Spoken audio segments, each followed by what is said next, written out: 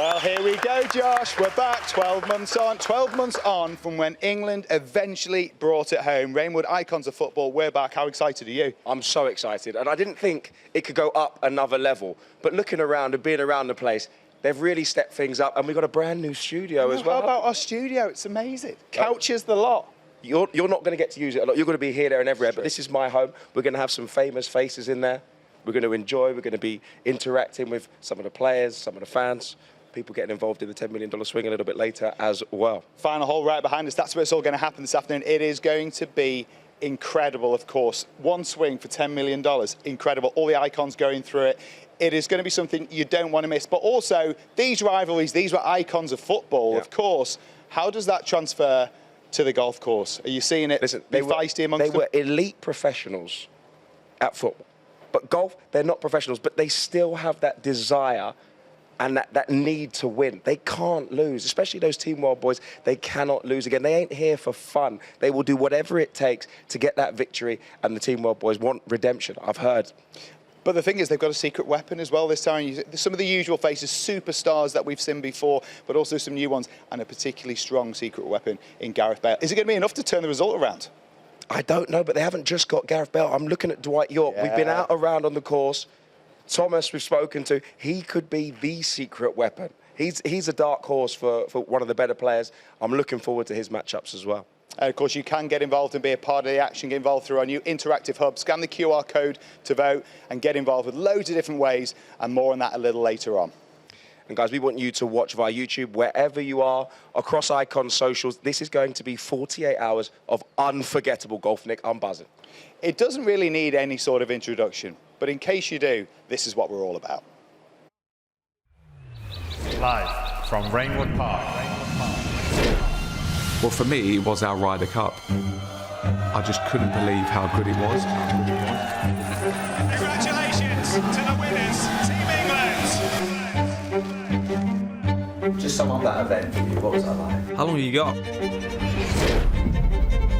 Since retiring, that's the best thing I've done in terms of any other sport. We won, of course. That was really important for the team. We battered them. Cream jacket is hanging up at home. Don't forget that. We battered you, boys. Who is this guy? You know John Terry? He was so lucky. Oh, what a shot this is. It hurt the way they were celebrating. We're gonna be more prepared. What a shot! Talk to me! It's so money! When you hit that money shot, it just naturally just flows out of me. I'm fired up. The revenge is going to be amazing. This is what will help grow the game of golf. The nerves, the buzz, the excitement around it. They're gonna have a serious problem with us, 100%. But they're going to have to up their game if they want the jacket. It's Team England. This is Team World. The course speaks for itself, the place speaks for itself, you know, it's an amazing thing. It was just a phenomenal weekend last year. I mean, a real full-blown European Tour event. As I followed on Instagram and I watched it last year, I was really jealous. Top golfers in this room. 12 of the best footballers that play the game. You want to win, but I think golf is a game of respect. Once the game starts, you cannot get that competitive edge out of anybody. I like competing against the best, but I think we've got more than enough to do it again. One too many Manchester United players in this for my liking. Mind games have started already. Is there anything better than beating England? Beating them badly is better. Well. From an elite team of icons to two elite golfers, some of the best in the world. I'm delighted to be joined by the two captains. Danny, I'm going to start with you. Talk to me about these matchups. You've been out on the course. I've seen you about 4 or 5 times. You've watched every player in your team. Who's really surprised you, and why have you picked these matchups? The matchups have been interesting. You're obviously trying to get some really good players together, similar handicaps, and then you want the lads who have known each other or who've got a bit of something. Obviously it's tricky. When they were playing football, a lot of these lads played against each other for years. So there was you did have to look a little bit. You don't want to put City with United and stuff like that. So there was a few bits. I mean, but it was genuinely could have put any of the 12 together. Not going to say it's surprised me crazy amounts, but they in retirement they've been playing a lot of golf, these boys. There's no doubt about it. We've got some of the pairings up on the screen now. kicking off with a very, very strong pairing for Team England. Yeah. Fowler and Ince were unplayable last week. Well, I mean, you needed him, didn't you? You needed the governor. Fowler's, I've watched him quite a lot this week. Fowler's been playing lovely. So we thought, you know what, try and set the tone, get the boys out early. Well, Tom, I don't know how I feel about being on Team World side here. Josh quite clearly looking after England and Danny. Danny's no longer speaking to me, but I am with you, and I'm with you all the way here as we have a look at your team.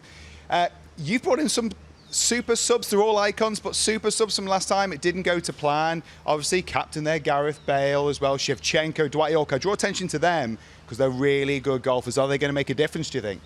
Well, it should make a difference. I mean, all three of those are fantastic golfers, probably arguably the three of the best golfers here. So, you know, they should make a difference with a lot of experience and go out there and try and win some points. And they bring a lot off the golf course as well, which is quite important, I think, for this team to kind of bring it together. Obviously, England have something together in a flag, and these guys come from all over the world. But, you know, we draw a bit on Ryder Cups there. We're quite good at bringing people together, and but those three guys are very important for that team room. Look, you've had also an amazing experience in the Ryder Cup and 3 winning Ryder Cup teams, obviously as a captain as well. Just very briefly, how fired up are these guys? What does it bring back to them in terms of the juices from their competitive careers as footballers? Well, it's, you know, this is a chance again to do it again, and in front of guys that they played all their lives. These guys want to beat each other. They step on that first tee, and then all that they had in their careers come back to them. And if it's golf or if it's football, they just want to beat the hell out of each other, to be honest. Now, you guys are going to be busy. Call the captain in operation. You at home have been voting for it. And, of course, you can be in touch with us throughout all of Rainwood Icons of Football. Make sure when you send anything to us through our social media, hashtag Icons Series as well. But, of course, we're nearly there. Not far from that first tee. Here's how it all works.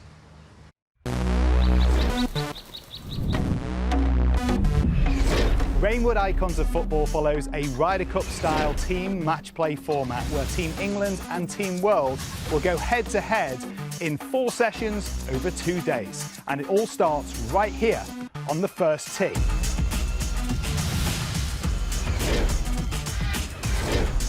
And then here, 10 holes later on our 10th green, which is right next to our TV studio. Handy that. Session 1 is 4 balls, where each 2-man team will pick their best score between them to go up against their opposition. Sessions 2 and 3 are greensomes. Both players tee off, you take the best drive, it's alternate shot from there until the ball's in the hole. Simple, really. And we finish with Session 4, the all-important head-to-heads, the singles matches. Just like in the Ryder Cup, if you win your match, it's a point for your team. And if you tie your match, the points are halved. However, here at Rainwood Icons of Football, we like to keep things juicy. If your team wins by 4 up or more, you win an extra bonus point for your team. Not to mention, they add a sprinkle of humiliation. To rack up points and turn a match in your favour, we have 3 pressure holes, where a win on that hole could be worth double. Let's break down how it all works. Suan, Radar, take it away. This is the Team World home hole, the gorgeous par 3-6.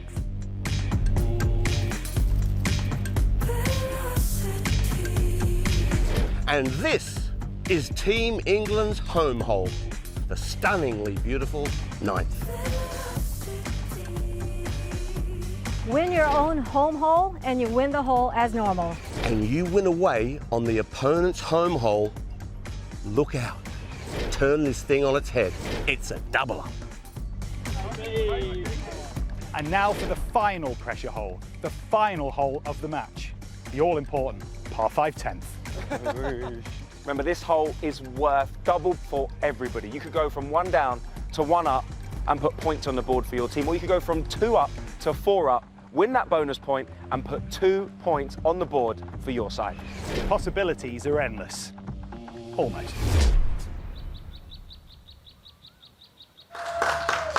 OK, now lastly, there is one more way a team can win points. On day 1, there'll be a publicly voted shot of the day. Have you ever hit an amazing shot that's absolutely worthless because you've lost the match? Problem solved, because at Rainbow Icons of Football, we like to reward extraordinary behaviour. So the best shot of the day 1, as voted for the fans, will win a point for their team. Well, that's it for the scoring. Returning this year, we also have, though, Call the Captain, the dream of every golfer everywhere. Stuck in the rough and you can't figure out the way to get out of trouble, the players get to call on a Masters winner or Ryder Cup winner to fix their mess. It's not bad, really, is it? But this time, you at home get to decide which icon earns that privilege each session. It might be a 200-yard escape from the rough or a nerve-wracking putt to win hole.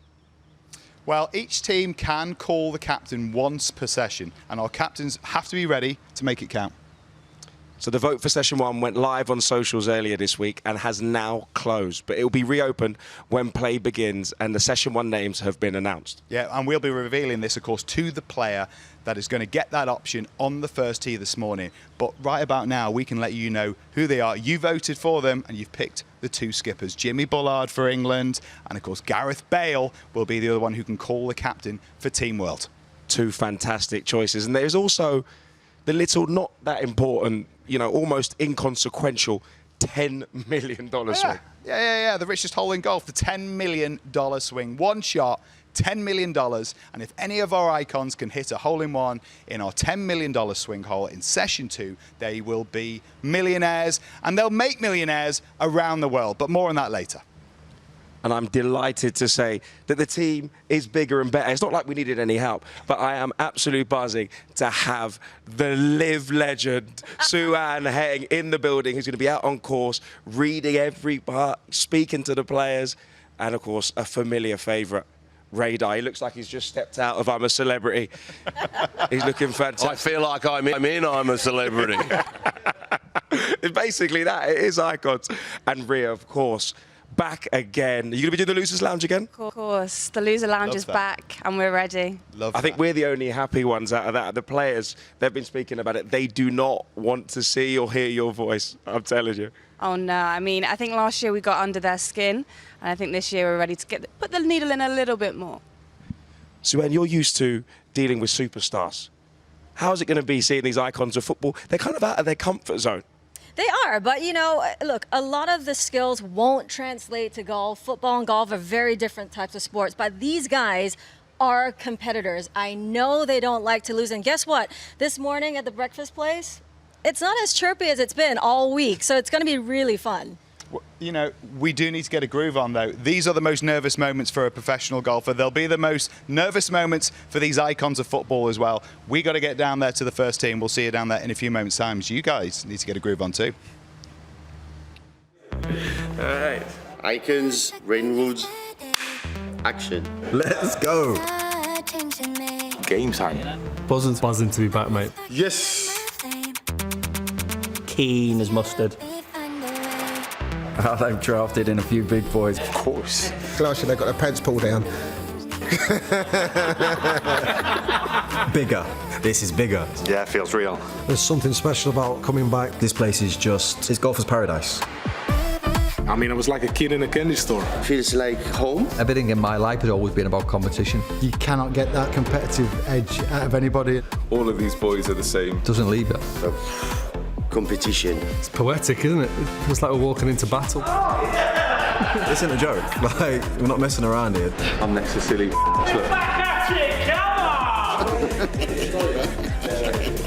not well, is he? He's not well. And he's done Jimmy wonders. Yeah, some trash talking will be there as well. I'm gonna be nice, but not too nice. I would suggest that Cody stay away from me on the golf course. This is what it is. Slap it. Slap it. Ooh. Chicken skin. Little nibble left and right. And my hand's actually shaking. And that is frightening. Very frightening. There's no way you want to be putting that jacket on someone. I know there's one player who's going to ask me to put a jacket on, and that's Robbie Fowler. Theo. Giggsy. I'll let Ryan put it on. Has to be Giggsy. He won't hear the last of it if they lose. An Arsenal man put it on the Tottenham man's shoulders. Do you know what? I'll probably pick Aaron. We'll see how it all pans out. I can get in his head, I think. Mind games have started already. Do I want another one? Of course I do. Ginge, put the jacket on me. I was celebrating that much. I don't even know he put my jacket on. I don't know how that feels. Looks like a fish, yeah? They'll be gunning for us. They're more looking at us now. When we win, I want to beat England and lift that trophy. I'm just excited, man. I want to start. I'm edging. I can't wait to get out of there. This is out of the ordinary. This is pretty special. That's that.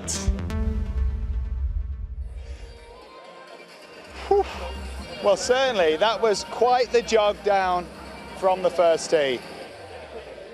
Well, here we are now. We have made it, in fact. Josh alongside me. Well, you know what? First tee, usually a sea of tranquility. Today, Josh, for Rainwood Icons of Football? I feel like we've been transported into a fan zone at a World Cup. I'm seeing flags, I'm seeing ultras, I'm seeing fans in football shirts, and they've been making some noise. The atmosphere here has built itself up to a crescendo. Sometimes the silence can be the thing that makes a professional golfer the most nervous. You think here, though, they're outside of their comfort zone. These were athletes of the highest pedigree. When it comes to football, they are great golfers, but this is quite the arena. They'll be upon it shortly, so every little bit can make a difference. The captain's team talk is a massive part of that. They've just had them. Take a look. A few things I want to go just through practice today, and you're going to play foursomes this morning. 2 balls in play, 2 balls on that green. Constantly apply pressure with 2 balls. Always be there for each other. It's better to have 2 putts from 15 feet than it is to have 1 from 6. Okay, so just keep playing, getting that ball in play all the time. Apply that pressure. That's how you play foursomes. That's how you win foursomes. You don't need to do anything once your partner hits a great shot. Don't do anything over aggressive. Just keep playing. Get the ball on the green. Keep yourself in play. It only takes holding a nice putt from 20-25 feet, and you're taking the pressure off your partner. So you always take pressure off each other in foursomes. Or in 4-balls, and don't try and do anything too dramatically. It invites you to be over aggressive, and you don't need to be. You win matches by being 2 guys in play. Play well, little wins out there, momentum's massive. You've got 4 sessions. Every time you see a bit of red on the board, try and get it more. 2 up, 3 up, just keep pressing, momentum down. If you see green come on, again, that'd be for the lads behind to see that green switch to neutral and then switch to red. We've got something that they haven't, made up of however many countries they are. We're 1 country, we've got 1 badge. Next 2 days we've got 1 mission. Smash them. Really proud to be your captain. Go play golf, enjoy yourselves, let's go.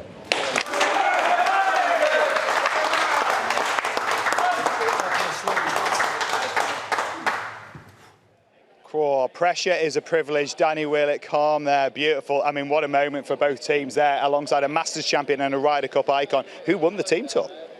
Thomas Bjorn fired up. I didn't see it coming, but he needs to put a proverbial firework when the sun don't shine. Those boys need to get out to a quick start, and I think they will after that. I don't think they're going to go and slow start after that. I mean, they need to go out all guns blazing right here on the first tee.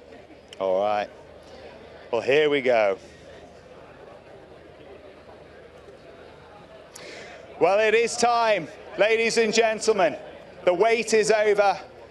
Rainwood Icons of Football 2026 is upon us. Hawking is behind us. It's time to let the balls fly. So please put your hands together and welcome your Team World and Team England.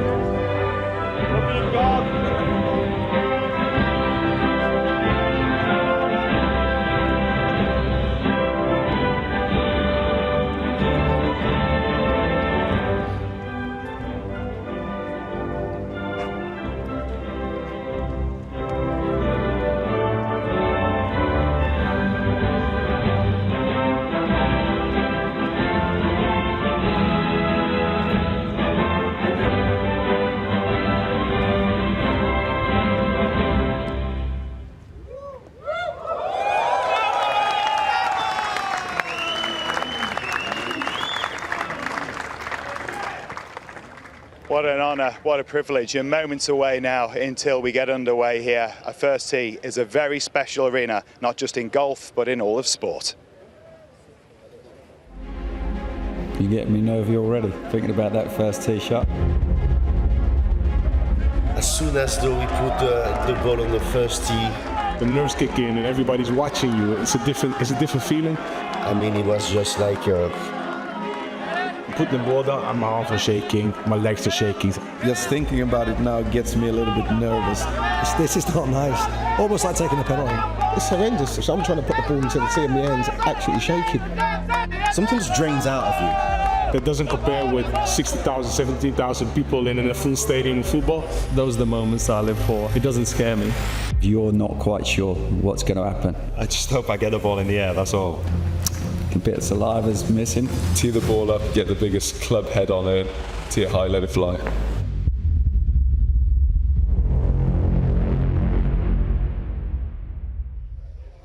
Well, here we go. We know the first tee is a very special place. The nerves inevitably going to be there. Josh is going to take care of Team England. I got Team World. Ryan Giggs, a Man United icon, a one-club man. How does this compare to the arena of the Theatre of Dreams?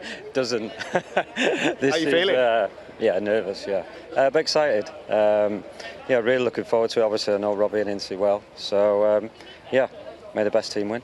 It's a place for a King of Kings, and of course you were at Celtic, of course a Manchester United legend as well. How excited are you to go with a teammate here up against these two from England? Oh, very excited. I mean, it's going to be an interesting game. They're two really good players, so we hope that we can, how do you say it? We hope that we can beat them. Oh, beat them. That's the goal. Beat them, Josh. Hey, strong words, but what these boys don't know, you've got experience in this. This is the first time they're feeling the energy from this team at Robinswood Golf Club. But you've done it before. Confident? Yeah, very confident. Listen, I think, I've got a great partner in Robbie. They're good players. They're all good players, you know what I mean? At times, sometimes they're bad players. But listen, it's a lovely day. It's hot, really hot. But no, looking forward to it. What do you think of your partner? You know him well, you played with him, you got that experience. You know his strong suits, ain't many weak suits. You happy with him? He is a deliverer. He will deliver. That's all I'm saying. That's all he's going to do. No pressure. There we go. Josh, no pressure. No pressure, no pressure. Boys, it's about that time. It's all going to go quiet. Please, you're teeing off first. Please head off to the tee. Good luck, boys. Ready? Play well. Good luck. Go well. Play well. Play well. Have a good one. Have a good one, Robbie. Ah, nice. Nice. Good luck, Paul. Play well, mate. 10 seconds. This is match number one.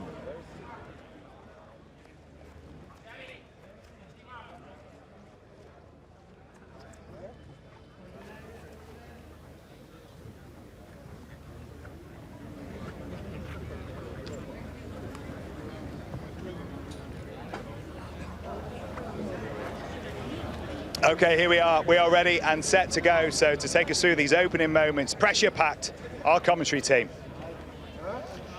Yes, thank you very much, Nick, and what a pleasure it is to be here. What a scene it is on the first tee. Claude Hung, and how are these players feeling? I think they're nervous, but we saw some great shots last year. I'm excited to see how these great athletes do. Very, very different from what they're used to, and this is real golf. I mean, this is not professional golf. You're going to see some good shots, you're going to see some bad shots, and I'm really excited. A lot of these guys were on the driving range grinding. Paul Ince yesterday spent all day on the driving range, did a little work with him. We'll see if it pays off and he hits the fairway. Well, both Robbie Fowler and Paul Ince had positive records last time around, going 2, 1 and 1.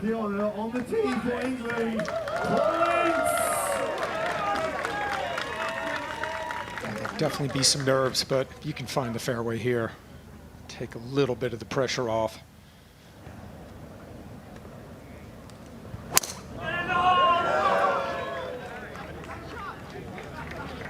So he's done exactly that. It's not an easy opening tee shot. There's trouble to be found. Yeah, I mean, there's trouble all down the left-hand side. So to stand up, make a good swing. All you're trying to do here is just get the golf ball in play, settle the nerves.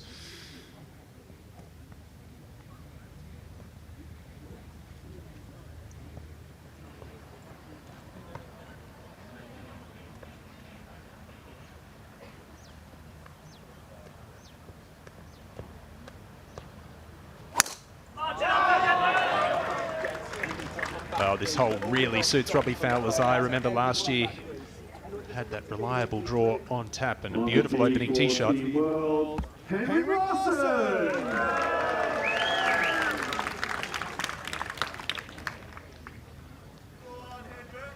got the glove matching the shorts there, and that's a strong play. You better step up and hit a good one if you've got the glove. He's a stylish, yes, he's a stylish man. Henry Glasson, 5-time Golden Boot winner in the Scottish Premier League. First time in the Icon Series. Let's see how he does.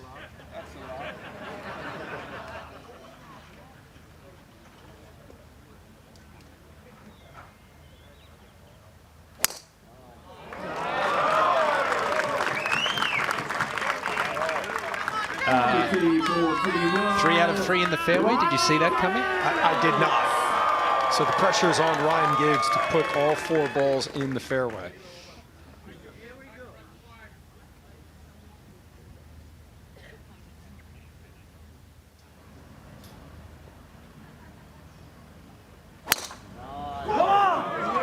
Oh, look at this. Little fake, much higher ball flight than the other two.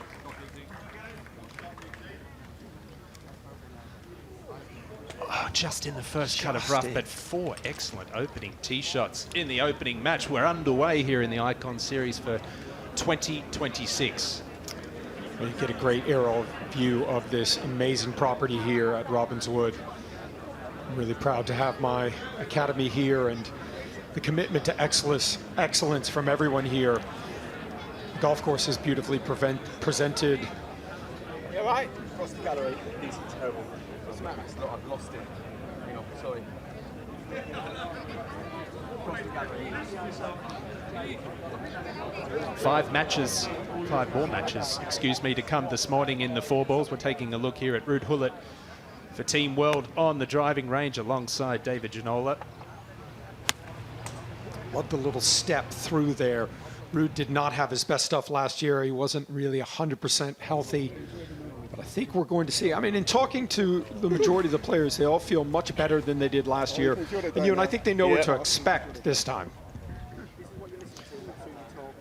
Yeah, absolutely. That's got to help. Take a look at those matches to come. The next one out, Phil Jagielka and Jermaine Ginas up against Gianfranco Zola and John Arnerise. Gianfranco played so well last year. He's got such a good golf swing, gets the golf ball in play. The key here, I think, is hitting greens, but getting the golf ball in play off the tee.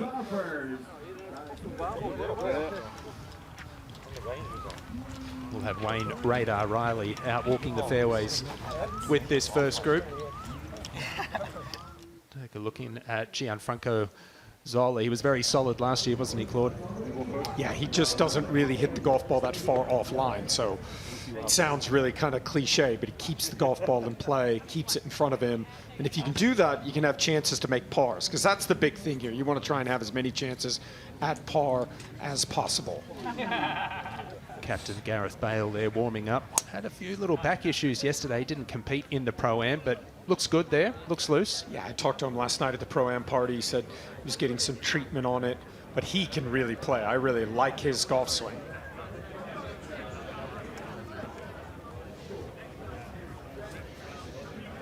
Well, let's listen a little bit more to what our teams had to say prior to this day one.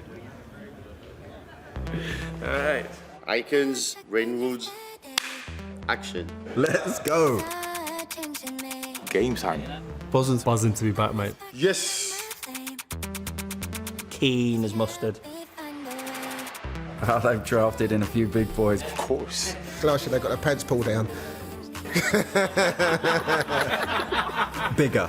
This is bigger. Yeah, it feels real. There's something special about coming back. This place is just, it's golfer's paradise. I mean, I was like a kid in a candy store. Feels like home. Everything in my life has always been about competition. You cannot get that competitive edge out of anybody. All of these boys are the same. Doesn't leave it. So, competition. It's poetic, isn't it? It's like we're walking into battle. This isn't a joke. Like, we're not messing around here. I'm next to silly.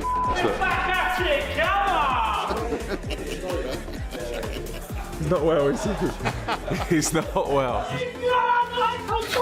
And you've done Jimmy wonders. Yeah, some trash talking will be there as well. I'm gonna be nice, but not too nice. I would suggest that Cody stay away from me on the golf course. This is what it is. Slap it. Slap it. Ooh. Chicken skin. Little nibble left and right. And my hand's actually shaking. And that is frightening. Very frightening. There's no way you want to be putting that jacket on someone. I know there's one player that's going to ask me to put a jacket on, and that's Robbie Fowler. Theo. Giggsy. I'll let Ryan put it on. Has to be Giggsy. He won't hear the last of it if they lose. An Arsenal man put it on the Tottenham man's shoulders. Do you know what? I'll probably pick Aaron. We'll see how it all pans out. I can get in his head, I think. Mind games have started already.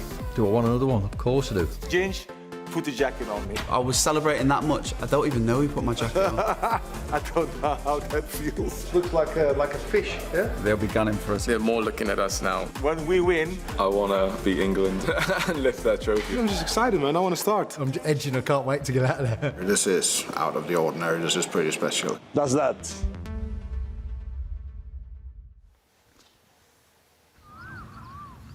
Let's get down to the first fairway now. Robbie Fowler, Team World have laid up at this par 5. Ball a little above his feet there, which should help it curve from right to left. Get a good look at this green here. Paul Ince looks like he's aiming a long way to the right. There is a bunker there you've got to avoid on the right-hand side. You heard Danny Willett say he's been out following Ince and Fowler in the practice rounds. Both have looked very sharp. There is not a blade of grass out of place on this property. It is pristine. I could have just gone straight for the middle. No, really. Has his son Dan there on the bag this week.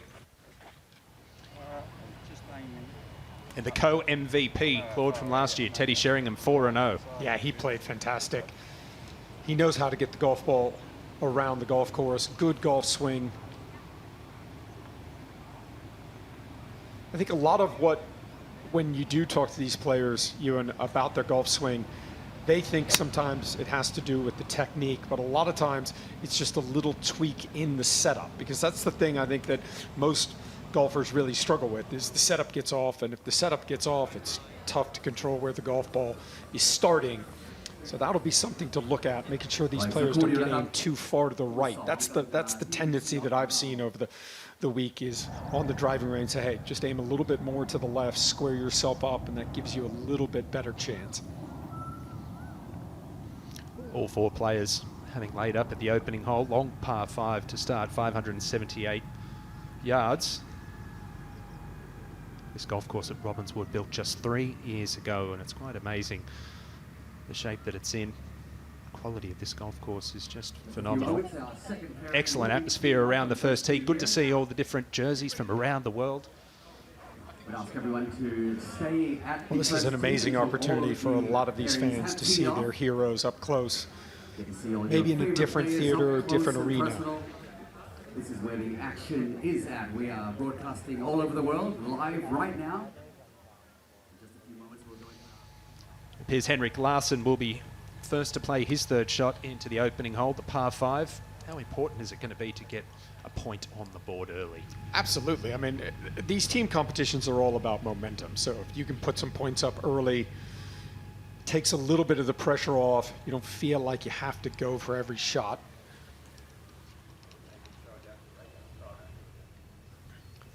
But this is, you're in course management 101. I mean, these players don't have the firepower of a tour player. So it sounds really simple, but fairways, greens. Okay, radar's down there watching this opening group.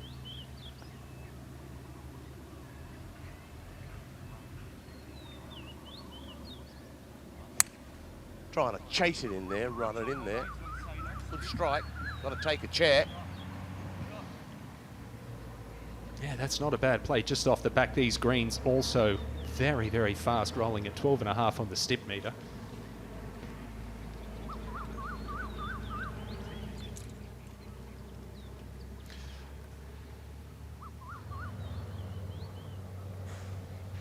Okay, who's to go next?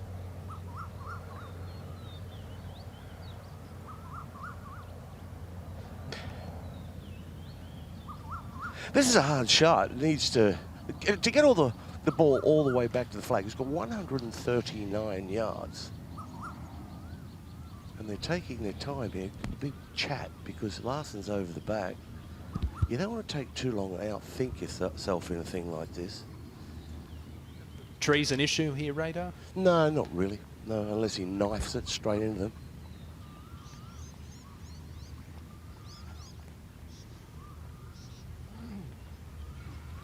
Got himself a 9-iron.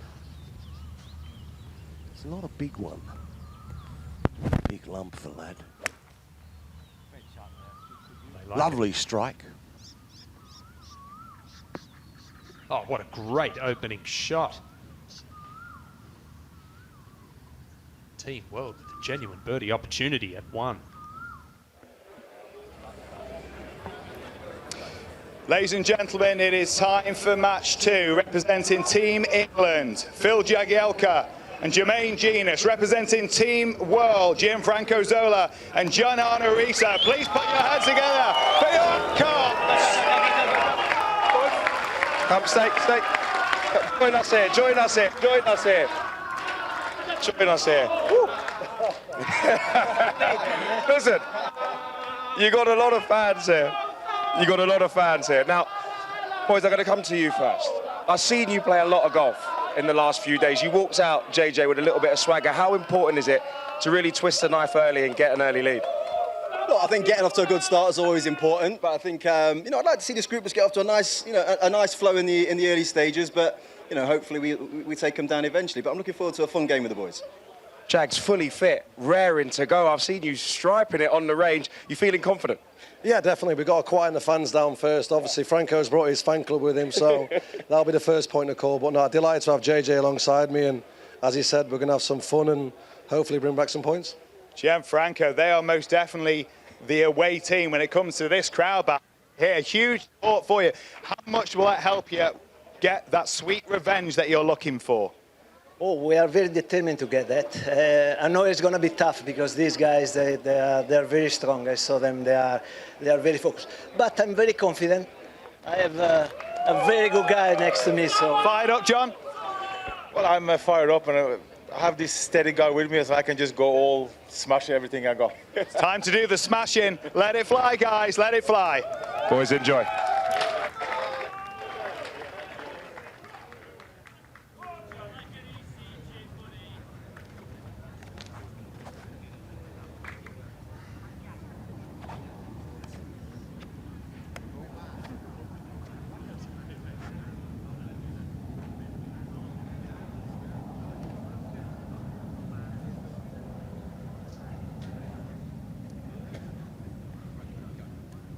This is match number 2.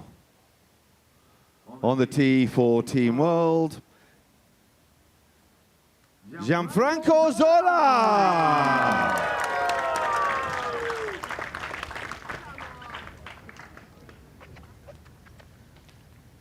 And there's a good reason. He's known as a steady golfer. He led the driving accuracy statistics last time around, 87.5%. And that's got to come in handy in this format. Yeah, I think he's just a great example of he kind of knows what he does, doesn't try and hit the golf ball too far, plays 100% through accuracy, but a good-looking golf swing.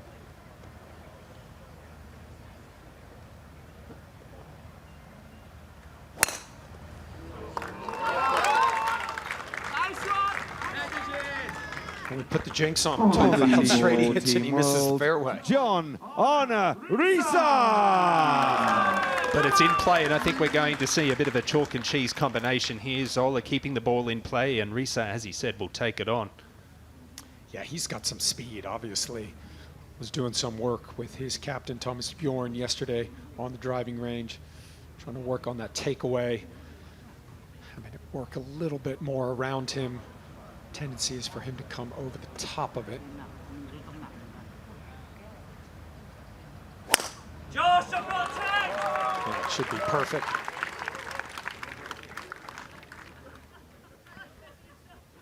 On the tee for Team England, Phil Jagielka. Oh, what have we got here, Claude? A little driver off the deck, is it? A little old school Laura Davies style, just gonna burn one off the deck off the first hole.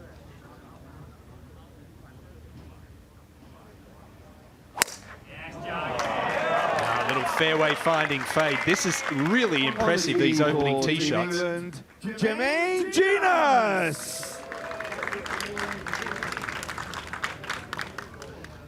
Well, Zola led the driving accuracy statistics last year. This man led the greens in regulation statistics with 76.5%. Good player, good ball striker. Yeah, lots of speed.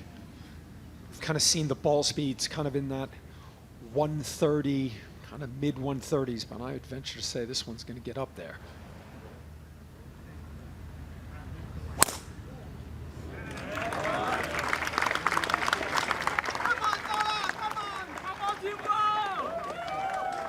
Yeah, that shouldn't be too bad. Just in the right rough, you can see well past the other three players.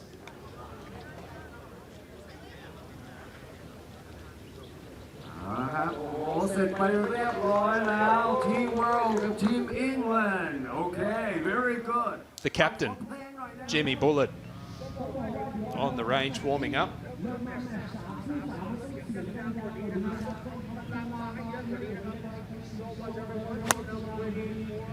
There's no question he's going to have to lead from the front, Jimmy Bullard. Good player. Now let's get up to the first green. Fourth shot for Henrik Larsson. Yeah, a little awkward lie here. It's just up against that second cut.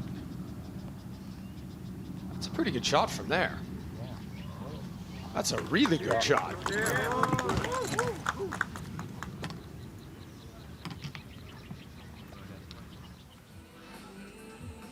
It's a tap-in par at the opening hole for Larsson. Now we've got Robbie Fowler.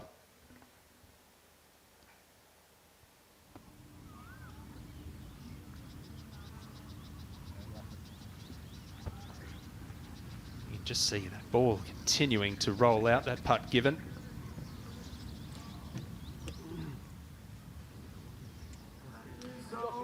There was a beautiful approach shot in here for Ryan Giggs. Good opportunity, radar for a birdie.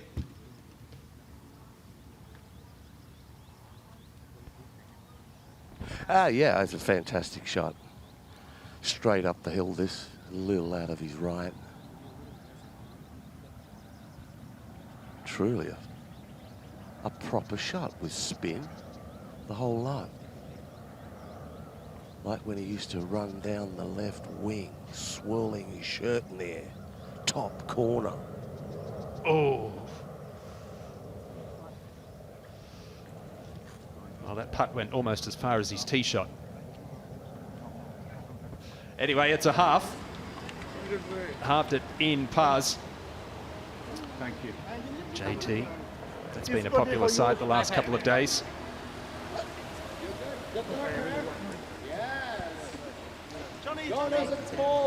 It's hot out here. We've got two matches underway here on the opening day of the 2026 Icon Series. Plenty more to come. I love it. I absolutely love it. When you got 6 hours with your mates, playing golf, doing what you love doing, having a laugh, but a bit of competitiveness at the same time, no better feeling.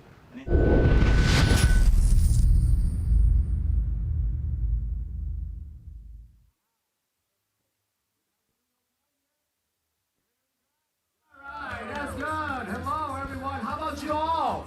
Nice. Excellent. This size. How are you doing? And you guys? Okay. That's good. That's good. Thank you very much. So the third pair is coming up very soon, ladies and gentlemen. We're gonna have some great time.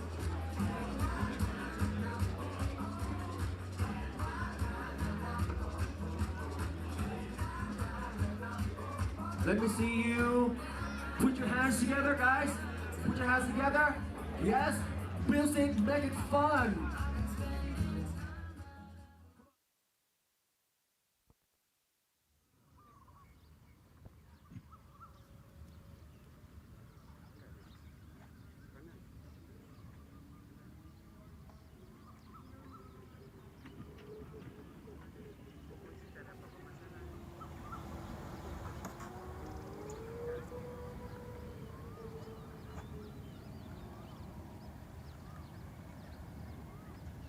key is just get it anywhere on the green, give yourself a chance to get 2 putts and get out.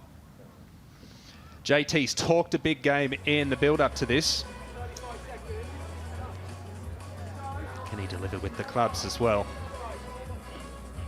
And hitting it beautifully in practice.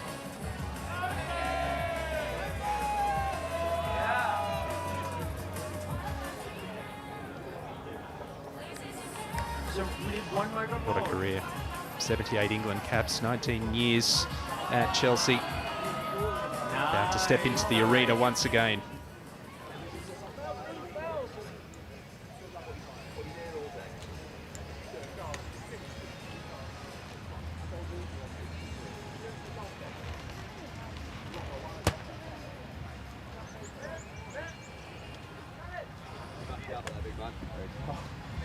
Just hit it. Just enjoy it, yeah?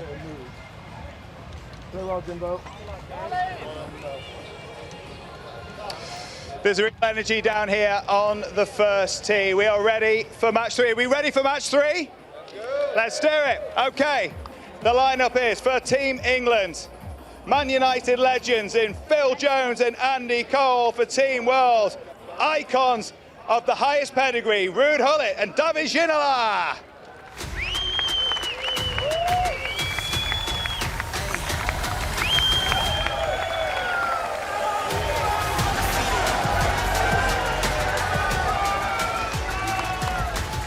Come on in, how you doing? Are we ready? Are we ready? David, up here. How are you? You okay? Right, you've got me, guys. You've got me. Let's delve right into it. You guys have a wealth of experience. A wealth of experience. How much does that count in a pressure situation like this first tee? It's always, the first tee is always nerve-wracking. I played also the downhill a lot of times, and the only thing you think, oh, hit it well, hit it well, hit it well. After that, it is okay. Guys have been hitting it right down the pipe so far. David, what's the strategy for getting through this? No, you've got this, a cool customer. Why is it going to be a different result this time around, though? Because I think we learn from the mistakes we did last year. So now we need to put the pressure a little bit more on them.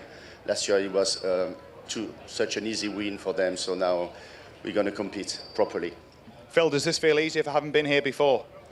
A little bit, because of last year. Obviously, you get the feeling and the buzz about it, but still, like Ruud said, it's difficult on the first tee, but looking forward to it. Andy, how juiced up are you to take these 2 down? Yeah, I'm looking forward to it. Looking forward to the day. As Ruud said, let's enjoy it. It's not going to break friendships, put it that way. It's going to be a close one, guys. The time is now. Best of luck to both teams.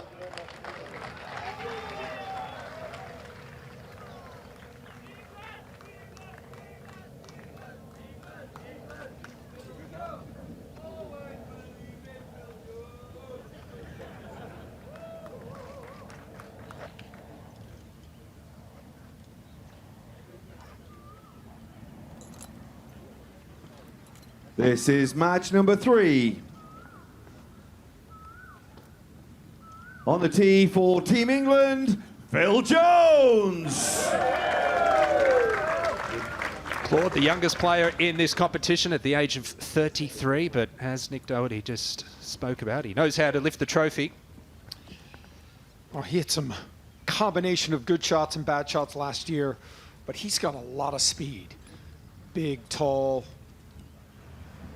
See, he's aiming down the left-hand side, probably going to try and hit a little bit of a cut. Clubface just took over On there. the tee for Team England, Andrew Cole. The 93-94 Golden Boot winner making his first appearance in the Icon Series. And in fact, the only change for Team England from last year. Yeah, so a rookie to this tournament. Big, deep inhale there. So with his partner out of play, so important here to hit the fairway.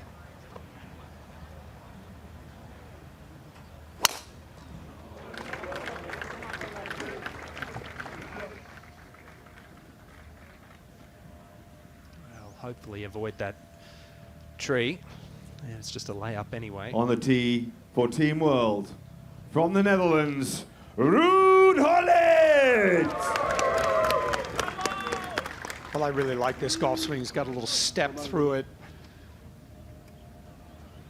back wasn't his best last year, so I expect a little bit more from Ruud. Loves playing golf. He mentioned he plays in the Dunhill Links Pro-Am.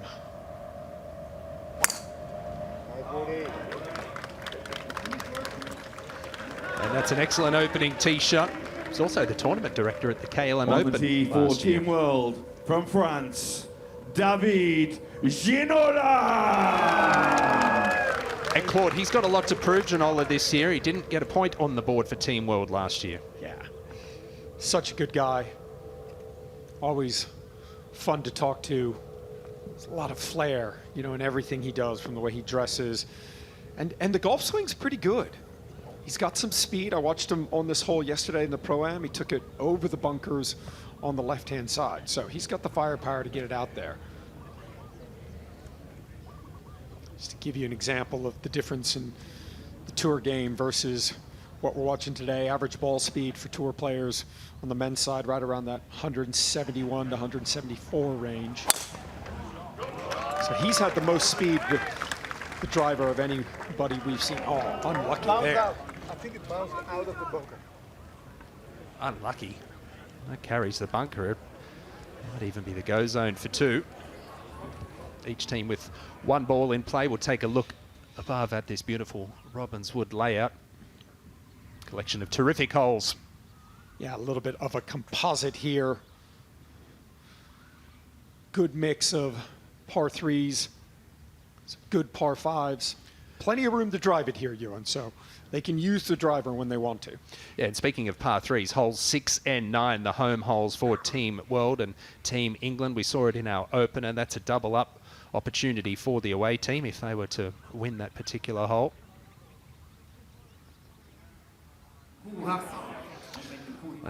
Let's get down to the second hole. Radar is with this group. Henrik Larsson will be first to play. Yes, he will. Off a little downslope, hard to get a stop. So if he lands this on the green, unless he's very precise, from 122, he lands it on the front third and releases it up there. But as flat as this guy hits it, this could come in quite hot. So that will flirt with the back edge. So this is a hard shot for a flat ball hitter. Keeps it in play very well, more than a competent player. But let's just see how much grip he can get. And these greens are firm and they are rapid. Landing it in there 30-yard short. That's how flat he hits it. Good shot. Well, there's a great example of he kind of knows the shape that he's got. He's going to stick to his game. As Radar said, he doesn't have the highest ball flight. So he just kind of ran it up there, one bounce it. He's got a good look for birdie.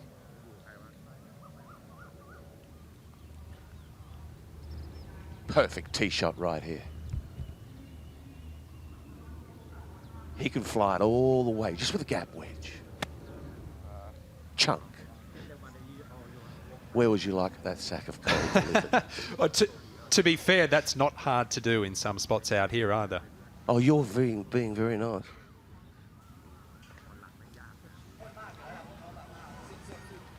Robbie won't do it. Well, the secret weapon for Team World is Gareth Bale, that man in your picture there. Let's hear what he had to say prior to this tournament.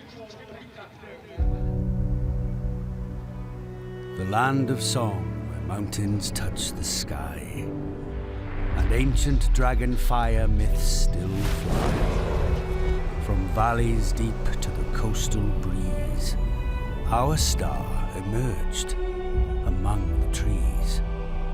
On sacred grass, he lit the game, fast and fearless in global fame. His left foot magic, a nation's roar. He gave us glory, hope, and more. Now from the pitch where he made his name, a new pursuit, a different game. Fairways call where crowds once cried, same man, same focus, same relentless drive. From Cymru fields with grit and Welsh fire, the mentality evolves but will never retire. A versatile talent, forever we hail, the enduring transcendence of the icon, Bale.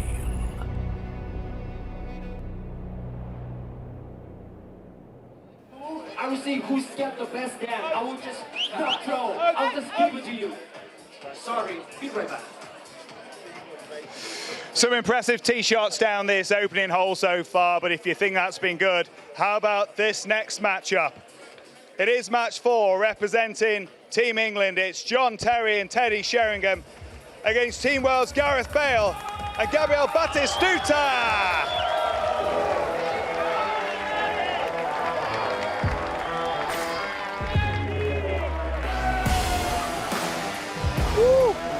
Here we go. John, let's turn you around here. Guys, here we go. Well, let's first of all start with you. You have been brought in as the secret weapon, Gareth. Yeah. Nursing a bit of a niggle in the back in the week. How are you feeling? Yeah, I haven't played at all this week, so yeah, it could be a mixed bag, but yeah, willing to put a sacrifice for the team, and hopefully we can deliver a point. Gabby, we've got a bit of a grudge match been building here. You and John Terry, are you ready for him today? You've got him on match 1. I already loved John. Oh, covering him in kindness on the first tee. So many times playing together. Yeah. So. Are you falling for that, John? Absolutely. It's got a little bit real now. We're here as well. How excited are you for this moment? How does it compare? Very different theatre, of course, but how does it compare in terms of what it brings up inside this moment? This is 100 times worse than walking out into any stadium in the world. This is petrifying, so hopefully you just want to get one away. I don't know, Teddy makes it look cool, calm and collected. How are you feeling, Teddy? Yeah, you don't know what's going on inside, Nick, do you? The nerves will start be jangling, I'm telling you. Yeah. This is going to be some sort of matchup. Incredible players on both sides. It's time, guys. You have the honour again, Team England. Good luck, boys.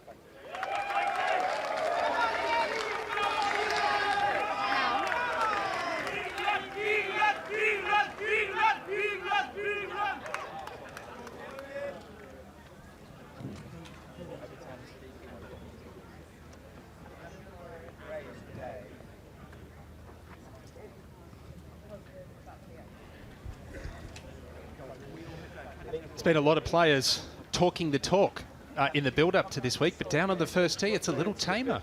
Yeah, these are the 4, in my opinion, some of the 4 best swings we're going to see. They're all very accomplished golfers, know how to play, and I think we're going to see a lot of golf balls, hopefully from this foursome in play on the green. I'm expecting some good golf.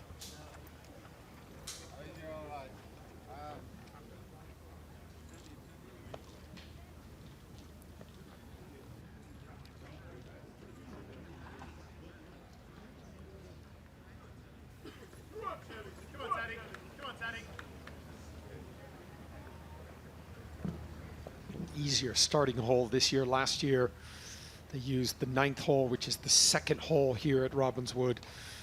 Water all the way down that right-hand side, which I think scared a lot of the players. But here, other than these bunkers over here on the left, plenty of room to drive it. On the tee for Team England, Terry-Sheringham. Mentioned he was the co-MVP alongside Lee Sharp, going 4-0 last year. What can he deliver this time around? 240 to carry that bunker over there on the left. Just try and start this at the TV tower.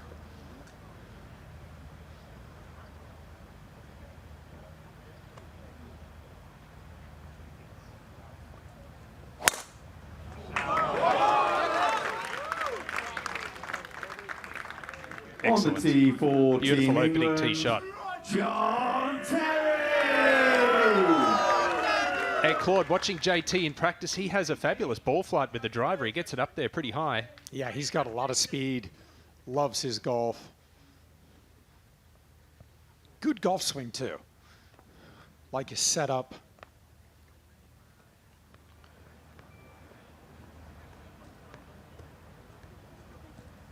See, he's aiming a good ways to the left.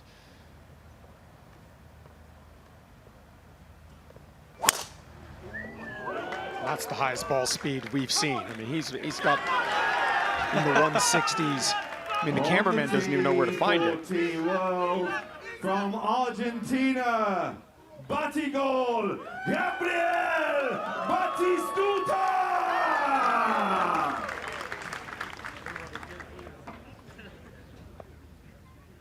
and can play the game, this man. And I kind of like, with all the trash talking going on, Batistuta just kind of lets his clubs do his talking. Really confident. No. And the curse again. It's the worst shot we've seen. He didn't hit one of those last year.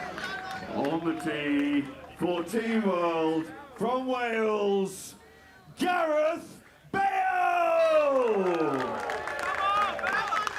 Well, there's got to be a lot of unknown here for Gareth Bale, not having hit a shot in practice with that back injury. Yeah, I was talking to him last night at the Pro-Am. He's been getting a lot of work on it. But he loves his golf, plays at Queenwood, just outside of London. Fantastic club, great golf course, but a really good golf swing.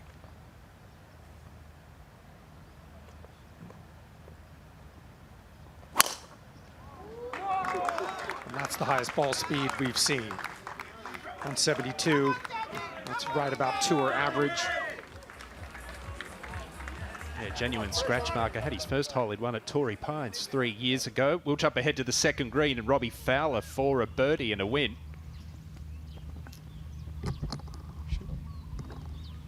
Should break a little bit to his right. Greens last year, you were around 11, and they're pretty much close to 13. All the players that played here last year talking about it. You get above the hole here, it's a danger zone. Back at the first green, Narisa, birdie putt for the win. For Team World, up the hill. Oh, he thought he had it. The early walk. You could see the reaction from Gianfranco Zola. He thought he made it.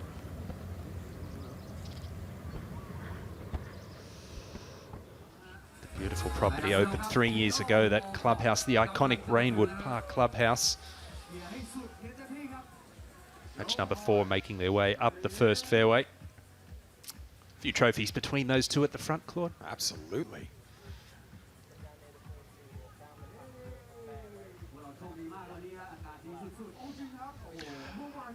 Well, let's get down to our studio with Nick Doherty and Josh Denzel. YouTube golf royalty in the building. I'm joined by Tubes and Ange. Boys, how have you been finding it so far? This place. Detail and getting all these legends out here as well, playing against each other. It's absolutely amazing, man. Amazing. Probably a good standard of golf as well, isn't it? It's a great standard, great lads. Yeah, I'm looking forward to it. And Robins Wood is one of the best places. Yeah, Rainwood is very Park special. It's is one of the best places I've ever Yeah. seen. When we first drove in, I was just like, It does that to you. "What?" I'm not leaving. There's not a blade of grass I in that know. place. It's sensational. Talking of these icons, you've been up close and personal with them. You had a lot of them on your channel. Who do you think is going to perform best this week? Because you've seen them in version 1 last year.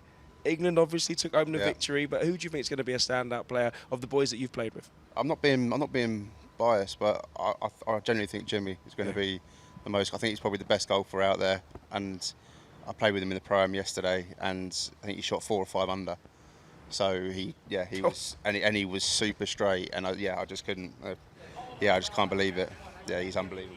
For me, my hero, Gianfranco Zola. Oh wow! With him 2 days ago. He caresses that golf ball like he used to caress free kick. Yes, And it's always straight. Dead and straight. So honestly, consistent. Josh, it was so impressive. And he's like the nicest man in the world, but I think he really, really wants to win. You see in his eyes, he's like, last year's not happening again. No Even when way, he gives no you a bit way. of needle, Yeah. it's in a lovable way. You can't not like him. Exactly. You're like, He could be having a go at you, you just want to cuddle him. Yeah, he's like, come here. Yeah, he's such a gent. I think his driving accuracy last year was 87%. There's more than a lot of tour professionals. He's that good. It's unfair that he's that good at football and that good at golf. And the nicest man in the world. Who's going to be your dark horse? Dark horse? Ooh. It's a good question. They're all very good. It's a tough They're one. all very good. Well, I think we're going to find out who's going to be a dark horse, because right now we're on a tee box with our good man Nick Doherty. So Captain P, let's go. 2 matches to go into match 5. And representing Team England, we've got Theo Walcott and Joe Hart. For Team World, it's Aaron Ramsey and Nigel de Jong. Put your hands together for the icons.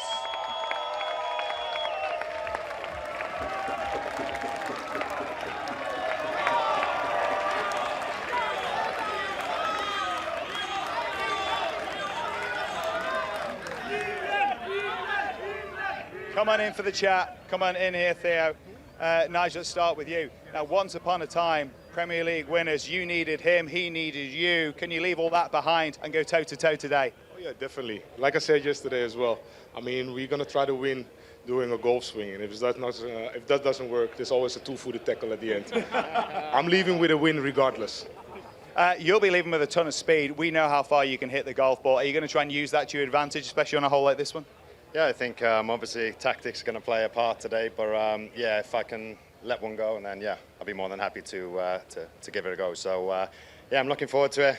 Obviously know these guys as well, so it'll be a good battle out there. But yeah, we'll give it our best. Of course, there is that City, but also Arsenal connection here.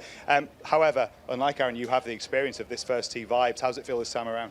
Feels great, and this is the only time Aaron's actually going to be quicker than me, actually, to be fair. No, it's great to have these guys here, Aaron to be part of it. My second experience, like Joe and Nigel as well, fantastic, and a massive thank you to everyone who's turned out as well so early. It makes it, you know, what it is, and we all really do support it. So thank you very much, guys. Thank you.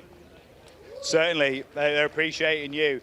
One of my highlights, though, from last time, Joe, you know what it was. It was this first tee. There was a whole lot of Joe energy on this first tee. Are we going to see it again when this one takes flight? We're building into it. We're building into it. Yeah. Absolutely. I'm here because I absolutely love it. I'm here to smash balls around this park, enjoy it with my pals. And we shook hands out there, but they know the script, now we're here.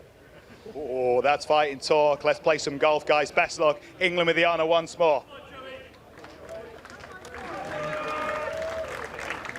He demands an intimidating presence, Joe Hart. Manchester versus North London, Team World versus Team England. Who you got, Claude? Well, I think the impressive thing is the way Joe Hart has really embraced trying to learn the game of golf. He came in here last year and he was basically just a ranked beginner, and we did some work on the driving range. But in the course of, 365 days since we were here last year, I mean, he really has taken golf and become a golfer. He wants to learn. He's always grinding. And I just think golf is the great equalizer for all these athletes. They were so good, Ewan, in what they did professionally. But when they get into this arena, when they get a golf club in their hand, you can see that they're not as confident. They do get nervous. Match number 4, Gareth Bale has laid up. Big tee shot for John Terry.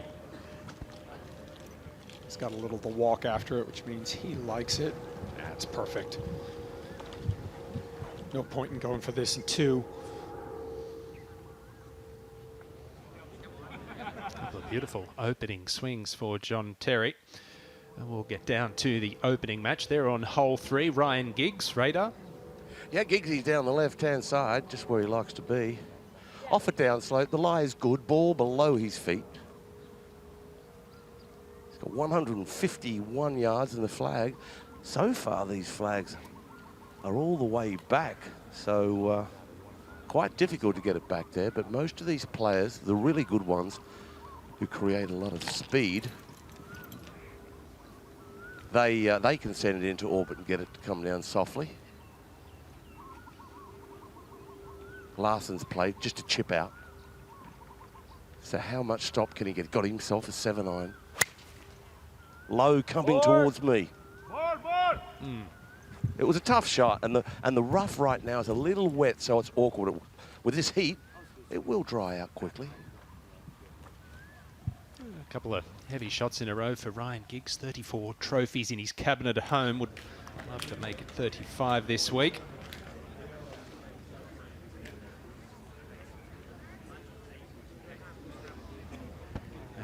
Penultimate match, ready to get going. 5. On the tee for Team England, Theo Walcott.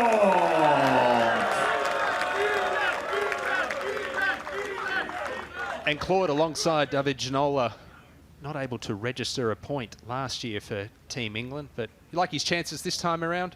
Well, if you tell these great athletes they have something to prove, they've done that throughout their career. A lot of pride. Last thing he wants to do is post the donut again this year.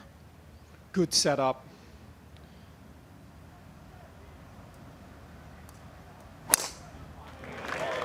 Oh. He's got some speed. On the 160 mark. Joe Hart! Nick Doherty alluded to it. It was one of the moments, the memorable moments last year.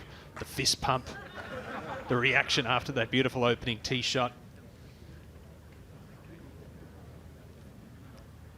Well, if he connects, he can hit it a long way. The big thing for Joe is to just try and manage the club face, hit it solid. But as I said, the grind he has put into trying to become a better golfer has been really impressive to watch.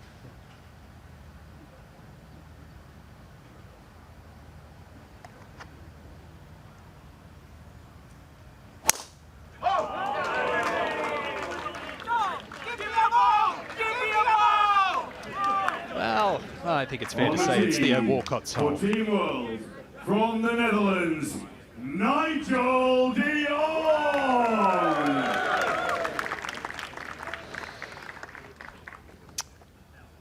Alongside Joe Hart, a part of that 2011-12 Premier League winning side for Manchester City.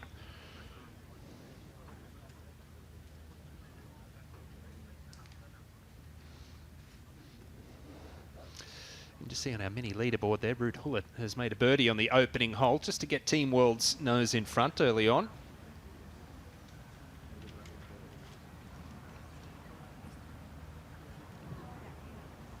Aiming down the right-hand side, so intending to hit the draw. Yeah, great shot, Nigel. 240 to carry that bunker on the left. Just On clips the the top. tee for Team World, from Wales, Aaron Ramsey!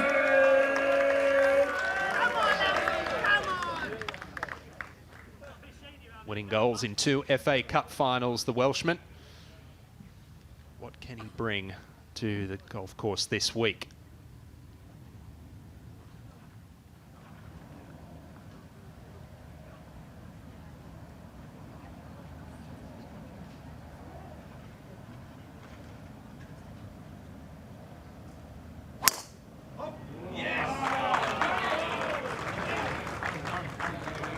Really impressive, Claude. Out. Hit with some speed, hit with some authority. Joe Hart going to re-tee and hit one. And I think that the issue for Joe is because he is so big and so tall, he's trying to coordinate his arms and match his body. Sometimes the body can get a little bit slow, and that's when he tends to fight the hook. If he can just keep the body moving, keep those hips and that chest moving.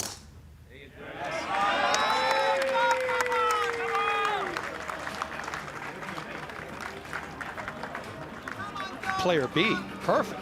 And he might be able to play it for the remainder of this hole, but certainly a confidence booster with that second one. Thank you so much. Good luck, guys.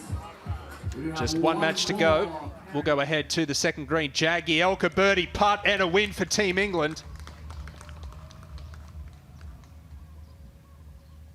And they go one up. That's the goal as in these team competitions. You want to try and put some points on the board, get a lead, see if you can keep your foot on the gas. 4 balls this morning. It'll be Greensome's this afternoon. Team England and Team World both with slender one-up leads in matches 2 and 3.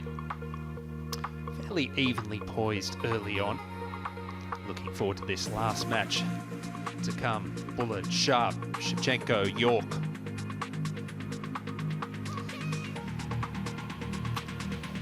Let's jump ahead to the opening match, hole number 3. Oh, we'll go there in a minute. Let's get back down to the first. Gareth Bale. Yeah, we'll get a good indication of how the back's holding up. He said it's fine when he's standing up, but when he's sitting down, it gets a little bit spicy. Oh, that's a really good shot there.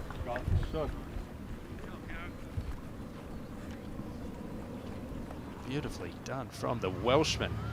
Henrik Larsson at the third hole. Fourth shot at this par 4.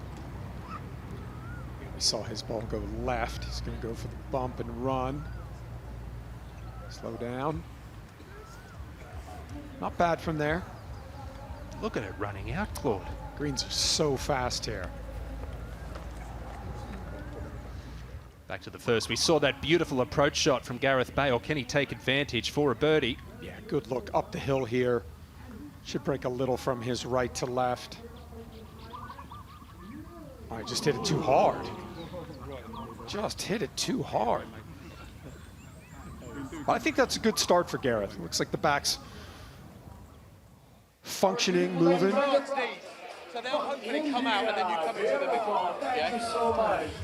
All right, we got audience from all over the world coming here to witness this wonderful icon series of Football 2026 here at Greenwood Park. Thank you. This goes.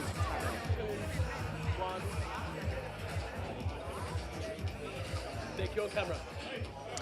Okay, here we go. The one more match to go, and it's a very, very special one. Representing Team England, it's Lee Sharp and Jimmy Bullard, and representing Team World, Andrei Shevchenko and Dwight York. Put your hands together for your icons.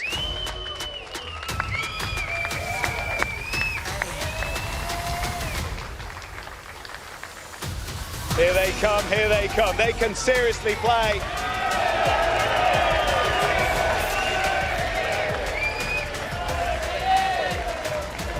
But so can Team World.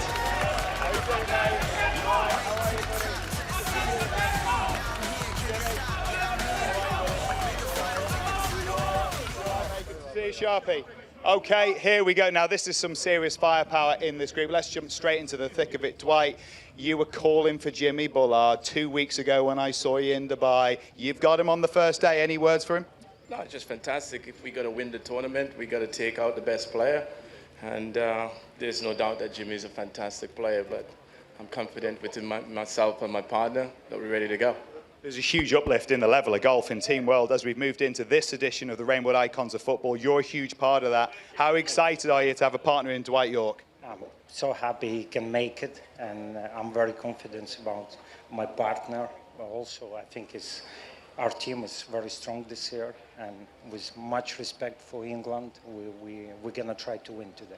There's a lot of respect coming from Team World. There's a lot of respect. Lee, a big responsibility. You two are right at the top end when it comes to Team England and the golf that you can play. What's your duty to set the tone here? Get it off the first tee to start with. Find fairways and greens and just make it difficult for them. Make them make decisions. Don't give holes away easily, and just look after the budgie here. Jimmy, this is all about you, really, this moment. We know what you were as a footballer. We're seeing you as a golfer. You can seriously play. What does this bring alive in you, this competition? I just love it. Miss coming out in front of crowds 3 o'clock on a Saturday. You know, this is phenomenal. Just waiting in the tunnel there, hearing yous. But I love this game. It's everything to me. And been playing well. Good luck to the boys. I know we have a bit of bunny on the stage there, but let's play with a bit of respect and enjoy it, eh? Every game's worth watching, but this one could be the one of the morning session. Good luck, boys. Team England with the honour.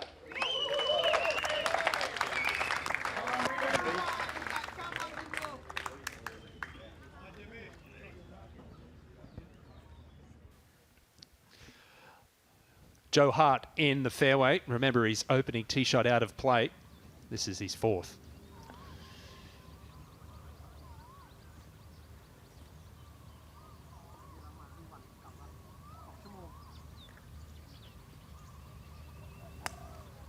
That kind of unique look at the club going back, working on that backswing constantly. That's a pretty solid shot there. I mean, for me, it's just, if these players can just find the middle of the club face, keep the golf ball in front of them, it's going to give them a lot of confidence. If they start spraying the golf ball, especially off the tee, that's when the tendency is to hit it a little bit harder, panic a little. Back down in the fairway, it was a huge opening tee shot for Aaron Ramsey of Team World. And this final group will be just waiting for them to clear the fairway. Just the one change for Team England, but 7 for Team World. 2 of them coming in this final match with York and Shevchenko.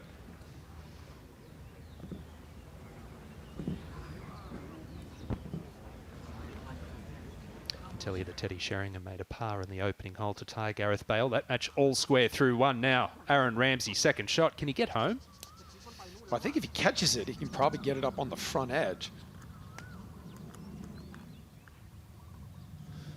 Might be just laying up. Good rotation through the ball there, Claude. Yeah, I mean, he's definitely got an athletic golf swing. It's amazing to me in watching these great athletes. Some of them look like their bodies want to work like an athlete, and then some of them it looks like they're trying to manipulate the golf club. And I think that's the one thing that when you talk to these players, just trying to get them to free it up, swing a little just with confidence. But I think the hard part is they're trying to not hit it offline. And I think the difficulty is instead of standing up and trying to hit a good shot, I think a lot of the players are trying to not hit bad shots. It's just trying to get them to free it up, trust what they're doing, get the golf ball in play.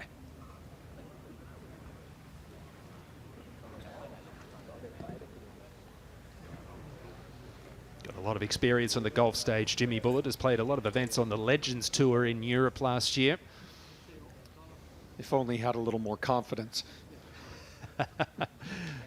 This is match number 6 on the tee for Team England. Lee Sharp! Manchester United icon, 8 England caps, co-MVP with Terry-Sheringham last year, going 4-0. Can he bring that confidence to the arena this time around? Lee Sharp on the tee. Well, he definitely feels like he has the game to compete. He's got good speed, good-looking golf swing. Should see this ball speed up into the 160s. 53. Not bad. That's perfect. Right in the center. Working really hard on the range the last couple of days. Yeah, he's a grinder for sure. On the tee for Team England, Jimmy Bullard!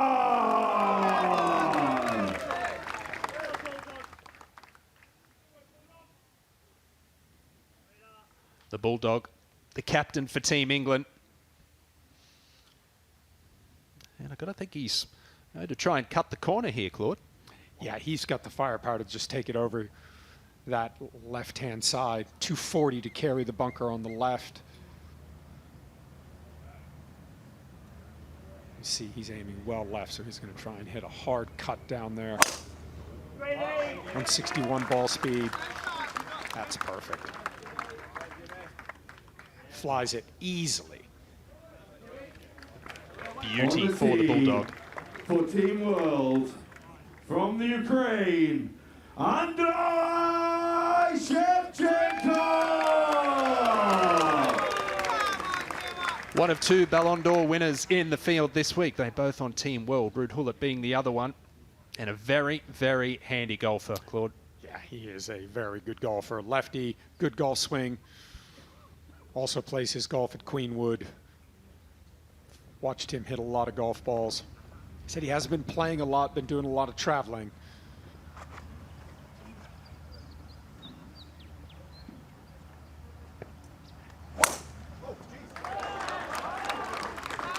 On the tee for Team World, from Trinidad and Tobago, Dwight York!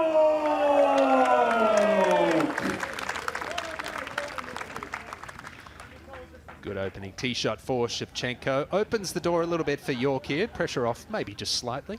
Takes his golf very, very seriously. He's been in the gym every single morning. Did a little work on the range with him earlier in the week, just trying to talk to him about his alignment. Shoulders tend to get a little bit on the open side, so wanted him to feel like he squared the chest up, which makes it easier for him to start that golf ball out to the right. That should be perfect. And from his park, please give a big hello very impressive overall, I would say, Claude. 24 opening tee shots and 20 of them very impressive. Well, I definitely think it helps not having water all the way down that right-hand side as we did last year on that All right, opening just hole. before you go, Jimmy, great-looking tee shot down the first. We know it's going to be a tough match. You got some good news, though. You got a bit of help. You got the call, the captain. The viewers have voted. It's you. That's handy, isn't it? With Danny Willett hitting one for you. Oh, is he warm? He'll be warm. He needs to be, Nick. Let's go. All right, good luck, Jimmy. Play well.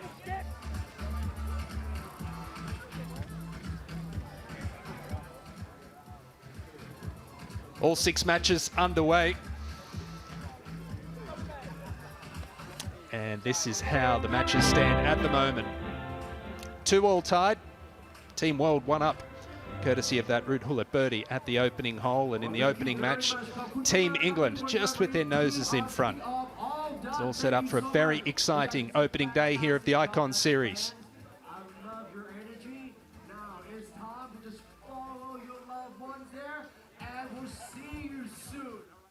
Your mind has to go calm and quiet, and it's 100% focus, and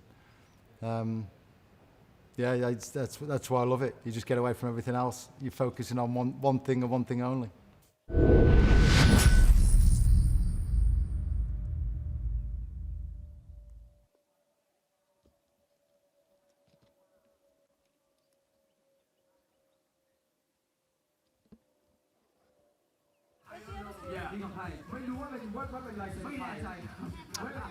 The atmosphere was electric before match 1, and it remained that way right through all 6 matches getting it underway here at the Icon Series for 2026. Shevchenko, York, Bullard, Sharp, final match making their way up the first fairway. See you back here soon. Thank you. See you guys. Dwight York has Bank Jadi on the bag as his caddy. His father is the OG of Thai golf, Thongjai JD, who's a big part of Robbinswood here. What a great ambassador he is for golf in Thailand. 54 years old now, Dwight York. Looks like he could still run out in the field. Tell you what, he is in some kind of shape. But he's a great example of someone that golf is incredibly serious to him. He treats it like he's still playing. Third shot for Aaron Ramsey for Team World at the opening hole. Yeah, rough not too deep here, but all about where you want to land the golf ball. As Radar mentioned earlier, still a little bit wet out there, but that is a really good shot. Up the hill, he'll have a good look for birdie. And a good tee shot at the second hole for Terry-Sheringham. This will be his second shot. Just 94 yards, just a sand wedge, Claude. He should be able to control the spin here, get this close.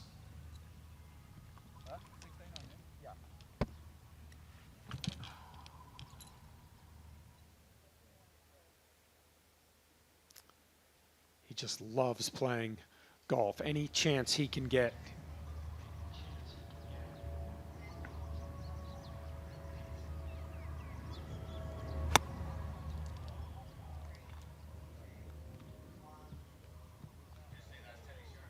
That's the ball of Terry-Sheringham at the second hole. That'll be a long birdie putt.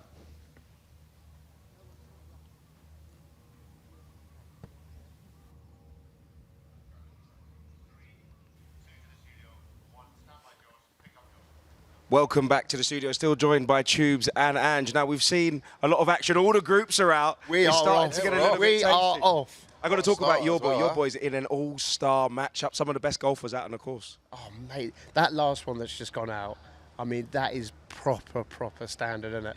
Yeah. Say the best till last. That's a group I want to watch. Yeah. Some proper standard of golf there. There's now some points on the board. We've seen some red. Yeah, coming through, We've seen some green. Yeah. Wow. Do you know what? I reckon this is going to be so tight, and I'm all for it, and I'm so buzzing to see how it unfolds. It's going to be epic. But imagine getting up on that first tee. No, it's all those people. No, I'm not interested in doing that whatsoever. No. Even down there, just being around it, it was more like a football fan. There's a serious amount of fans out there as well. It's unbelievable. The grandstands are packed. When we do it in pro-ams, it means nothing. We're just there for fun. These boys have been giving it to each other all week. Just to get up on that first tee and zing one, it must be. But they have an equaliser. A call to captain. Your good man. The Bulldog, Jimmy Bullard, has the opportunity to call the captain. Yeah, and this is an interesting one for me because we know Jimmy well because he's obviously we work together, and he is an unbelievable golfer. And There's not too many weak parts of his game, is there? Not too many weak parts of his game, but when he's in the zone, he's just me and this golf club and this golf ball. He also forgets that there's the YouTube cameras on him as well. Yeah, exactly. He just walks off. I'm like, Jim, we were actually here to film, mate. So he'll probably forget to call Danny. Yeah, he would. He will. You got to rein him in when his eyes are on it and he's focused. He's like, go. But we were discussing before, weren't we? What sort of shot do you think we're going to see Danny get called? Yeah, off camera we were discussing putting, weren't we? Jimmy's driving's a joke. He said his putting's got better. Yeah, but he's got his new putter in there, and that's. I mean, yesterday I mentioned it previous. He had the playing with him, and that was probably the strongest part of the game. Okay, well, but listen, so yeah, I can't really call it. Listen, we're going to talking about putting. It is not Danny Willett that's going to be putting. It's going to be Aaron Ramsey for the win on the green. They're three beautiful opening shots for Aaron Ramsey. Almost an identical putt to Gareth Bale. Great look up the hill here. Just underread it. And there are a lot of great athletes here, a lot of great stars. But for me, one of the highlights is my boy Tubes.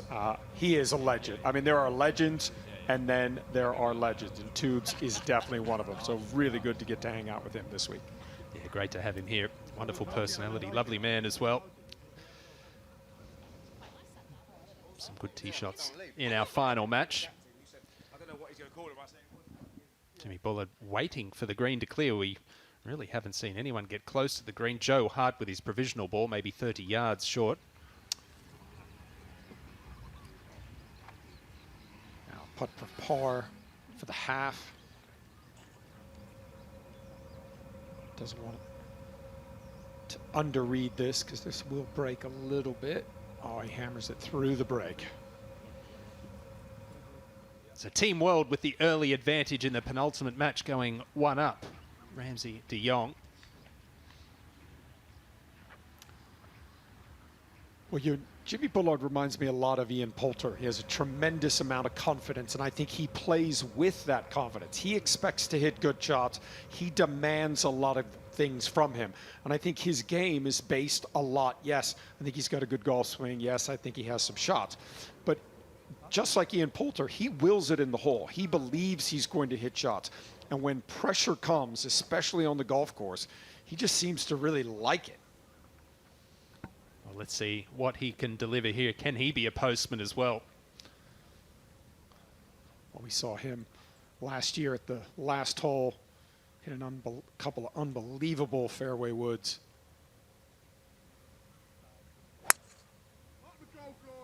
Oh, he's got the walk. Oh, it's a beautiful shot from Jimmy Bullard. It's a good lead just short of the green. He talked the talk in the press conference. He's walking the walk right now. Gareth Bale at the second. That's a pretty good bunker shot there. That should take the slope right there.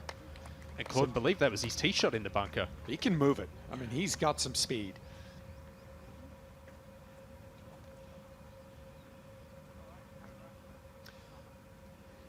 Back down the first fairway, this par 5, you'd have to say Team England.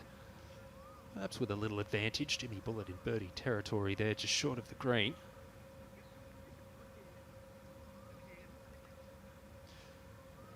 Two players with aspirations to play the Legends Tour there in Sharp and Bullard, and we'll go up to the opening match. Robbie Fowler at the fourth. Robbie with a splash shot out of there, just missed his mark by about 3 feet. Paul Ince has hit an unbelievable shot out of the fairway bunker. Was nestled down and got it to about 25 feet. Awesome shot. Larson's up there on the green, about 40 feet away for 3. And Ryan Giggs is over the other side of the green. So seriously, advantage England on this fourth green. That is a wonderful shot of Ince, an elevated green there at 4. As Radar said, a good opportunity for birdie. Now John Terry for a half at 2. And that miss means it's an early advantage to Team World. Yeah, a lot of green on the board, which is what they want to see, having not been able to get the job done last year. They feel like if they can get off to a good start, get some momentum.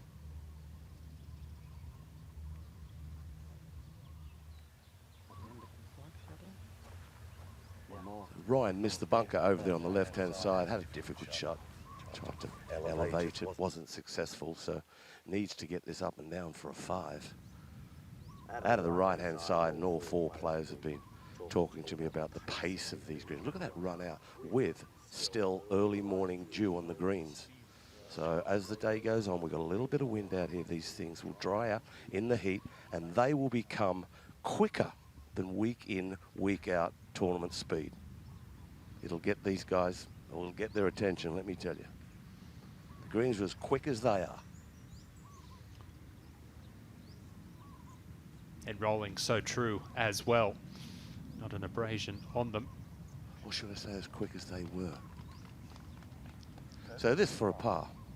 He was down the left-hand side, chunk 1. And okay, nothing wrong with bogeys out here.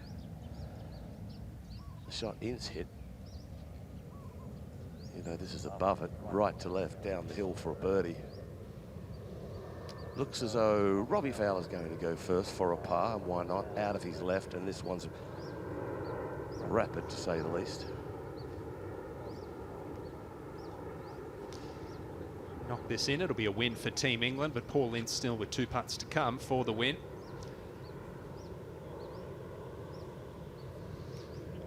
God and the Governor, they make a good team. Fowler for the win.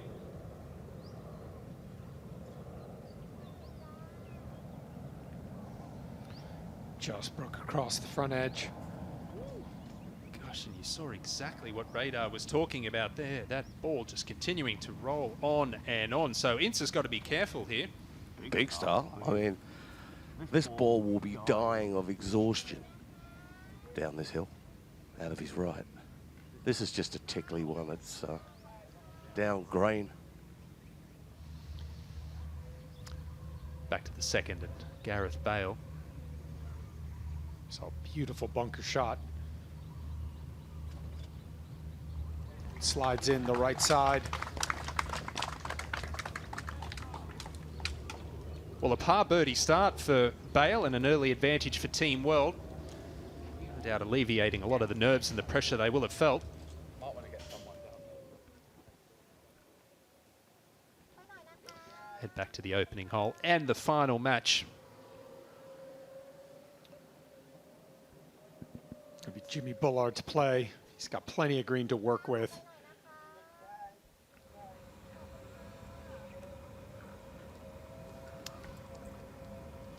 Managed to not get it into the rough. The rough here isn't thick, but the ball does tend to sit down just a little bit. Just out of the first cut. And the claw? No, are we going to claw on the chip shot here, Ewan? I mean, I've seen a lot, but I don't think I've seen this. I've seen, you know, Matt Fitzpatrick goes cross-handed, but the claw chipping grip. If it's just a rehearsal or a drill, what's he working on? I don't know. I got to be honest with you, I don't know what he's working on. But if he pulls it off, it will start a trend. Well, look at this. Here we go. It's a kind of a modified, I mean, that's... I mean, nothing surprises me with Jimmy Bullard, right? Taking the right hand out of it? I guess. I mean, that's the only thing I can think of. We see that on the putting green, but I got to be honest with you, I don't think I've ever seen that from a chip shot. I'll be impressed when he does it on a tee shot. Yeah. Maybe that's a step too far. And kudos to him. Not afraid to try something different. Hey. As my dad always said, there's no place on the scorecard for style, just numbers. And it doesn't really matter what it looks like or how you do it. Well, both Lee, Sharp and Bulldog Bullard with birdie putts at the opening hole.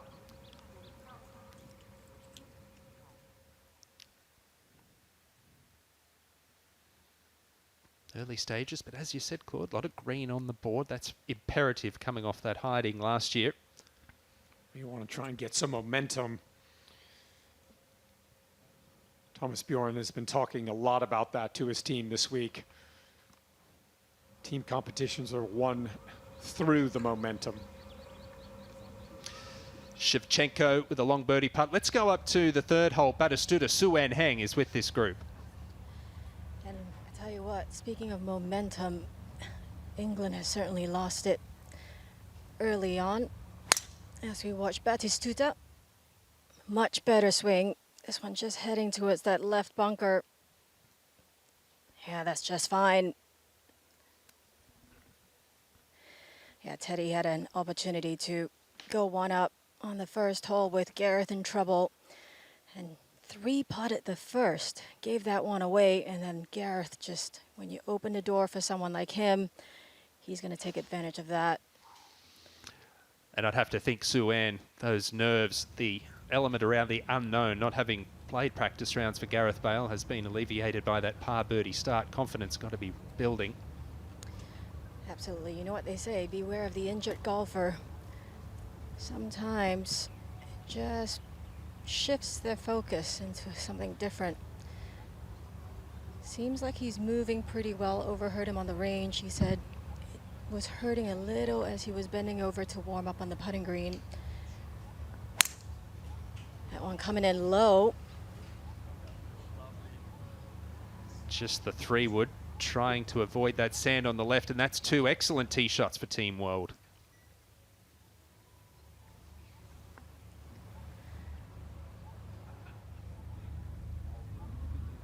Tee to green, he's been solid, Teddy.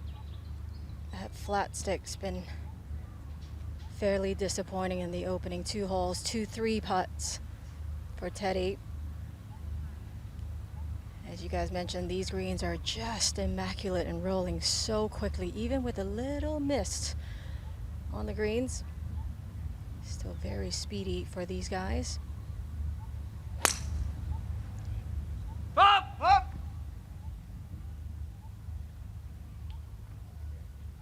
Yeah, well, he's avoided serious trouble. That'll be okay. Long second shot in.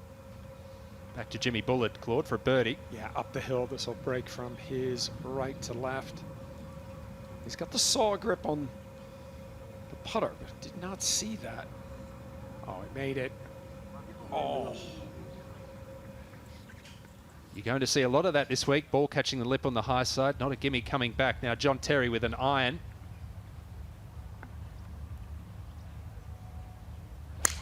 Plenty of ball speed, just trying to get himself into the right position here.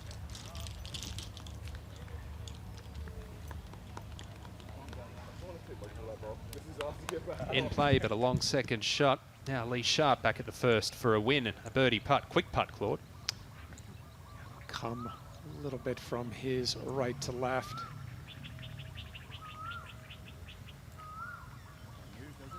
Just pushed it a little.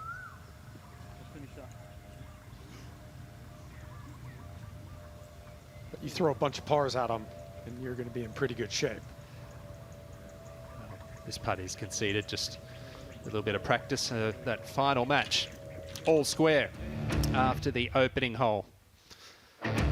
Oh, Fowler and Ince with an early 2-up lead for Team England, but a lot of green on the board for Team World early on. They had their noses in front here, the 4-ball sessions on day 1 of the Icons.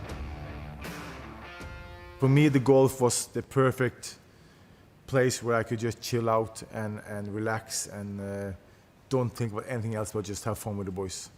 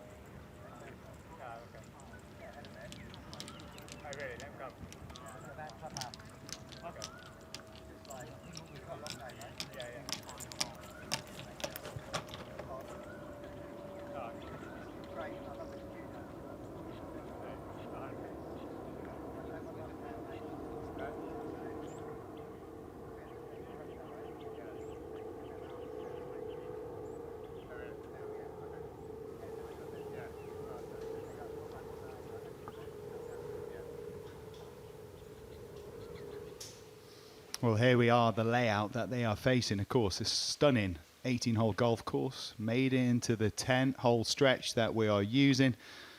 And of course, all part of the $10 million swing that's coming later in the day. The home hole and the away hole. For both teams will face the opportunity, if you're an away team, for, well, double the difference if you go ahead and win it. And you can see England's home hole coming there at the 9th and the 6th being the one for the world. And of course, double also for that final hole, the 10th, which won't play as the par 5 later on today. That will be where we have the $10 million swing. But a par 5 to close, that too is worth double. So, gents, that means that even late in these games, we could see a huge swing. Yeah, for sure. Good mix of holes here at Robbinswood from the front 9 and the back 9 to make up the composite. Nick, you were down there on that first tee. A lot better shots this year off the first than the last year, and I think not having the water all the way down the right-hand side definitely helped.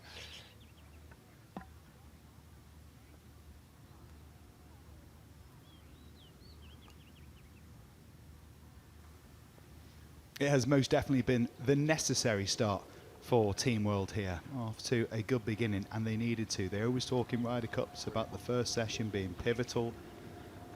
They have edged ahead a little here in the very early stages of the first session. It is Fourballs and looking for the comeback on the back of a heavy defeat last year in our Rainwood Icons of Football.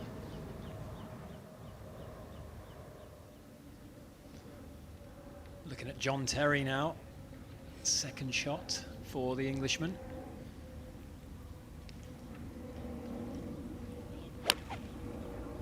Gets through the ball really well, Claude. He's got a good golf swing. Big, tall, has some speed, has some power, takes his golf very, very seriously. He really wanted to play better than he played last year, and it affected him. I mean, he said that when I talked to him this year. He said, I've got to play better this year than I did last year.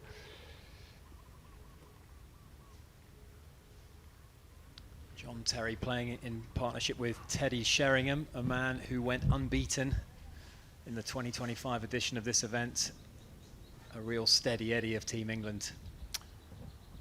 Well, I think Teddy, along the lines of Jimmy Bullard, he expects to hit good shots. He demands a lot, and I think that's a big part of it. He's not trying to not hit bad shots. He's trying to hit good shots out there.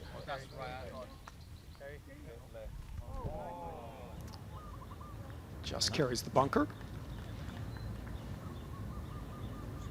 I think these greens running at 13 on the stimp meter. We're going to see some 3-putts out there. There will be the odd time that we see players miss the surface but be in better shape than someone that's on the green. Above the hole here, this will be well beyond what they're used to putting on. Even at the highest level professional golf, Claude, as you see all the time, this is probably nudging past where it is most weeks on the tour, any of the tours in the world. Oh, 100%. And a lot of these players just aren't used to playing strategy golf. They're used to playing survival golf. So they're not really thinking about which side of the hole they want to be on. Do they want to leave it short? Do they want to leave it long? But I think the better the player in those type of conditions, the better your handicap. You're going to be thinking and trying to play your way around this golf course as opposed to just trying to get the golf ball in play. Captain's Palace there on the right-hand side is where we were for the Captain's Barbecue yesterday evening. They announced these partnerships, and there was a big cheer for this one. Batistuta and Bale, niggling injury start of the week. Good to see him here now, though. And he's moving pretty well. Nick, he's got 142 into this back hole location. Definitely don't want to go long here with the speed of these greens. It's going to be slick. From the back, you want to stay below the hole. And he's definitely a good enough player to control his irons and his distances.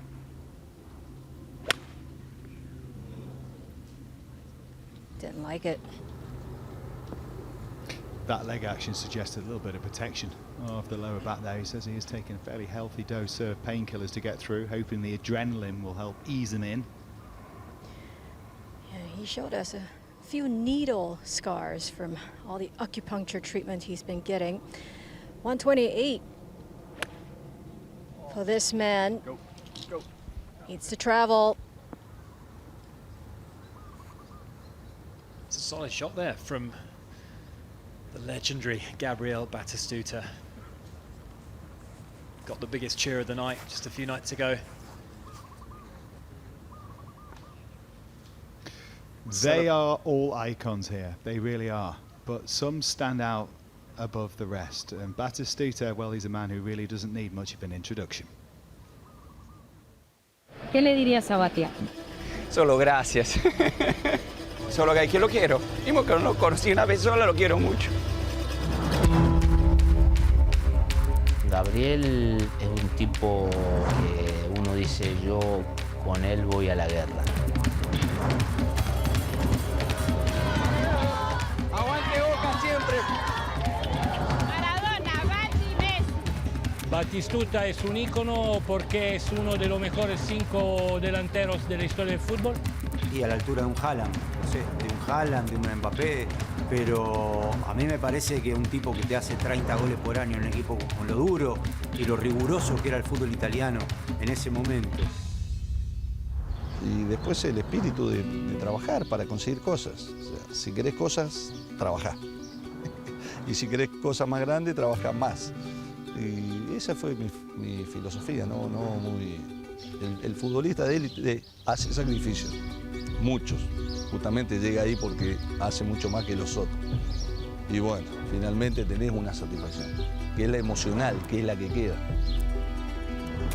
No lo voy a buscar yo. Lo que me da satisfacción es haber hecho que alguna persona haya sentido algo en un momento.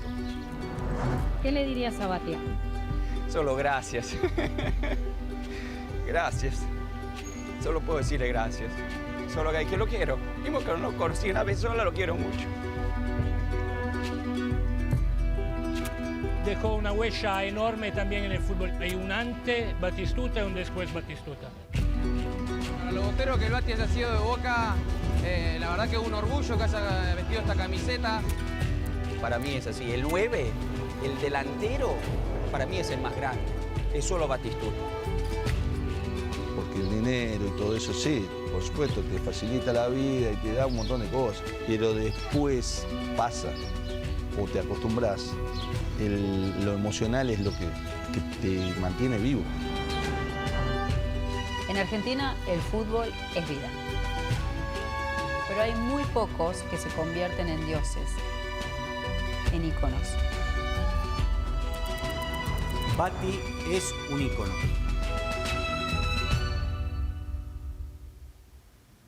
Yes, he is, for club and for country across his career.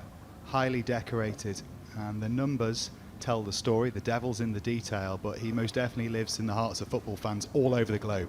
Well, I was lucky enough to go down to Argentina a number of years ago and got to go to La Bombonera, see Boca Juniors play, and there is passion for football, Nick, and then there is what they do at Boca Juniors. Let's go to John Terry here on the third hole, playing his third shot, just to chip up through the semi-rough, the first cut, and just coming up a little shy again. These players are going to be a little bit nervy about coming on hot on the greens with the way they're running. So up the hill here, all about the speed here.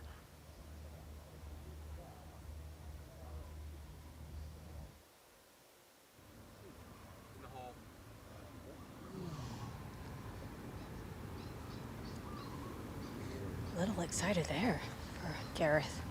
Some work left for a par. I tell you what, confidence, Suan, could be at an all-time high on the greens in the first match. It's one of those places with the speeds that they are, it wouldn't be hard for it to deteriorate pretty quickly because they're a scary speed. Yeah, especially if you have adrenaline running in your veins as well. It's so easy to just get it a little too far on the way through.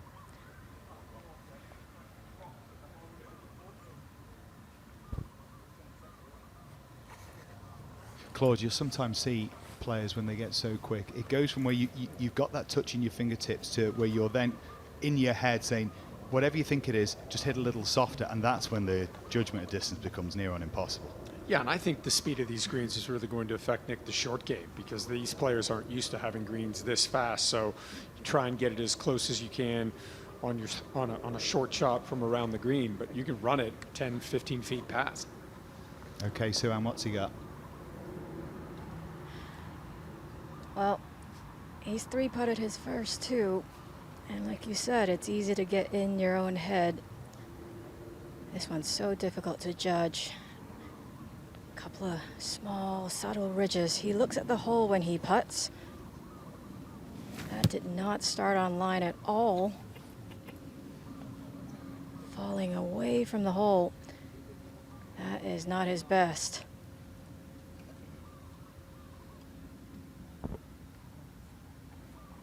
So Gabriel Batistuta then with an opportunity for Team World to extend their advantage. And as you can see there, a block of green has emerged on the board just the start. That Team World, who've been talking up their chances, they've made 7 changes. They've been Liverpool in the transfer market essentially, Nick, over the course of the last 12 months to bring in some big guns. Hopefully they have a bit more success than Liverpool have had in the league. We shouldn't underestimate the Great Danes team talk as well. It's a lengthy putt this, Claude, up the hill. It's beautifully judged from a speed standpoint.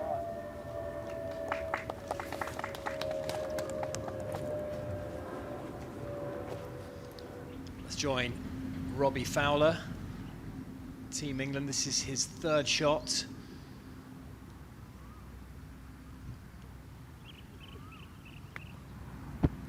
Top match. They're 2 up currently, are the pair of Ince and Fowler. Played so much golf together at Liverpool, and that is a tremendous shot. That's his 4th shot. That'll be an up and down for a par. So having to work hard there, Robbie Fowler, trying to hold on to the rare advantage we've seen in red so far for Team England.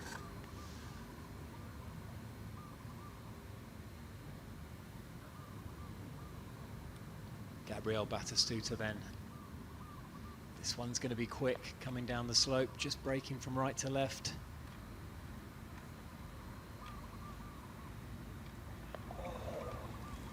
That's a good effort, but it's felt like he barely hit that, and it's dribbled about 4 feet past, and I would imagine that will not be conceded.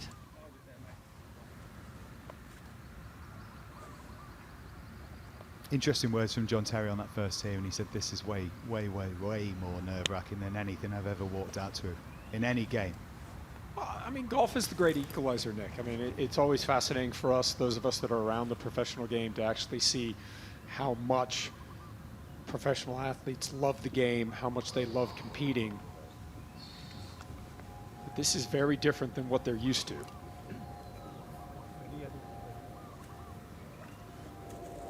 And Nick, you were at the Ryder Cup at Bethpage late last year when the Europeans dominated the U.S. This kind of looks like what we saw at Bethpage. They got up early, and when you can get up in early leads like this, you want to take advantage of it. Every single Ryder Cup, that's what both captains always talk about with the wealth of experience that they've got. The first session, whilst it isn't the end of the world if you don't win it, it's certainly a huge advantage and a great indicator for success because you feel up against it if you get off to the slow start. Now, putt for par here. Should break a little bit from his left to right.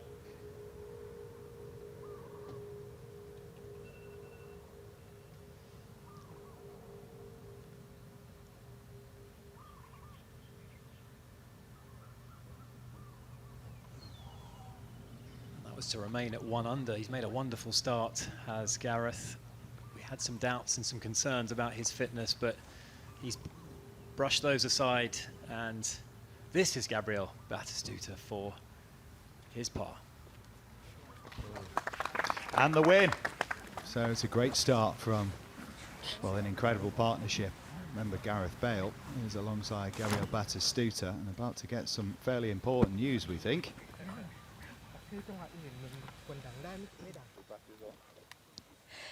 I'm here with Gareth. Gareth, I'm going to break some news for you. The fans have voted, and you are going to get that call for your captain to come in and help you on a single shot. Now, coming into this week, I'm sure you've had some idea or some kind of strategy on how you're going to use that call, maybe, perhaps. Any idea? Give us a little scoop here. So am I getting him to hit a shot for me? Yeah. Well, at the start of the week, I thought he was hitting all my shots for me. So I haven't played one hole this week, so this is my first time playing the course. I've walked it. So yeah, I might need him, to be honest.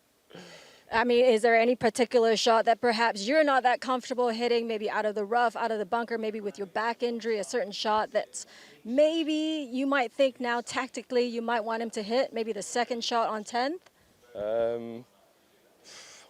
I'm quite happy trying to hit him myself, to be honest, but if my back's a bit sore, I'll call him in. But again, I haven't played the course, so I genuinely don't know what shots I need to be able to hit or not. So I guess I'll just play it by ear and see when I need him. Well, it looks like you're moving just fine. We're going to leave you to it to get to the next tee, but all the best. Oh, goodness, that's a double whammy. A couple up in the match, and you get told you've got Thomas Bjorn there to hit one for you. That's a huge advantage that you chose to give to Gareth Bale, and you can choose again for our afternoon session. It is Greensome's, and all you have to do is scan the QR code to go to our interactive hub, and you can vote now for who you want to have call the captain in our next session for both teams.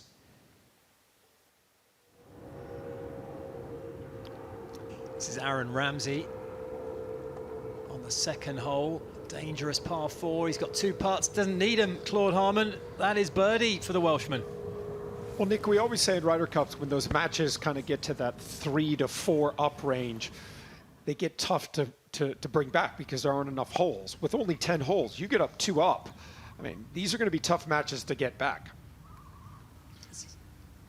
Ryan Giggs in the top match.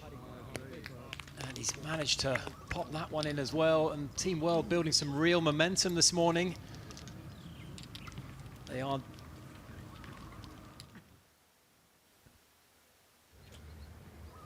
Well, Jimmy Bullard, having amazed us all with that claw grip pitch shot, has found the trouble here.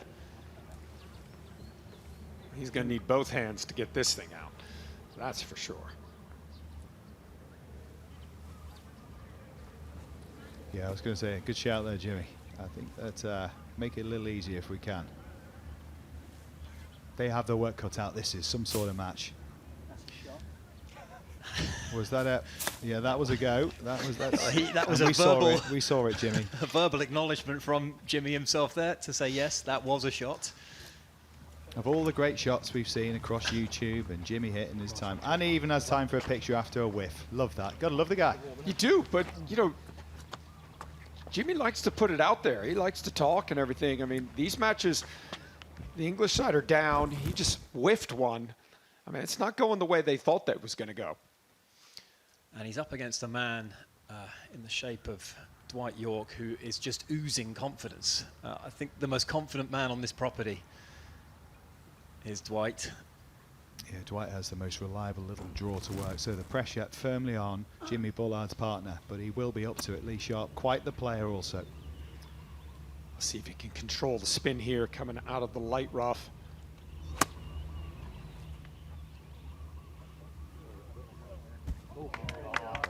That's a good shot. We'll have that 15-footer for birdie, and here is Dwight York, another wedge shot. It's laid up sensibly, and he does have a lovely short game, does York.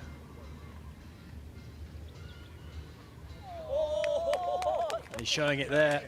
Beautiful shot, great control, and a little bit of backspin there, Claude. A little tour quality wedge shot there from Yorkie. And that is the undoubted strength of Dwight York's game. Plays off a scratch handicap, but he's got a beautiful touch around the greens and from inside 100 yards. Great look at the course here at Robbinswood. Kenny Mackay, the green superintendent, and his staff have done an amazing job prepping this golf course. Well, the top match making its way to Team World's home hole, where, of course, an away win for England will be worth double, so they could have a bit of a swing here, and it would be very handy to really create a bit of space. Take us through the 6th hole. Well, it's a par 3, 181 yards, and surrounded by those 3 bunkers. The green slopes from mid to front. A bit of a grimace there from Paul Ince. He's not going to like that one. Yeah, that's the bad one for Paul. Backswing gets a little bit on the short side, doesn't make enough turn, doesn't really have anything to hit it with, and just uses his arms. Big green here at the 6th. Radio, you're down there. Give us an idea about what they're facing, mate. It plays 203 on the card, but it's well up, playing 174 today, setting up for a draw shot. Is Larson. He aims right, comes over the top and misses it right. He aims way too far right. But this one was better contact. Bang on line. Is it up? No, it isn't. Dead's still out here right now. But it's tough. It's a tough layout, this. Very humid. I've got a nice little lather on. Lucky I'm as fit as a flea. What do we make of the golf game of Ryan Giggs, Wade? Good. Yeah, he likes to slice it as well, does Ryan. Out with a baffy. Just left of it and fading it towards it. Little too much weapon, Giggsy.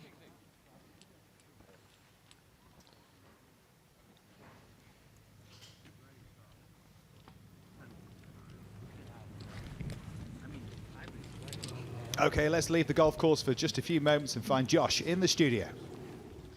Thank you very much. I'm joined by Alex and Damien. Alex, you would have seen across YouTube, sports presenter on DR Sports, and of course Damien, the fashion killer, as you can see. But boys, this isn't about fashion, this is about golf, and it's not going well for England, is it?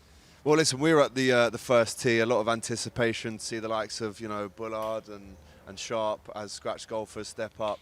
I think they did their job. I mean, there was a couple of slices. Joe Hart didn't have the best first drive, but listen, as the day progresses, I'm sure after a few holes they'll wake up a bit like me. But I didn't actually wake up when I played. I was just rubbish. But listen, they're almost pro golfers. They know exactly what they're doing, and I'm sure Team England pick it up for sure. Damien, huge football fan, new lover of golf. How good is it to be here and watch this? I mean, some of the stories being told today, incredible. Bale coming back from a back injury, doesn't look like it, does he? No, not at all. I think we heard yesterday that it was almost a doubt if he would tee up this morning, and I mean he stepped up on the tee and he put it right in the fairway, and you can see he's right up for it. You can see these boys really not only do they want to be out there playing amazing golf on an amazing golf course in immaculate condition, but they really want to win. You've seen John Terry on his tee off, turned right to the fans, said, "Come on, England." Yeah, these boys are up for it today. Alex, Team World knew they had to do something different, knew they had to do something special. Like your Liverpool, they went crazy in the transfer market, and they brought in one of your boys, Jordan Arisa. He is the big ginger, said he could do a lot of talking, dangerous. Yeah, listen, you know, if his drive is anything like his free kicks that he scored against you boys a few times back in the day, then, you know, it's going to be something to behold. I was interviewing him the other day. I mean, he is competitive. He is coming here to win. Obviously, he spent a lot of time playing in England, but you saw in the dressing room this morning, the captain, Thomas Bullard, was talking about how there's nothing better than beating England. So Risa will be behind that. And, you know, he's got his work cut out, because Team World, I mean, we were here together last year. They weren't great. So a lot of work needed to get them a lot closer to where they should be this year. Talking about nothing better than beating England, let me tell you, winning the $10 million swing might just top it. And guys, this is happening later on today in session 2. Here's how it's going to work. This could make you a millionaire. The richest hole in golf is back. 24 footballing icons take on the Icon Series $10 million swing. One hole, one shot. 10 million, let's go. A hole in one wins $10 million. Shared between the player, their chosen charities, and you. To win a cut of the $10 million, all you've got to do is vote for the player who you think can do it. Then it's up to them to deliver. Simple. So, who are you going to choose?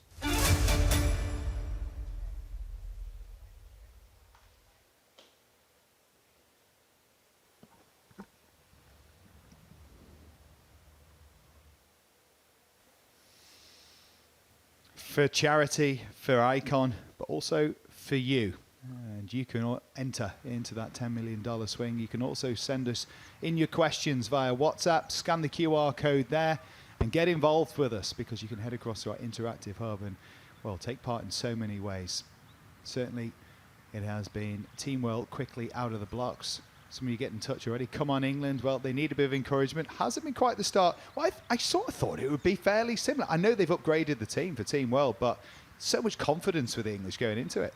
Yeah, I mean, they seemed really, really confident. But as we see in the Ryder Cup every year, Nick, I mean, it doesn't really matter what happens before in the build-up. Whoever plays the best on the day, whoever hits the best shots, holds the most putts. And I think Team World came in this week with something to prove. They wanted to get a good start, and they've gotten it. Let's head back out to the course and find John Terry, the lefty. This is his second shot into the 4th hole, playing alongside Terry-Sheringham this morning, up against the big guns, Bale and Batistuta. And that's not his best. Well, that's the bad one from John. He tends to aim a little bit to the left with his feet. Shoulders get a little bit open. Dwight York, after that beautiful pitch shot into the 2nd hole, got some backspin on it, 6 feet. No mistake there from the Manchester United legend, and he's backing up the confidence he was showing before teeing off. That's a great start, and the bottom match against England's big guns sees the world take that one-up advantage.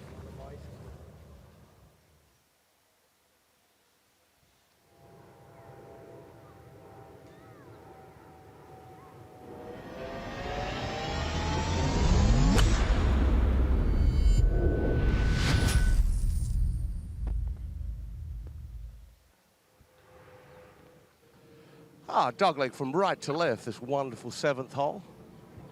Fairway cambers. Watch him come over the top, and he's always in danger of leaking it way right. He does save it, but the right shot is the issue. He's ripped this one low, and it'll run like a rabbit. Of course, that is the top match furthest around this golf course through that first home hole for the world. In the bottom game, Dwight York with the birdie 3. Stunning wedge shot into the 2nd hole, nudging them 1 up with partner Shevchenko against Bullard and Sharp. And that's in match 6. So back to our top game, though. Always good when your playing partner has munched one down there. This one's right. Penalty area over there. Might find it, but if he doesn't, he can play 3. Just the fairway wood for Paul Ince. Yeah, that's surprising. I don't think he can run out. It's 290 to run out. The tee's up just a little. But a good ploy. He's been very neat, as Robbie has. They lost the last hole. Larson almost chipped in. I don't know how it didn't go in. Down the left side, shortens the hole up. Might be in the rough, but the rough isn't long here. Yeah, I think he thought that was in more trouble than it was. It seemed like down in disgust for the tee fake, but he's fine. You wouldn't like to play Robbie for a few quid, Nick. He's extremely good in all aspects, all areas of his game. It's very, very competent, aims it right, likes to draw the ball, takes it on the inside, whips it, and just a nice 4-yard draw. We spoke to the guys last night. Obviously, you could look at 2 Man United legends, Giggs and Larson. Obviously, Celtic also for Larson. Robbie Fowler of Liverpool. Paul Ince played for Liverpool as well, but of course, the governor at United said where his loyalties lie yesterday. He was having none of it. Wouldn't go there.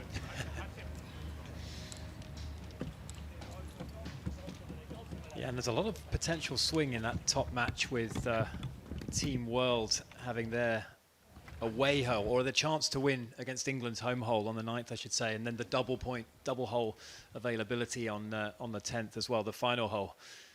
So they could still pull it back even though they're 2 down through 6.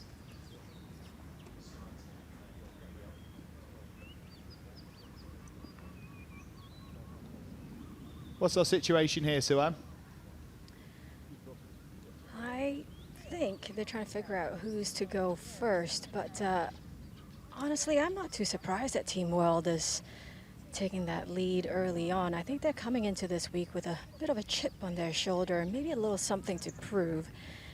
And as you guys have been talking, Team England has been quite vocal about their confidence, and right now, not quite working for them.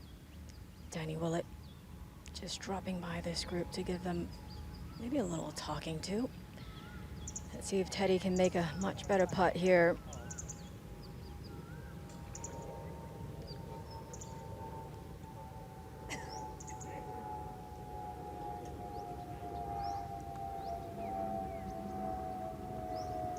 Well, still, I love going the way of England in terms of who you think is going to win at the moment. Might be taking a little bit of a hit here, though, in this first session, as Suhan said. A lot of green on the board for Team World. But however, not a lot in it, and as you said as well, Robbie, there is the opportunity for these big swings with these home and away holes, and that final hole where it doubles up. Yeah, I mean, four holes can swing in those last two holes, so there will be, I'm sure, some volatility. We're going to see that unfold as we watch Gianfranco Zola, who's just got such a simple action, Claude. Yeah, he just hits a lot of fairways, a lot of greens. That's perfect. Pin to What a the shot cut, that is. 6 from the left. That's a good look at birdie. Just put it in the middle of the green. Nothing special.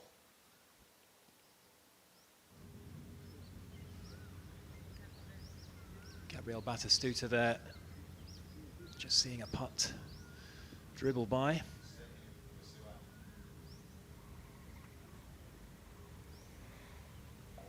Now Gareth Bale is to get them further up that lead. He said about how he hasn't seen this golf course. I think sometimes that could play to a player's advantage. You know, you don't quite have the same demons, the same expectations. You come up with kind of a fresh mind, see fairway, hit fairway, see pin, hit pin, and that's kind of what he's doing today, Gareth.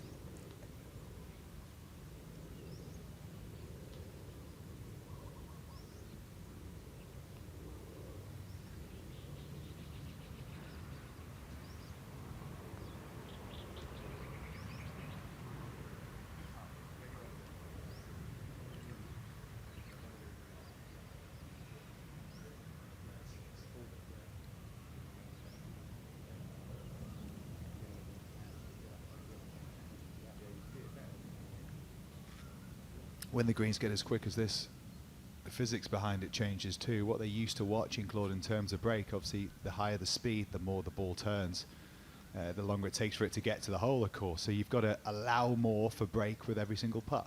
Yeah, and I mean, one of the common themes that I see, Nick, in amateurs when they do putt is they tend to underread the putt. And so because they're underreading their putts, they struggle to judge the speed. And we're seeing that a little bit with Terry-Sheringham. He's struggled a little bit with the speed on these greens. I just don't think they're used to seeing things this fast. That's a good putt there from John Terry.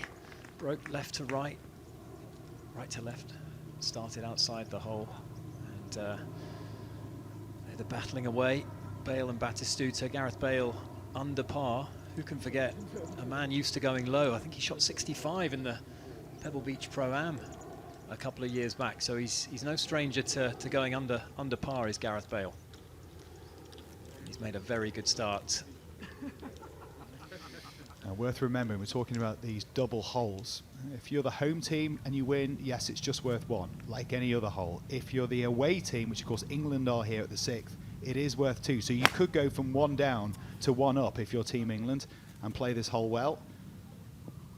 It's roles reversed when we get to the 9th, and then of course the last hole, the final hole, the 10th, is worth double for either team if they win it. So there can be big swings in play.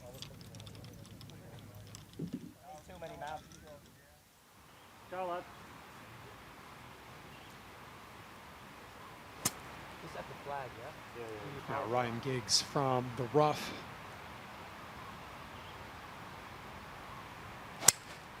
Cannot reach. You wouldn't have thought, even if he nails it, a little uphill elevation change. There's a creek that meanders its way right around this green to a big old beautiful waterfall.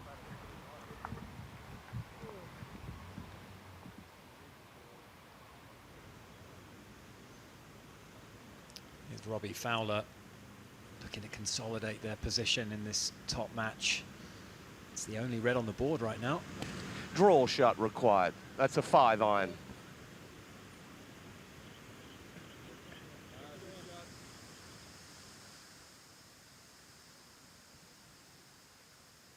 all things considered, pretty good, smart play. It will leave him a quick one, mind you.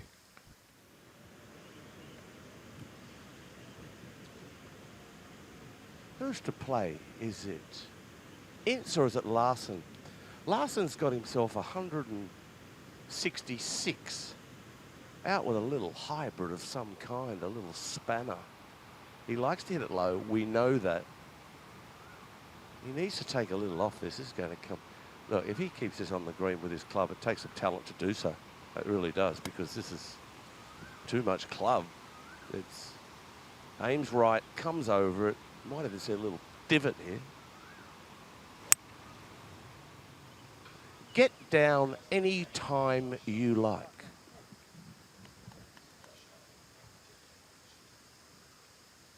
It is a shot hole for Larson as well, so actually not in bad shape there. 2 good strikes.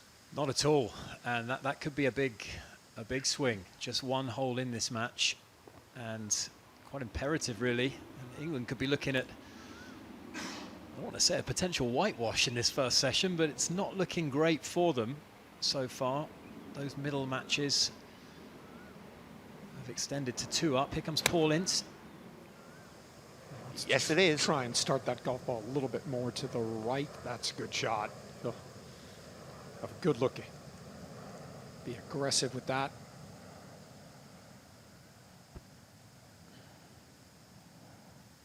Still work to do. They are up in the match, but their advantage is sort of gone now, because ahead of them, they've got to defend their home hole. So getting through it unscathed is actually a pretty good job.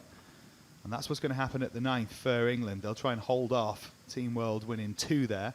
And of course, it's all to play for on that final hole. So far from over that top game, and the only bit of red on the board right now.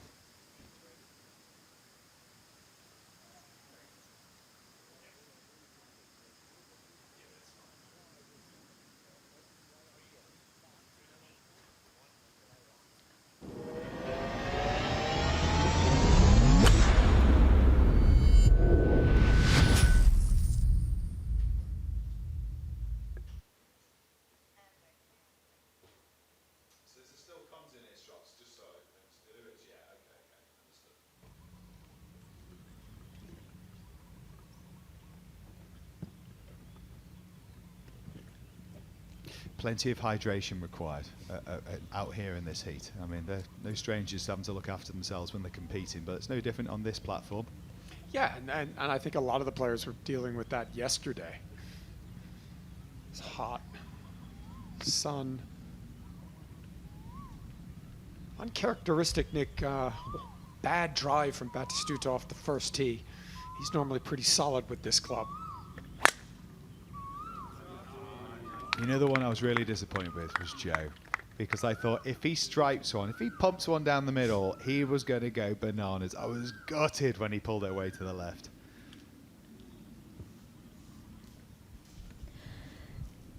Now, the injured golfer this week doesn't seem like it at all, and he's opening 4 holes. I like his confidence as well. When I ask him when he's going to use Captain Thomas Bjorn, he said, well, I like to hit all the shots myself. Going with the driver, par 5.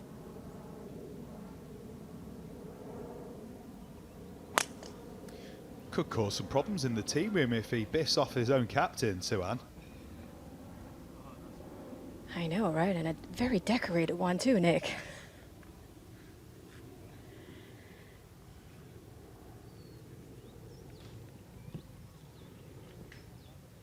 Okay, next up it's Team England.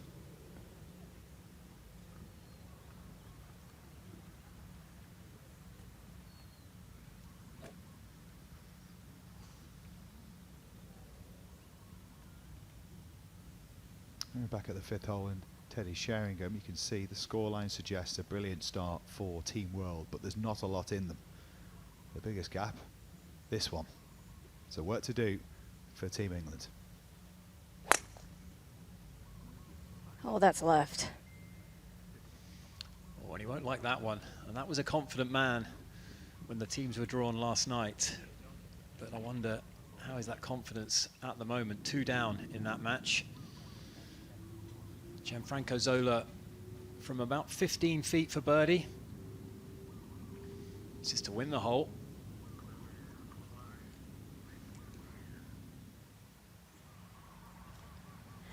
Now, pressure on John Terry with his partner in the woods. He hasn't taken this club out in a couple of holes now. He's been hitting irons off the tee.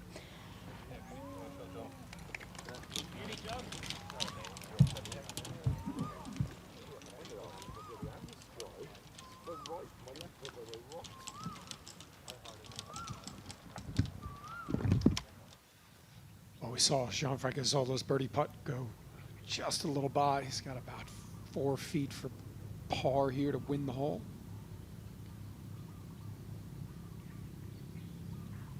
Oh, that was a tentative stroke. Just lost the speed.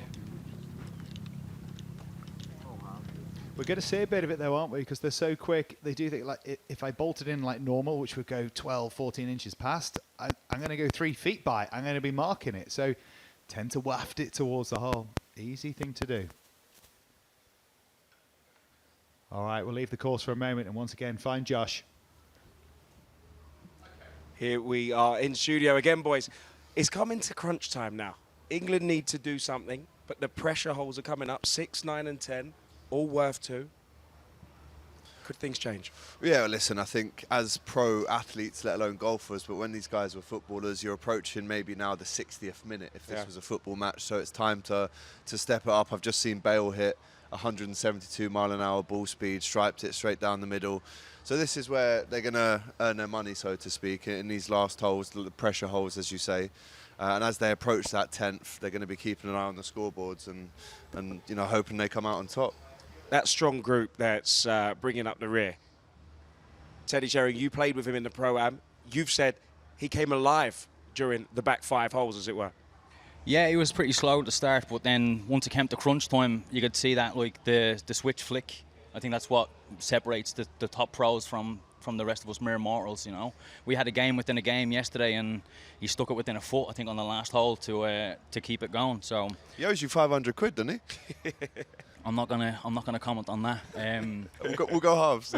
Right, guys, we've been asking ourselves. We've had some questions. Okay, who do you think is the best footballing pair?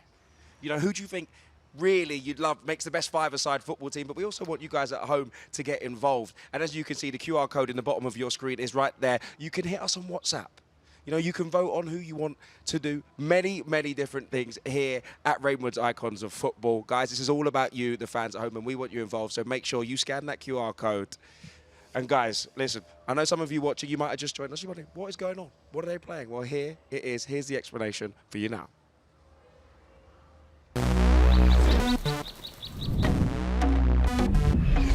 Rainwood Icons of Football follows a Ryder Cup style team match play format where Team England and Team World will go head to head in 4 sessions over 2 days. And it all starts right here on the first tee.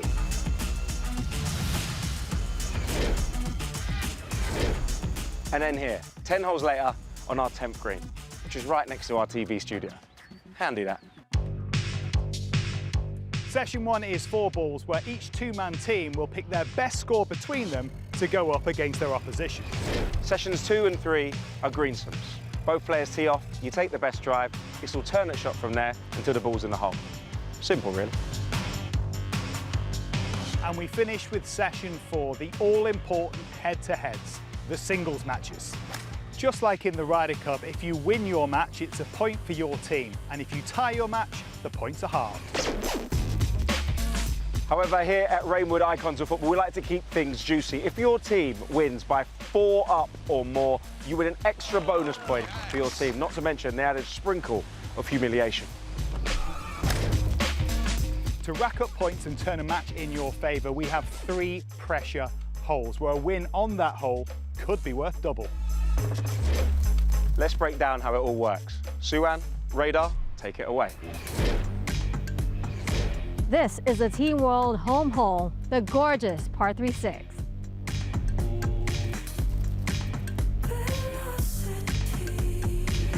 And this is Team England's home hole, the stunningly beautiful 9th. Win your own home hole and you win the hole as normal.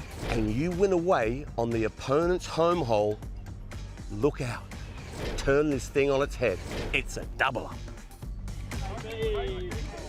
And now for the final pressure hole, the final hole of the match, the all-important par 5 10th.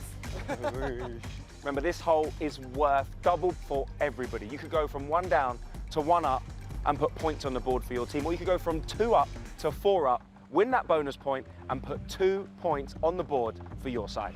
The possibilities are endless. Almost.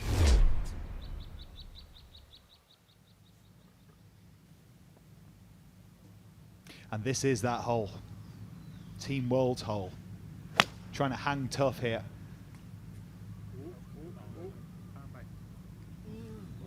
That's not going to trouble how they're feeling. Not a good one there, sadly, for Phil Jones. And I guess this is England's chance to get those 2 holes or the double up. And of course that pressure just ramps up. You feel the expectation that you have to hit a good shot. And now that pressure has mounted. And of course, if you can get your way through this one without losing any ground, if you're Team World, you know you've got 2 chances to double up. Obviously, like England on the last hole, but also you got their home hole coming, your away one, so they could win 4 holes across the last 2. And that's exactly what they're looking to do. Let's see what Andy Cole can do here. Heading towards that left bunker there.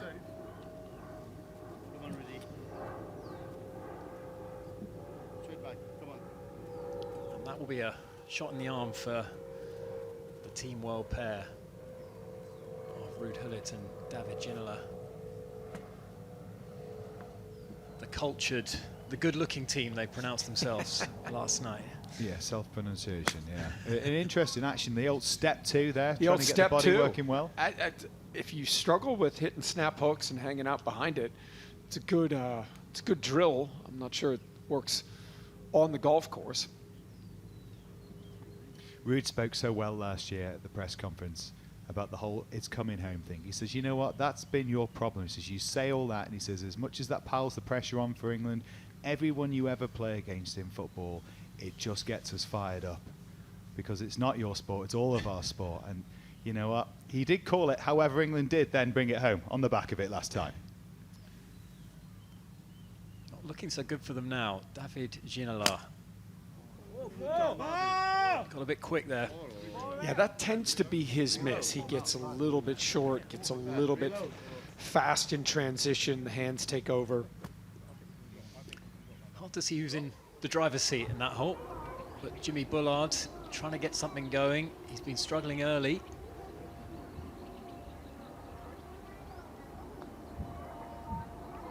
And another one just drifts by on the low side. Claude and Jimmy playing as he does with such confidence usually. He looks a little forlorn at the moment. He doesn't look kind of Jimmy Bullard-esque.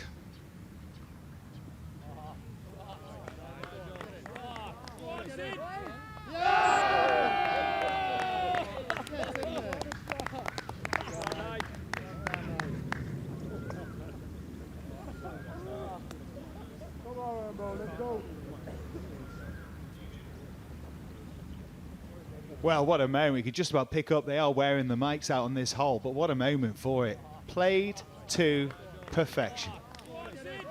Just landed it right where he wanted to. One bounce, took a little bit of the speed out of it, and then it just started rolling down the green like a putt. Shot of the day. Now Shevchenko. Come on, Sheva. Come on, Sheva. Team World are rolling at the moment. Win the hole, 2 up. But Nick, this is what we see in the Ryder Cup every 2 years. You get the momentum going, guys start holding bunker shots, making putts, and all of a sudden, you got an uphill battle if you're the England side. The Ryder Cup, of course, is a monster. It is the epitome of greatness in the sport of golf. These guys have shown greatness through football. This is a different arena, but it's one that brings alive those competitors the superstars that they were on the pitch. That within them, that still lives on. They retire, they move away, but still, that will to win is there, and this is now their theatre. Good start for Team World.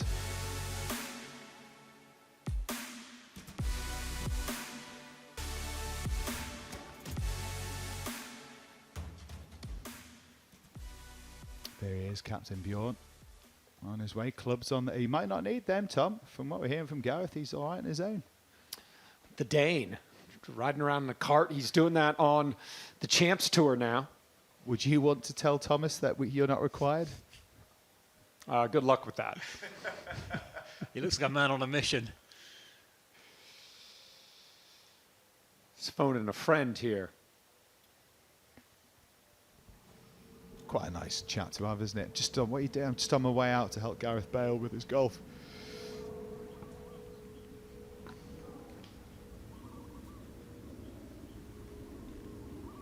Now Terry-Sheringham from the middle of the fairway here should be able to get this somewhere close to 20 feet. Yeah, this is his fourth shot. Got in trouble off the tee, punched it out. Oh, and that's a great opportunity to maybe stay in it on this hole.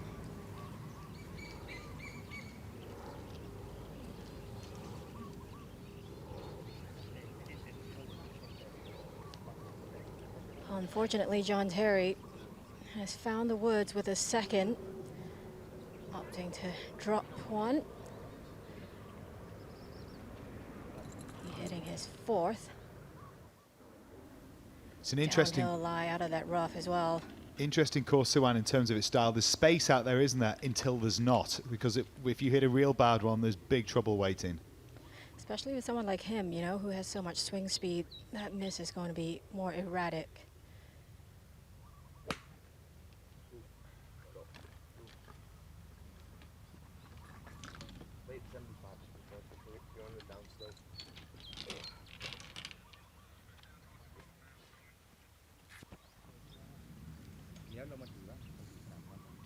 That's a big hit for Larson to reach, trying to thread it through there and with some heat on it.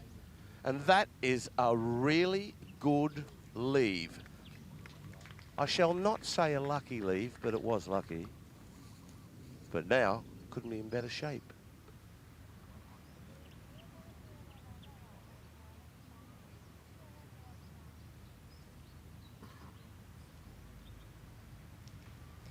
Really awkward yardage for Gareth Bale.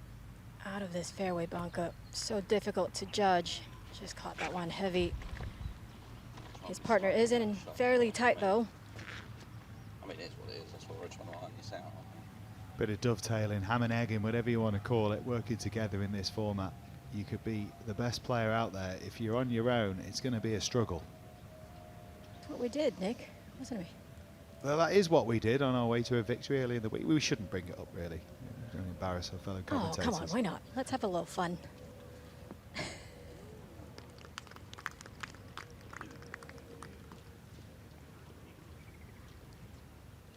Let's go to Dwight York. Second shot, fourth hole. Nice rhythmic swing. And just hanging on that left side. Not bad, pin high. Jimmy Bullard will be last to play. The Englishman who has had so many successes, so many scouts on his YouTube channel, Golf Life. We've seen how good Jimmy Bullard is on the front foot. He's going to have to dig it out a little bit today because it's been a slow start from who, as you would say, the talisman of this side. Well, he's obviously going to do his best to try and get the win, but I think it's that middle match, the Andy Cole and Jones match against Ruud Gullit and David Ginola. That's the one I think the England Tide have to win. That was tidy from Gareth Bale. I'd have been tempted to call Thomas on about 5 shots that I've seen Bale hit so far. And he's backed himself on every occasion, and that was a cute little pitch shot. I am here for that conversation, though. I am here for him saying, I'm all right, thanks. Appreciate the support, but I'm all right. Bale looks like a real player. Nice to see he's been spending his retirement well. He has. You know what? He should be good though. In his back garden in the house he has down in Wales, the replica par 3s, including the 17th at Sawgrass. I spent a day there with him, working with one of our partners that we share. He's trying to make a hole in one all day. You'd lose focus. He was dialed in for about 4.5 hours, hitting non-stop shots, trying to make a hole in one. The focus he had as a player. You just didn't get the invite, Wayne, unfortunately. You name drop a guy. Where'd you go last night? Me and Gaza. I went down with Gareth, and we had a few scoops and just played the 17th at the grass. Mint. We'll throw you an invite next time. Slides by for John Terry.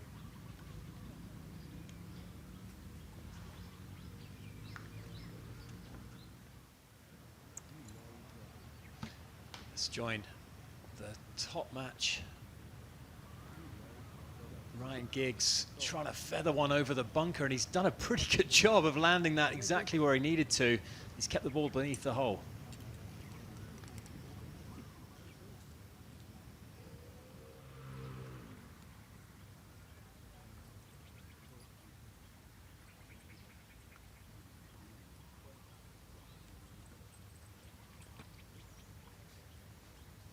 And Gareth Bale really turned his attention to golf even before the end of his football career. He was often seen working on his game and developing a healthy obsession with it. And the transition was a smooth one, I think, Nick. Now, we know Pep Guardiola's avid golfer. In fact, that's how Batty got into the sport. But not all managers are of the same ilk. Some of them aren't so keen to see their guys going out and playing some golf, Claude. No, I mean, you can spend so much time on the golf course.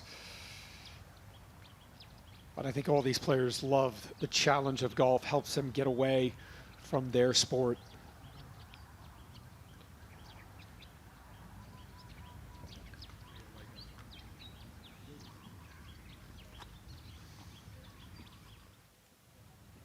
Fowler for a birdie.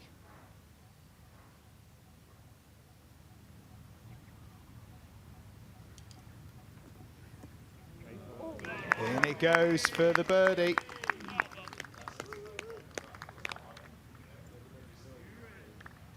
And to win the hole. So 3 up in the match. Which you think, well, there you go. That's job done, surely. Not really, because England's home hole comes up next. Remember, it's worth double for Team World if they win it.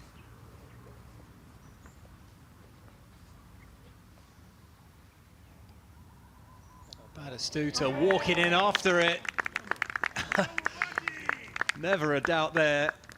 Marching in, and Gareth Bale, for once struggling, he was rescued there with a brilliant bit of ham and egging there. Batistuta coming to the good, and they go 3 up in that middle match. And it's tough to come back from a 3-up lead with only 10 holes out there. A beautiful spread of this golf course and the layout here at Robbinswood.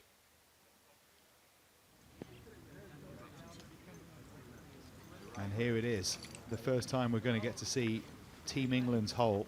It is, of course, their home hole, so only worth 1 to them, but worth double to the opposition. And boy, could they use it. Giggs and Larson of Team World find themselves 3 down, 2 to play. But remember, if they were to win the last 2 holes, they would still win the match. They're worth double. 3 down would become a 1-up win if they were to do so. Big green here at the 9th, almost 50 paces deep. Pin today cut 7 from the right. So anywhere in the middle of this green. Nick, I think this is a great example for our viewers. All you need to do is just try and hit the green here. You don't need to go flag hunting. Put it anywhere on this putting surface. Try and 2-putt and get out. The last thing you want to do is try and really focus on that pin, end up in that right bunker, and then you've got a difficult up and down. And I think on the par 3s, just hitting the middle of every single green. If every par 3 you played, you just put it in the middle in the center, how far away from the hole are you ever really going to be?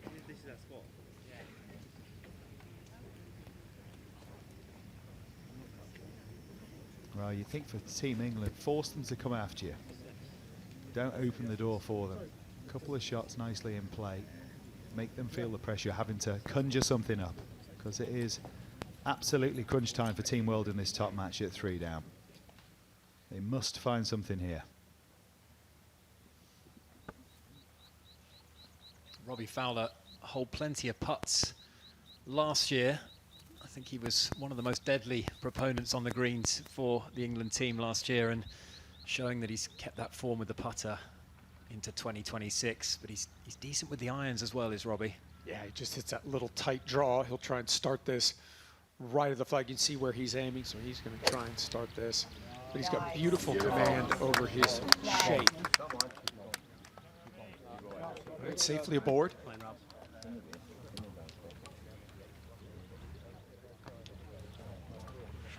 Playing 169 today is this great par 3. Water left, hopefully tomorrow or this weekend we'll see a flag over on the left-hand side. You've got to cover a bunker, which is 35 yards up the green, but it's been friendly today. And we're starting to get a little bit of wind about, not a lot. Maybe half a club just to get these icons of football thinking. He's a niggler, Paul Ince. He'll needle you. I love to see that in this format. Good player.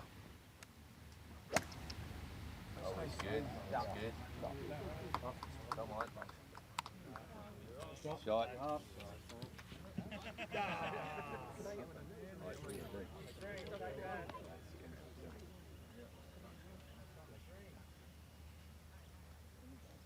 Larson next to go. Remember he had the blonde flowing locks back in the day. I love watching him play football. Not a bad golfer.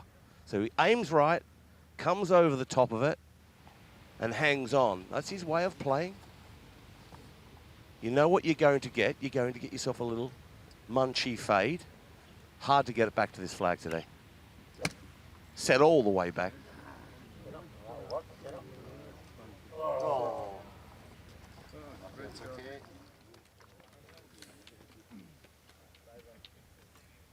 Pressure's on here. Wayne needs a good swing at just the right time for Ryan Giggs.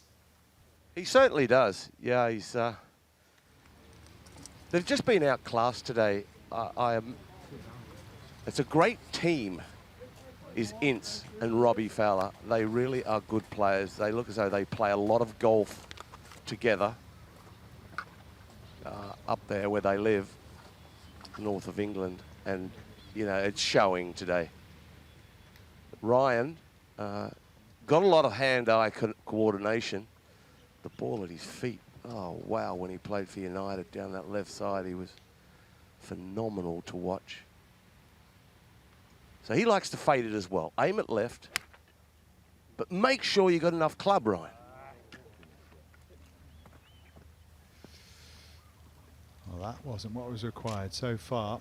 The governor and God just too good for Giggs and Larson. There is still plenty to play for. Remember, 4 at win is worth 2 points to the total score for a winning side. 1 point for a normal win. If you get to 4 up, then it doubles up, or even more than that for 5 up, 6 up, if it even happens.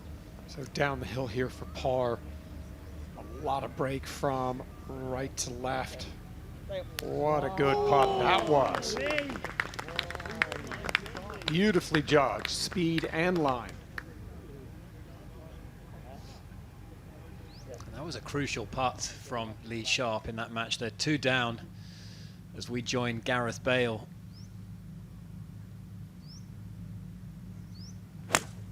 This is the 6th hole, which is the World Team's home hole.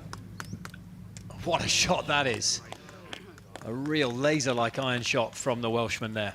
Technically very good as a footballer. You can see this is a man who's had plenty of time on his swing as well. Gareth Bale, beautiful move. Shevchenko for a half here at the 4th. Falls across the face, dies across on the low side. It's a good move from Gareth Bale, isn't it, Claude, when you see it? It's well coached. Yeah, he's got a very good golf swing. Great setup. Doesn't get the shoulders too open. Feet, hips, shoulders all going in the same direction. And this is another good golf swing. Hasn't had his best stuff today. Let's see what he can do.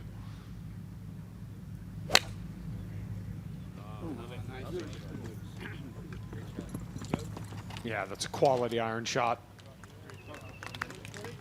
But Gareth Bale in there close. He's right up on that top shelf, Gareth Bale. Very accurate. So the upper hand is with Team World at the moment. Remember, 1 point added to your team score for a win of the match, and 2 points if it's by 4 up or more. That's the opportunity for Ince and Fowler in this top match. Oh, one of the hardest shots in golf, the long bunker shot.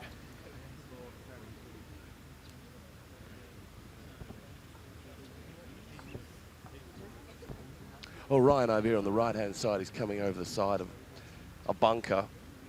The only way he can get it close is play it up high. I'm not sure he's got that shot. He's looking where to land. It looks like he's going to bump it there. That's a very good choice. So keeping this low and trying to stun it into the Bermuda grass and kill it. It's a hard shot. If he was to get this within 20 feet, that would be fantastic. Any closer? Miraculous. This will test him. Back foot. He looks like he's pretty good at this kind of shot. Obviously a creative man. What do you got, Ryan?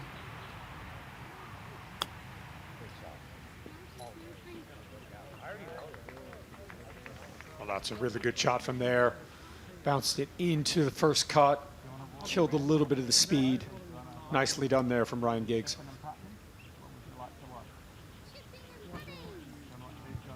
For a man, it was all about pace. That one was pretty bob on there. That was tough to gauge right. This isn't easy to lay dead. No, it's pretty slow into the green up the hill. That's fantastic. It really is very, very good. These footballers can seriously play golf. Obviously full of talent. I think a lot of them as well, it's not been something they've done their whole lives, because that was a life's pursuit, being a world-class footballer, being an icon of that sport. And yet they've managed to progress their games to being comfortable on this world stage, across televisions, around the globe, and being comfortable to put it all on show here. Doing a good job of it. Yeah, Nick, and the thing is, back in the day, the managers wouldn't let them play. Now they let them play. There's nothing wrong with a footballer playing golf. What about Robbie Fowler's touch? Oh. Well, falling on the back of that hold putt on the previous hole, Robbie just laying it stone dead there, and that kind of slams the door on Team World. England have defended their home hole there quite beautifully. And the pressure on now for Team World to avoid losing by 4 down or more, in which case they'll lose 2 points in their loss of this match. They're certainly not going to steal this away hole for them.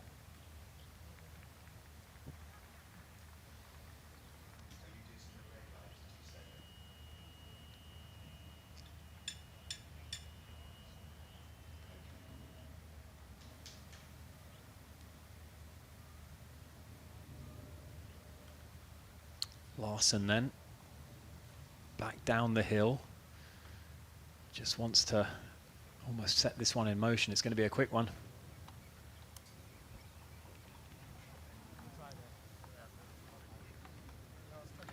Not bad. Judge the speed and the line pretty decent there. You get above the hole here at Robbinswood, and it is difficult.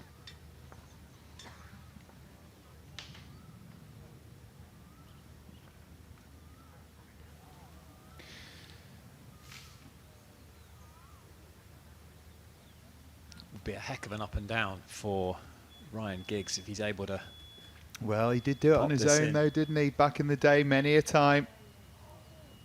Not on this occasion though. All fell on his shoulders and not quite happening. So big trouble with one to play. 4 down. Radar.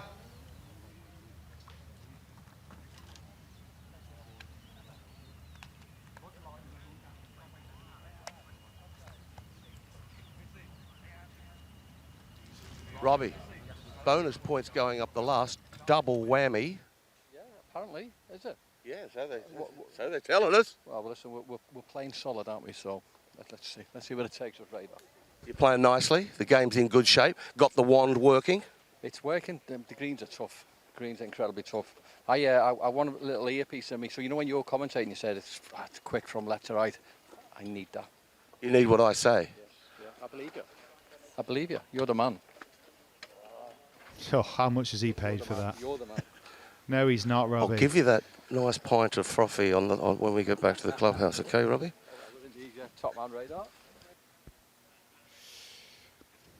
All smiles for Robbie Fowler and Paul Ince, but there is one to play because there is a lot to play for.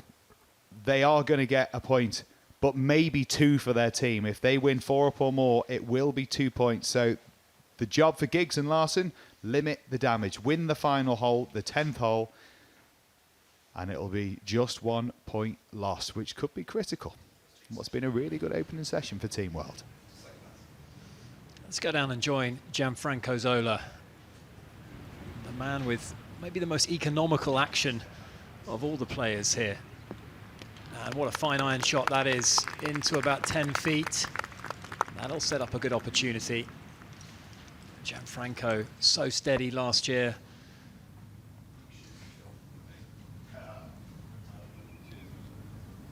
As we watch Terry-Sheringham, they're battling away against the 2 big guns from Team World, and that one comes up a little shy.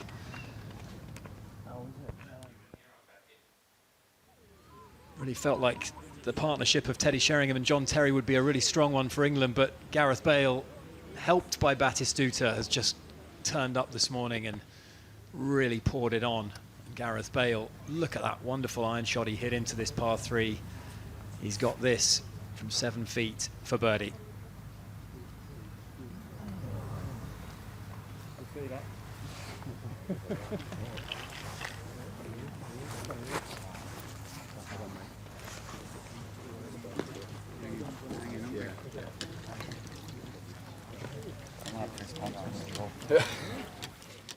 When you find the time to go for a couple hours and it's just perfect time to be alone, to organize your mind and then concentrate on something what I really love.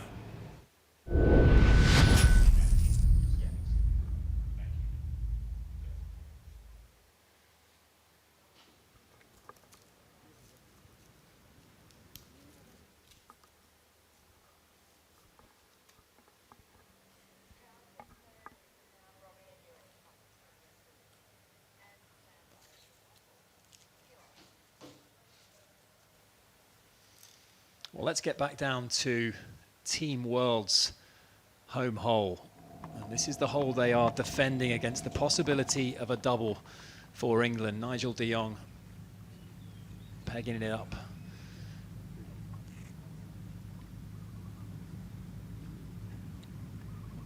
And they're currently 2 up in their match against Theo Walcott and Joe Hart. A real Arsenal-Man City split in this one. Ewan Porter back alongside me in commentary box. Ewan, it's been all green so far. It has, and that highlight moment for de Jong back on the 4th hole.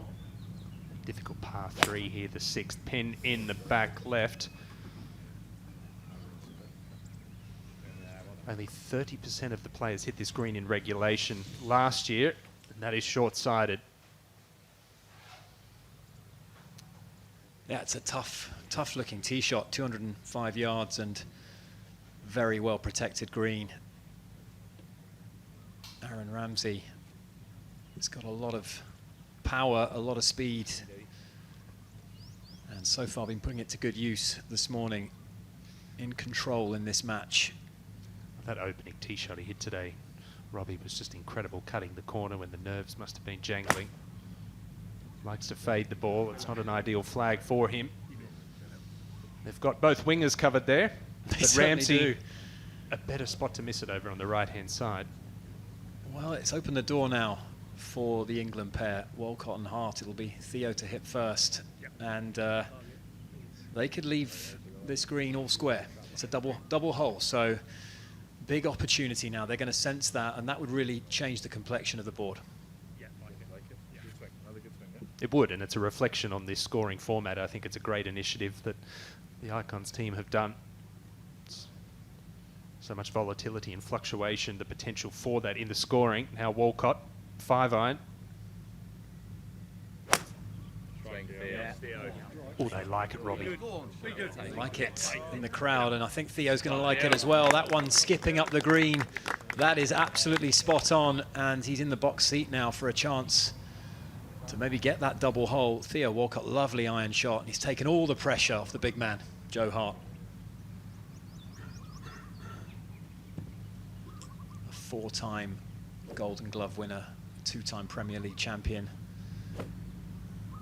Part of that breakout Manchester City side that won the league title in such dramatic fashion back in 2013. Good setup here. Set up very squarely.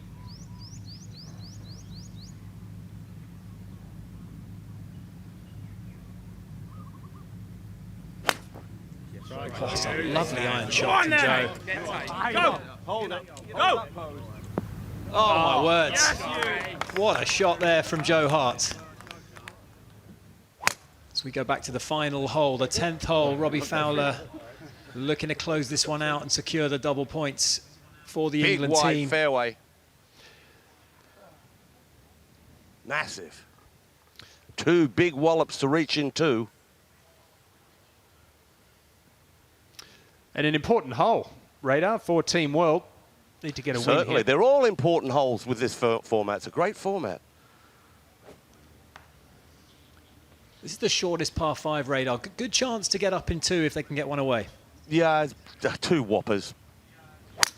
And then you have to bring the water into play. But yeah, if you really, some players will, like your Gareths and your JTs and your big hitters, but the shorter hitters, the straighter hitters, it's very much a 3-shotter.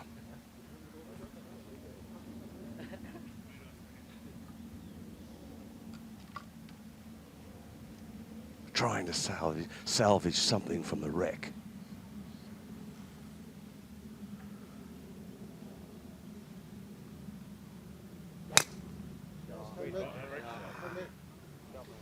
And the old baseball grip, the 10-finger grip there for Henrik Larsson.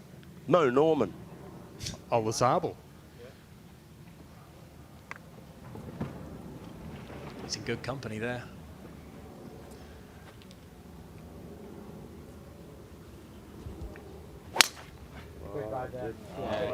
That was Giggsy's best.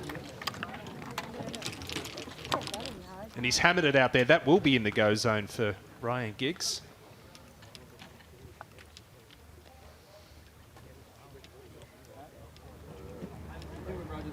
It's a quite magnificent, sprawling property, I think you could say.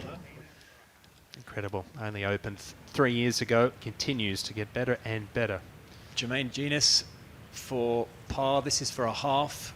Gianfranco Zola already in for the world team, and that one has just grabbed the left edge and wobbled by, and more pressure applied by the world team there. Jermaine Genius, such a solid player, but when you have to keep holding those 5-6 footers, Ewan, eventually it's tough not to crack. Yeah, and especially on these greens as well, when they're so quick, it's hard to hit putts with authority. And we're just starting to see a little bit of separation in some of the matches now. It was nip and tuck early on. That third match has suddenly started to look quite pivotal as well. Phil Jones and Andy Cole just one up against Ruud Gullit and David Ginola as we rejoin Nigel de Jong after that magnificent shot from Joe Hart. Well, they've got their work cut out here. This is short-sighted. Going to have to get something up in the air, stop it quickly. That's a lovely shot there from Nigel de Jong, showing some beautiful touch. What about his short game? He held the bunker shot on 4. He's flopped that up to 5 feet here at 6. For a man who was celebrated as a player for his, let's say, physical style, I think would be the best way to describe it, he's shown a bit of dexterity there, Ewan. Absolutely. A lot of finesse around the greens. Good touch, soft hands. A World Cup finalist back in 2010 was Nigel de Jong, another member of that Manchester City side, alongside Joe Hart. who's been a bit up and down today, has the goalkeeper. Well, I'm sure Walcott and Hart were walking up this par 3 thinking a par could be good enough here. Get the double points, get it back to square. It still may be, but got to think that either Hart or Walcott will be looking to hold this, because De Jong, very realistic chance of salvaging his par. But not too much to this, pretty much straight back up the hill.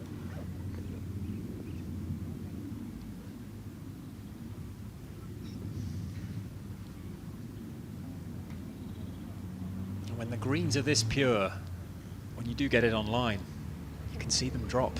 And that's, as you can see, they are immaculate, these putting surfaces. Theo Walcott, he's got that uphill putt. That's the one they all want.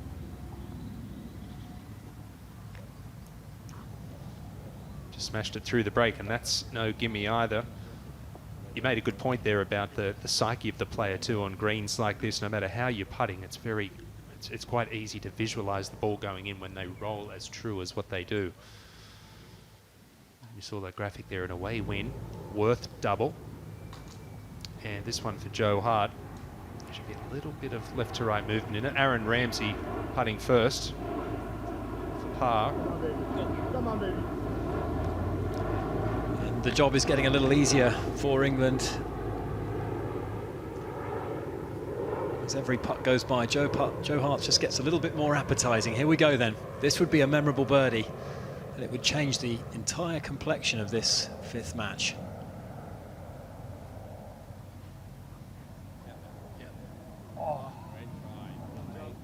It's a good effort. And conceded, so a good solid par there. And it's over to Nigel de Jong. Can he rescue something? As we watch Henrik Larsson, not his best contact on this 10th hole. And no, he killed a few worms there, didn't he? He did. With Ryan Giggs in pole position, I think Giggsy was always going to be the one shouldering the burden on this final hole, trying to reduce the arrears and avoid that double point. But this is a must-make for Nigel de Jong. After Joe Hart's very impressive par, this would be a no less impressive up and down from the Dutchman. Not to be, and that is a big swing there, Ewan. A double hole for England, and what was 2 up is now all square. Yeah, very important for Team England there, Hart and Walcott. Instead of trailing with their head between their legs to the next tee, they will be pumped up.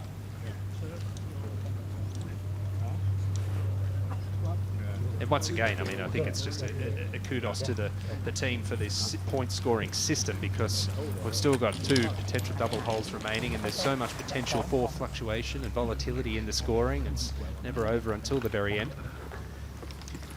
Well, it's very hard to finish your match before the 10th hole, put it that way. I think that's what the objective was. We want to see these matches come down 10. We want that grandstand finish, and Ryan Giggs can do something here for Team World. Can he produce? He hit that beautiful drive off the tee. 227 yards, trying to fade it on a banging line to find the green. There was a good shot, Radar, and a good lead, just short of the green. Good lead. 2 good wallops for Ryan.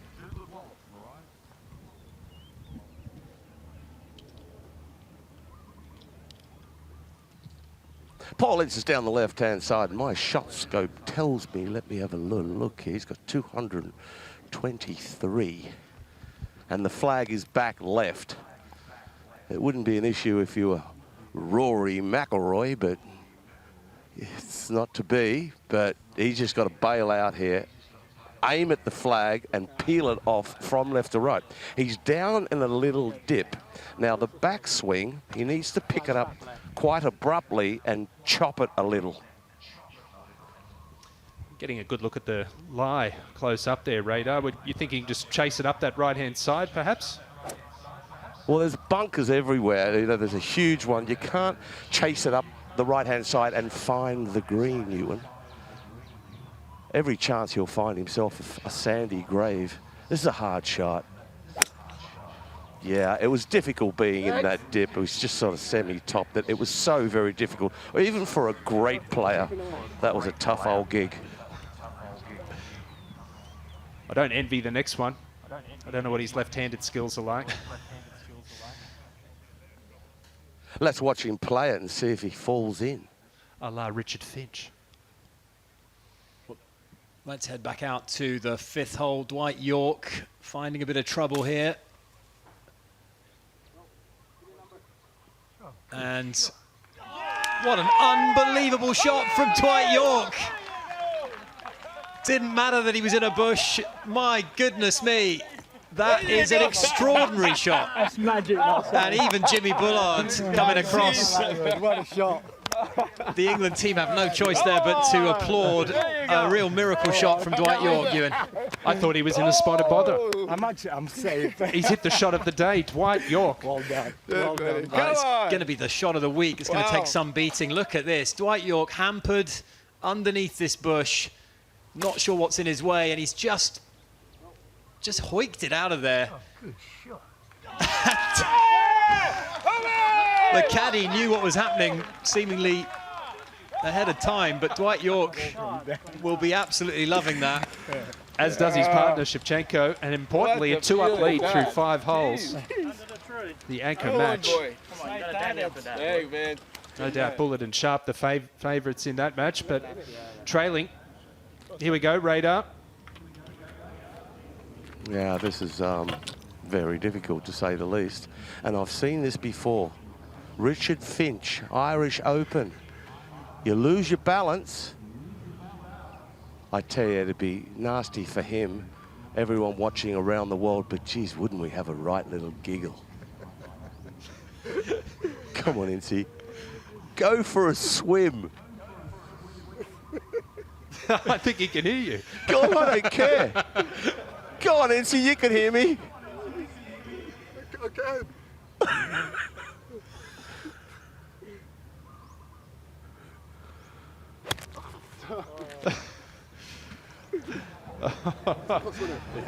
Somehow I think the weight went towards his toes. Yeah, that was the most careful swing I think I've ever seen. And a croc has been accumulated there from Paul Ince. And I think that's him. Well, Jimmy Bullard probably is still a little shell-shocked after what we've witnessed on the 5th. I can tell you, Lee Sharp, his partner, has found the bunker. Dwight York's on the green. Imperative this finds the putting surface. What a shot! And Team World 2 up with Robbie Fowler on that final hole.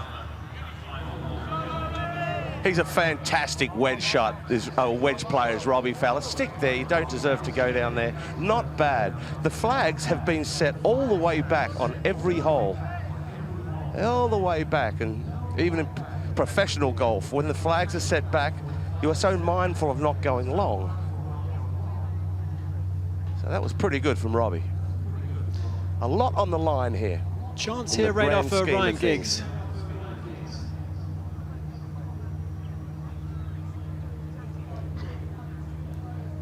Ryan, first to play over here on the right. He's got a caddy here that is telling him a lot. He's a good caddy too. But the way he plays this, you don't play this through the air. I fancy you pick out a 9-iron, you pick out an 8-iron. Get it on the deck. If you want to go high, you're into the green and you land short and it'll kind of dig its toes in.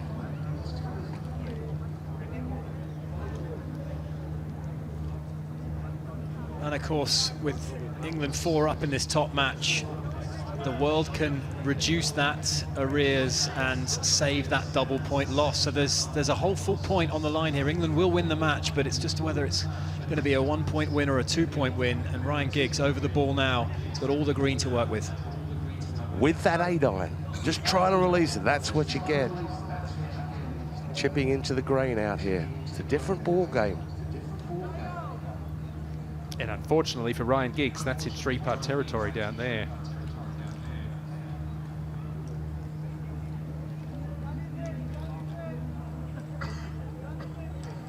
absolutely fantastic that we've got huge speakers around this green and these guys can hear what we're saying.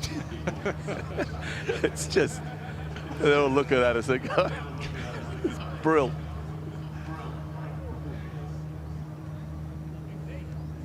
So Henrik Larsson up the hill, and this is slow. These greens are rapid downhill, but into the green, they slow up a good 4 or 5 feet. 13 or 14 down green, 10.5 into. And the pin 29 paces on. Tells you how long this putt is. Let a break on it. I'll be surprised if he gets it to the hole.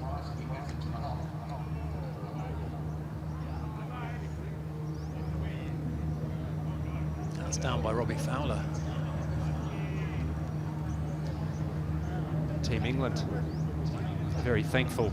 Paul Ince looking on and looking good. Yeah, Robbie Fowler now in good shape here.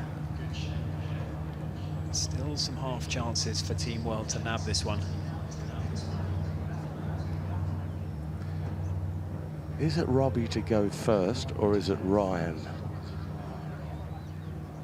It's very close because I think usually in amateur golf they always let someone who's off the green come on. Not with so much on the line. Whoever's furthest away, that's the way to go. What do you see here in this putt radar for Ryan Giggs? Right to left, and then it wants to straighten a little up there. He's putting up a really sharp upslope, and then once it hits the peak, it's down a little.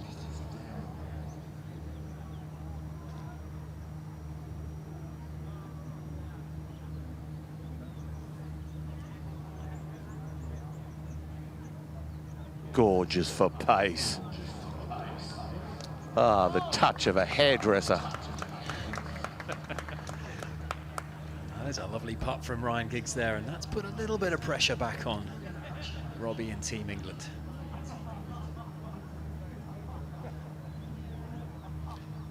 Coming back up the hill for Robbie Fowler. Is it right up against the collar there, Radar? The only thing is, Ince is not giving Giggsy the putt. Tease me, tease me. Okay, this is slow. Shouldn't be an issue for Robbie. He's been unreal with the wand today.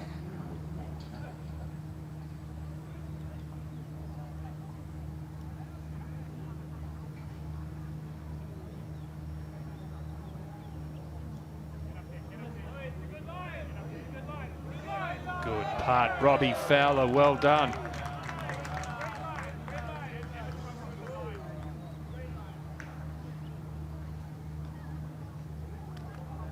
With that par, that will be the double point confirmed for Team England. Robbie Fowler, Paul Ince. A great partnership developing there. Well, Robbie God and the Governor were 2-1-1 last time around. Now they're 1-0. A formidable partnership.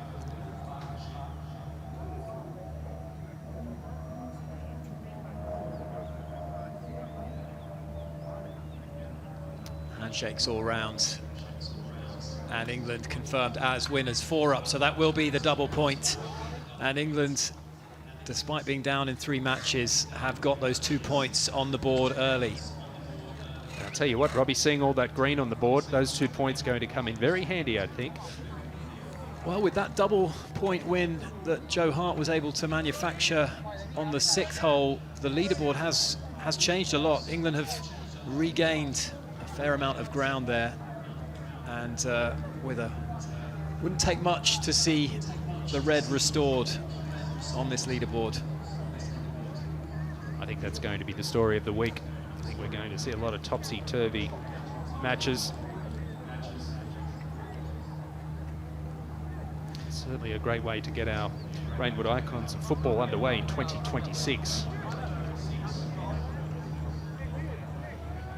Signing duties commence as soon as the final part is held. A lot of Liverpool shirts being proffered there. Robbie and Paul Ince have had a wonderful relationship. They played a couple of seasons together in the red of Liverpool. Paul Ince signed Robbie Fowler, in fact, for Blackburn in 2008. when he was manager of Rovers, but they've got a checkered and long history together, and clearly a good bond and a great understanding of one another's golf games as well. And that was just the start that Team England would have wanted. Emphatic win, that. Making their way up to our studio.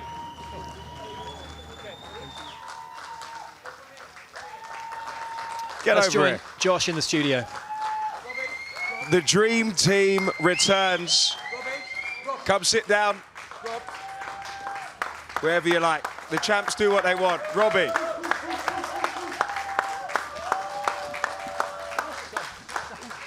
The first team out, the first points on the board, and the first team to get double points. Must feel good. Brilliant. Yeah, it is. I mean, to be fair, we played well as a team today. Yeah, We knew sort of coming up the last as well, that double points. We had sort of a little bit of a blip on our old, the Team England one. But yeah, we got it back, so we're happy. Must have been nice, because it was domination from early. You boys were very confident. I spoke to you on the tee. You said, listen, we've done this before. We're old heads. We're old hats at this, aren't we? Well, to be fair, I mean, we started off well. We got the birdie early doors, which sets you up nice for the rest of the day. And, you know, Robbie played some great shots. Dovetail well as a team. That's the word for me, dovetail. When you're playing these kind of things, you've got to dovetail. Times when I'm out of it, he comes up trumps. And, yeah, you know, I was a bit unsure about the captain putting us out first, but, you know, a lot of faith in us, a lot of trust in us. We had a lot of faith in ourselves. It's just nice to get a point on the board for the lads. Listen, I thought you might end up in the drink at one point on the double points. You know, you brought your swimmers with you. I didn't want you laughing at me, Josh. I didn't want you laughing at me, that's for sure. Now, Robbie, it's been an absolute special to see you boys do what you need to do to get those points on the board, because it's necessary, because England are hemorrhaging points. And listen, we're going to find out. We're going to see a lot more golf after this break. Obviously, falling ill and going through all that. I think when you play, for me personally, when I play golf, it kind of like takes him away from what I'm going through, you know? So yeah, it's cool.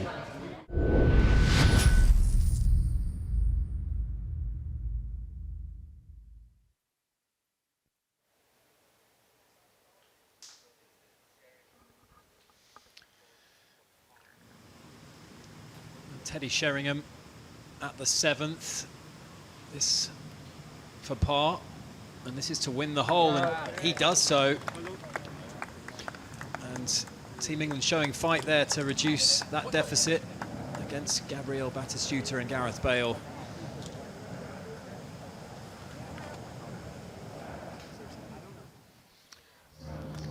A brilliant tee shot at the par 3 6th for Jimmy Bullard. Birdie putt to win the hole. It's an away hole.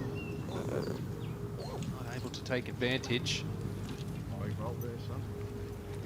I've not seen Jimmy Bullard look quite so, I'm not going to say rattled, but he's just a little uncomfortable out on the golf course. It's just...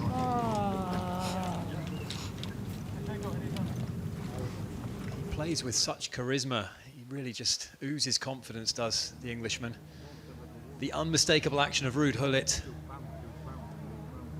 Currently one down against Phil Jones and Andy Cole, playing in partnership with David Ginola. And this has turned into a pivotal match, Ewan. We watched Jermaine Genius. And one down, this is a very important shot for Genius. 172. And I didn't see that as a layup. I think it might have been an unintentional layup.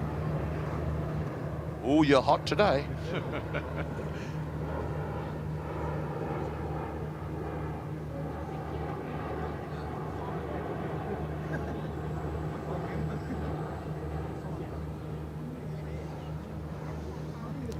Team World up in 3 matches, but the points on the board so far for Team England, with that double point win from Robbie Fowler and Paul Ince over Ryan Giggs and Henrik Larsson just a few moments ago, as some of these matches now edge towards their conclusion. The second match of Phil Jagielka and Jermaine Genius, one down against Gianfranco Zola, John Arne Riise, playing the 10th hole, the double hole, Ewan, for both of these teams, so big swings expected on that final hole, that par 5. Yeah, it's a terrific hole for a double up hole as well, with all the water and the volatility that can take place there. We could see eagles, we could see 6-winner hole maybe. They've pushed the tees up this year to make it more reachable. Go back down to the rough, and this is Zola, his third shot.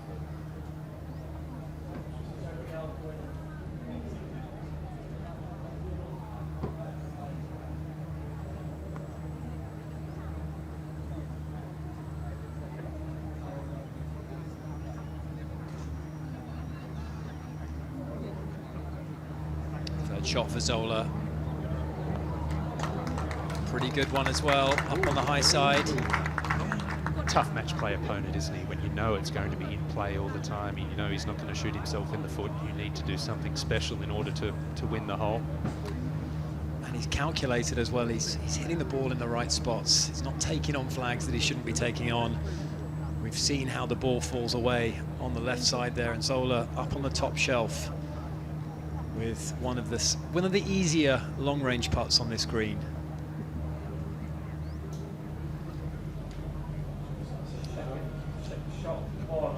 Approach shot up the hill at the par 4-8 for Terry-Sheringham. Found the fairway. Obviously the win on the previous hole to get it back to 2 down. Just 120. I think he likes it, Robbie. Yeah, looks staring dead-eyed at it, and it is a fantastic shot there from Teddy.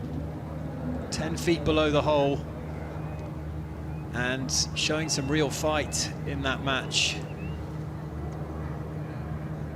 Didn't get off to the best of starts, did Terry-Sheringham and John Terry, but they're trying to claw their way back into it.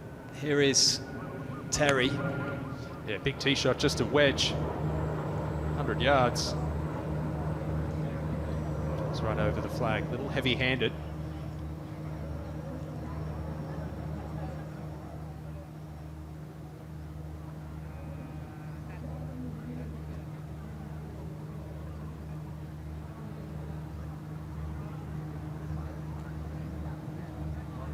Final hole, which will be a par 3 in the afternoon session when the $10 million swing is put into play.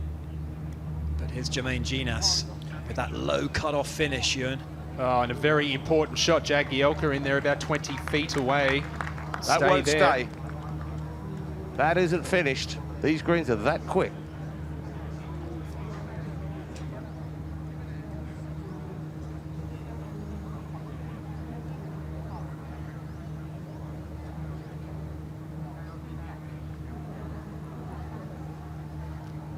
This is hard from this range. Watch out, studio. Most of the time you'll come up well shy, guarding against knifing it straight over the back. Oh, he's played one. My word, has he played one. Oh, with spin, and that won't sit either. That was high tariff.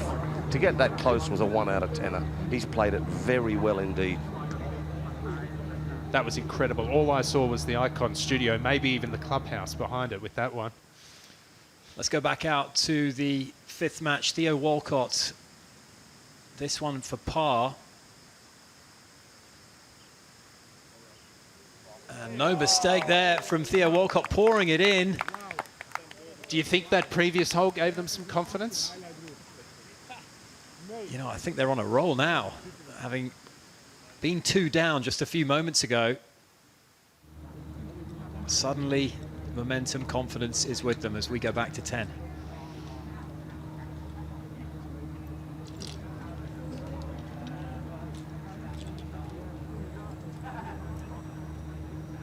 Who's going to putt?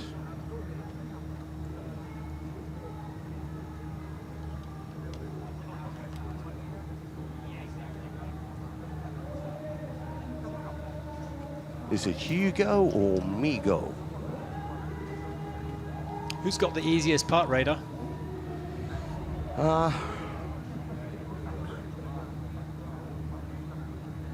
Team England. This is hard coming up the hill over a brow into the green. Not a big bend in it. slightly out of the left, and then it wants to straighten.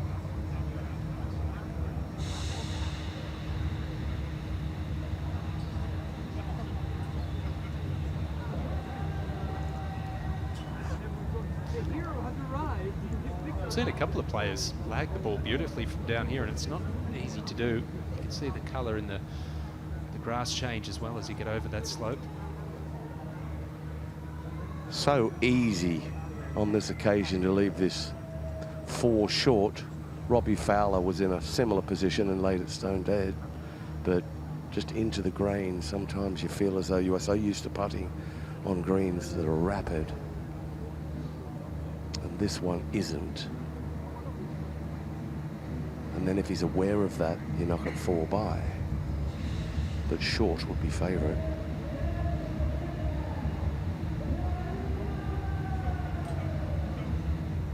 Good call, Radar.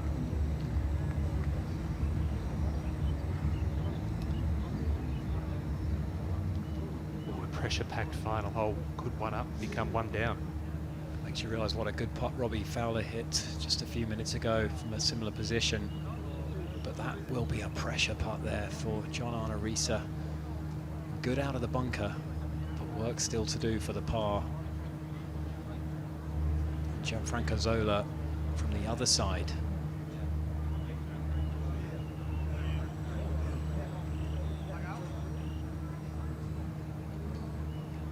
And this really could go either way.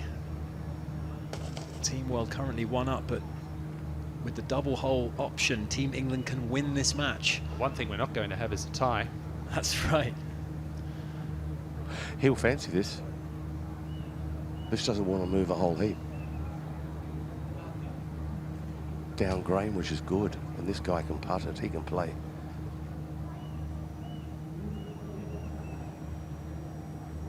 Look at that stroke, that's just mint.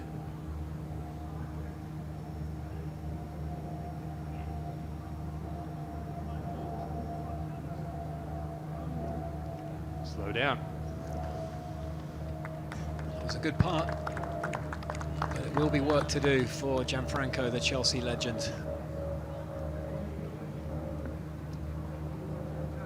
I don't think any of these will be conceded, Ewan. This is pivotal stuff here in this second match.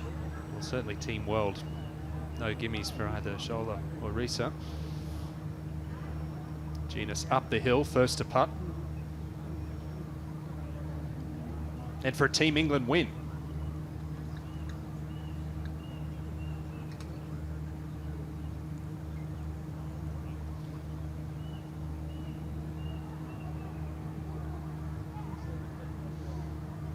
Made sure he got it to the hole, but that one has gone by a good 4 feet.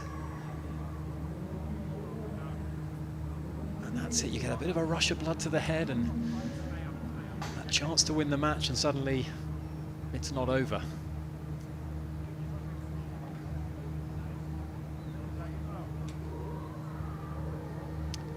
But the second bite of the cherry for England. There'd be some celebration if this one drops.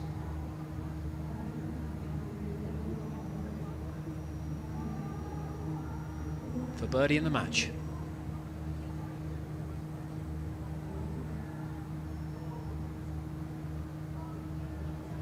Oh. Well, we haven't finished yet. This is There's either not going to over be here. A group concession or... Oh, no group probably concession not. for England. A group concession. I mean, I don't know where you play, Robbie, but where I play, that's never going on. 4 putts with chicken on the bone, that's for sure. Ugh. This is a hard one to read. It's you feel as though it's left lip, but I don't think it is. I think it's right lip. I think it's outside right.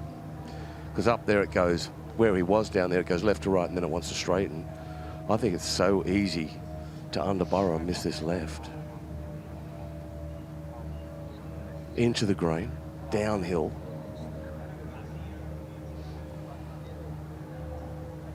For Team World to register their first points.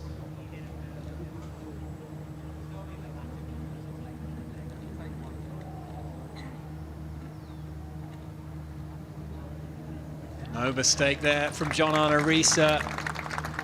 A great par from the bunker. And that is a big win for Team World. A 1-point win, but a win nonetheless. And they led for pretty much the whole way in that match. It would have been pretty crushing for them had they surrendered a loss on the final hole, but not to be for England in that match. Team World take that 1-1 up.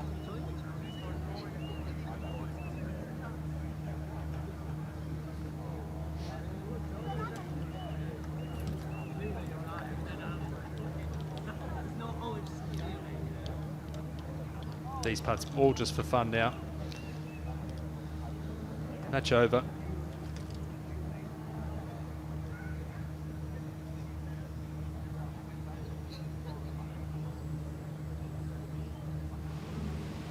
Let's go back to Jimmy Bullard on the 7th hole, second shot. Stroke index 1, 2 down. Beautiful approach on the previous hole. Can he replicate that? Oh, he can. What a shot there. And I think the swing really looks in the groove now, Ewan. He's found his rhythm, has Jimmy Bullard. 9th hole, par 3, Team England's home hole. This is Zola to win the hole. And double holes. Oh, just the pace kept it out. That was for the double as well. And that would have flip-flopped this match because they're 1 down at the moment. As Gareth Bale from 6 feet eyes up yet another birdie try. And the Welshman has shrugged off any concerns over his fitness as he's just cozied that one to the hole.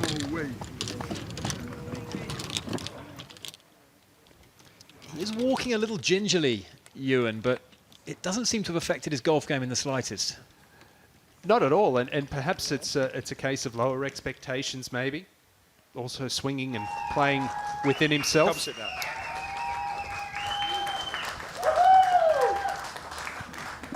We have to go to the losers' lounge. Yeah, no losers' lounge for John Arisa and Gianfranco Zola. Boys, it was squeaky bum time at the end, wasn't it?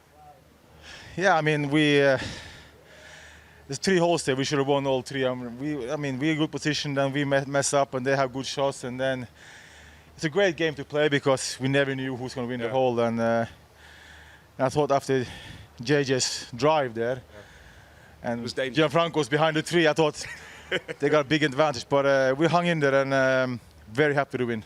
You said at the start, you know, Gianfranco, you were Mr. Steady Eddie, you were Mr. Fairways, and you were allowed, the crazy ginger was allowed to go after it. Did you feel that way? Yeah, but today I think when he had a bad spell, I play well, and when I had a bad spell, he played well. So we actually managed to have a good team effort today, and great day, great fun, and amazing to play against these guys because they put some pressure on us. Let me tell you, it's been incredible watching for those fans at home, and we want you, the fans, to get involved in our Interaction Hub. Make sure you get involved in the conversation, and there's a lot to talk about. Talk to me about this. You're new to this. You know, this icons of football, but it doesn't seem to faze you.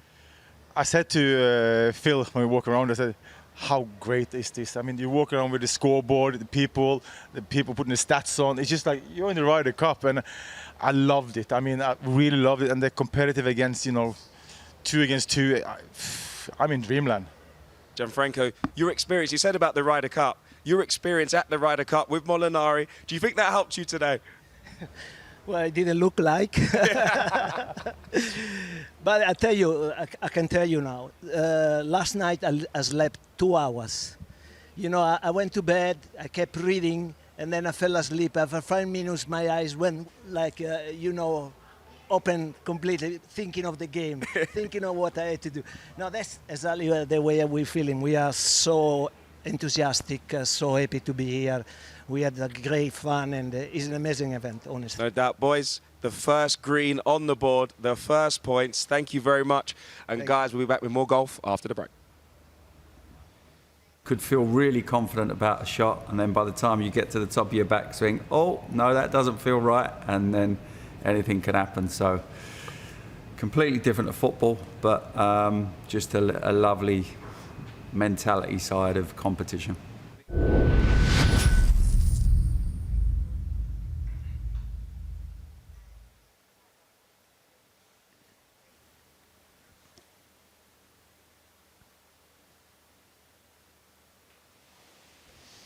So Jimmy Bullard, after that magnificent approach shot, another birdie opportunity for the Englishman, the captain of Team England. And no mistake there from 3 feet. Jimmy's got his swagger back, Ewan. Yeah, needed it. Just a golden opportunity on the previous hole, but they're back to only 1 down. So much can happen in the final 3 holes. And let's catch up with the leaderboard, where in that top match, Robbie Fowler and Paul Ince were dominant against Ryan Giggs and Henrik Larsson. Zola and Risa replied 1 up to get a point on the board for Team World, and all the other matches now in the balance. An advantage for Phil Jones and Andy Cole against Ruud Gullit and David Ginola, but Gareth Bale and Batistuta 2 up against Sheringham and Terry. It's all square in that 5th match between Theo Walcott and Joe Hart, Aaron Ramsey and Nigel de Jong, and Team World. The advantage after some magic from Dwight York a little earlier, holding from underneath a bush against England's big guns, Jimmy Bullard and Lee Sharp. But we've seen signs in the last few minutes that Jimmy Bullard is getting his mojo back. Yes, well, that margin now back to 1 down through 7. Anything can happen with double holes on offer on 9 and 10. Interesting that the 2 MVPs, Sheringham and Sharp from last year, didn't lose a match in 2025. They're both 2 down at this point.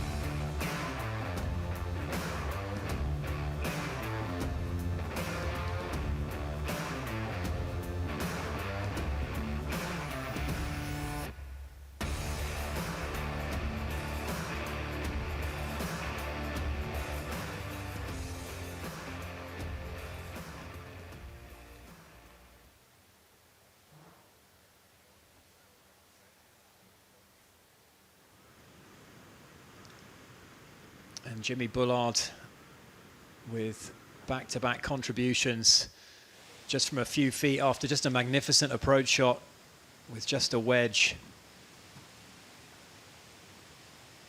The Englishman who had a crack at open qualifying in 2025, missed the cut-off by 4 shots, but just gives you an inkling as to how serious he is as a golfer. It's a fabulous golf swing. I mean, I don't think enough can be said about it.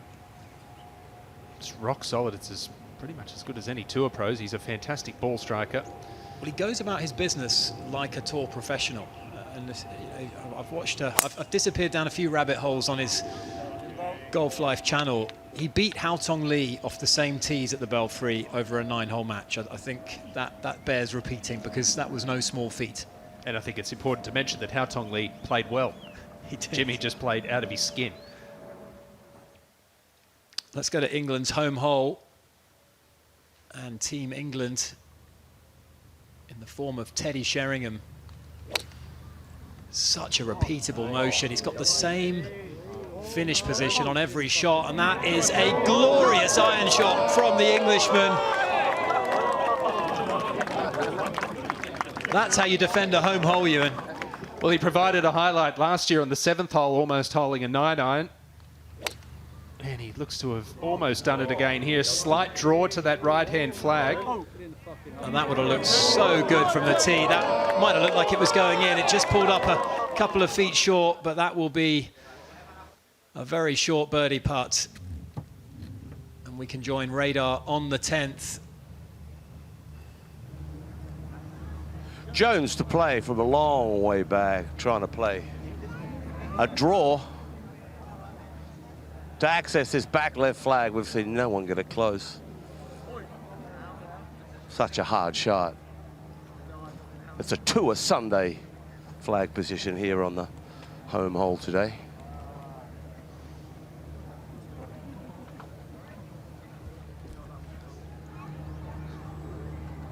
Phil Jones and Andy Cole 1 up against Ruud Gullit and David Ginola. But again, this could completely flip. It's a double hole, which means if the world team can win it, they'll win the match. So we watch David Ginola just assess his options.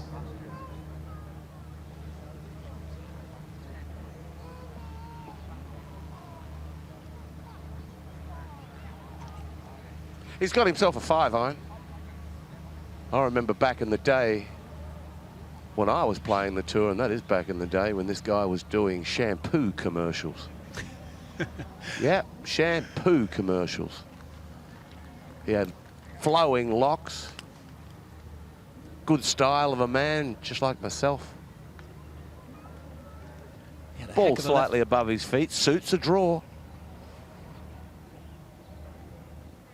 Good swinger. This shot's got his attention. 194.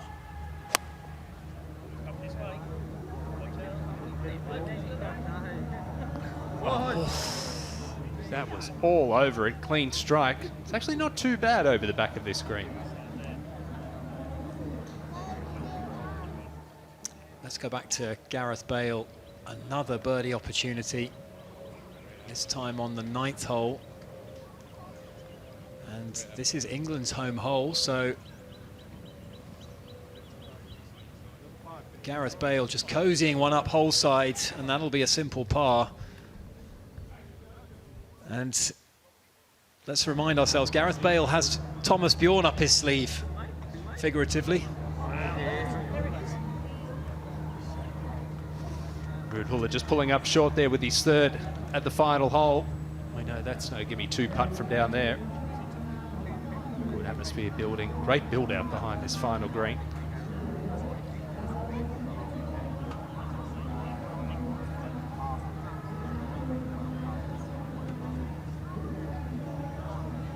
They're enjoying themselves. They've seen some dramatic finishes on this 10th hole as we watch Terry-Sheringham just tidy up after that incredible iron shot on the 9th. Oh no! A big miss. That goes in. They have the chance to actually win the match on the final hole.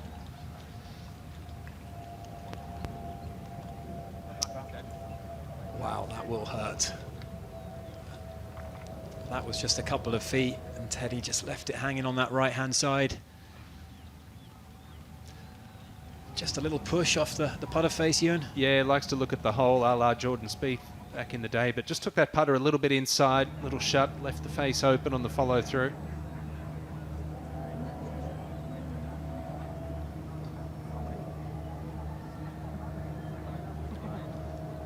Another match here coming down to the wire. Slender one-up lead for Team England. Zola over the back in 2, but an opportunity for a birdie with an up and down. Andy Cole to play first. And he's over there on the right-hand side. We haven't seen a player. We only had a few groups come through, yeah, but into the grain makes all the difference. It really does. It slows, or you'll get a good first bounce if you sort of pump it in there low, but it's the second bounce that'll check up. You know, it's one of those that you must take something with no loft, like an 8-iron, just landed on the fringe. You want to hit a wedge, it's you got to send it all the way, and that's what he's got. He's got himself a wedge, so this is hard with this club to get it all the way back to it. So very hard, because it just wants to dig its toes in. Yeah, there's a very specific technique that's required for a shot like this. Hands too far forward, as Radar said, that leading edge just digs in.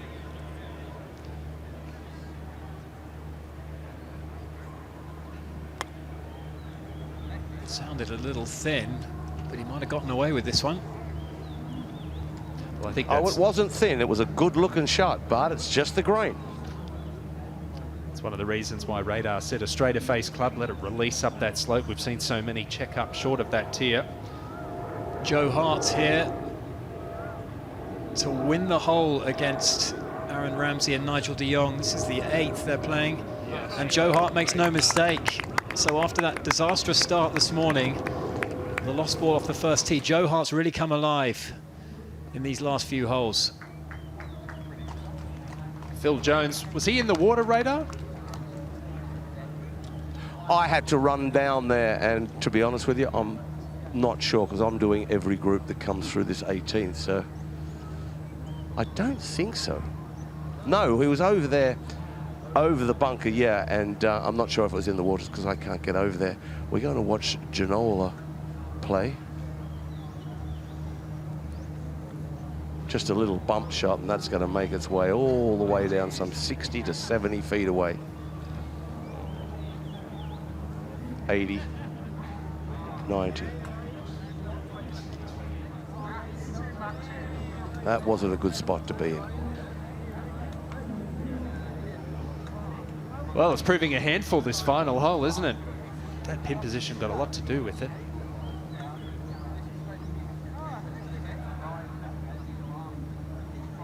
Yeah, the pin right up on that top shelf and quite a bit of slope away to the left. These guys, the ones who've gone for it, have so far come a cropper.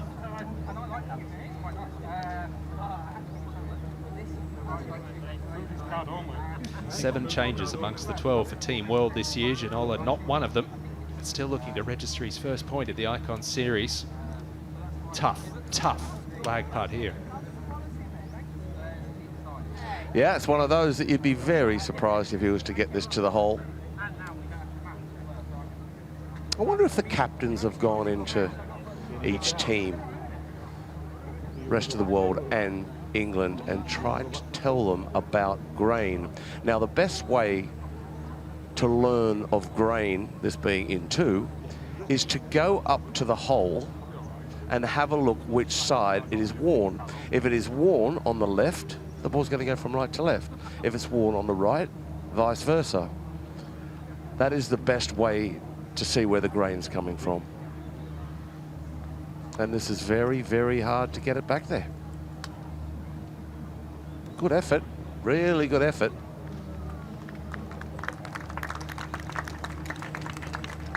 Not bad, but time and time again, as Radar keeps saying, players coming up short with those putts. No one's really knocked it up there stone dead from the front half yet.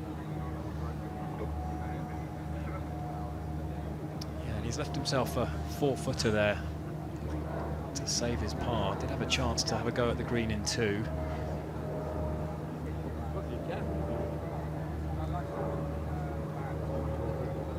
Andy Cole and Phil Jones are one up, so they just need the half to secure the point. That looks good for pace, out of the right-hand side. Yeah, well done for Ruud Gullit. I don't think that will be conceded.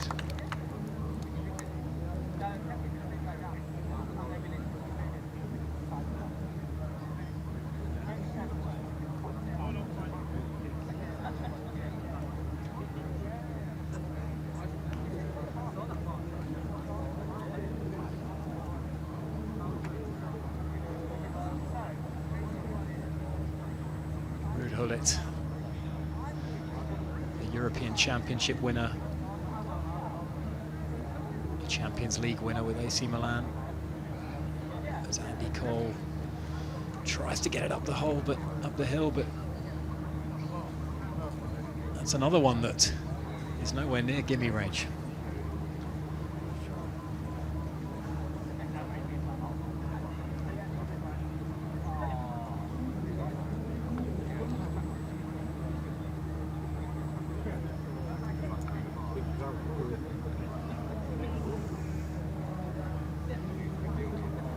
Looks warm out there, Ewan. Andy Cole had the towel around the shoulders. Well, you combine the physical stress of playing in this heat with the emotional toll and the nerves and everything. It's pretty taxing. Now Jones down the hill. Well, that looked good until he took the putter away.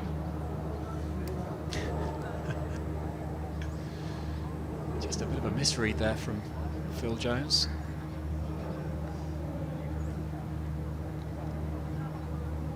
Get the tape measure out and find out who's up first here.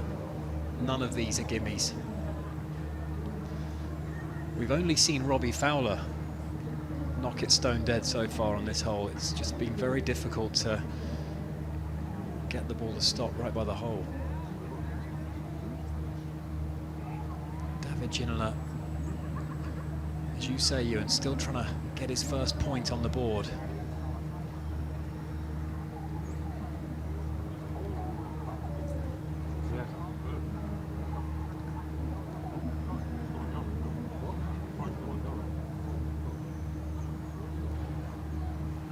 This one for par.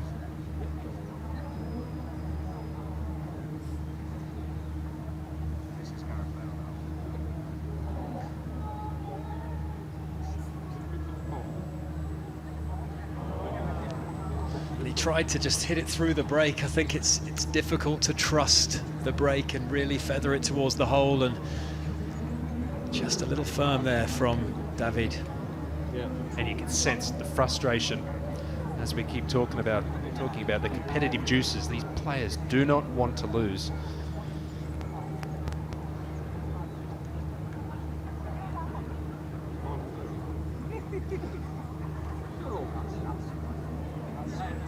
They're really taking their time on these ones. Andy Cole has left that one dribble by. I think it's fair to say it's greenkeeper's revenge on this final green. And an important moment here. Team England 1 up. Bullard par putt here. Through his shadow.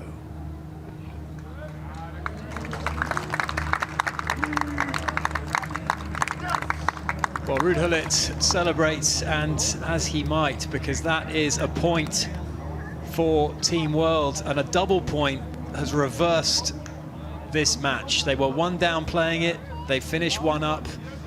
David Ginola gets his first point as a Team World competitor, and you can see what it means to both of them.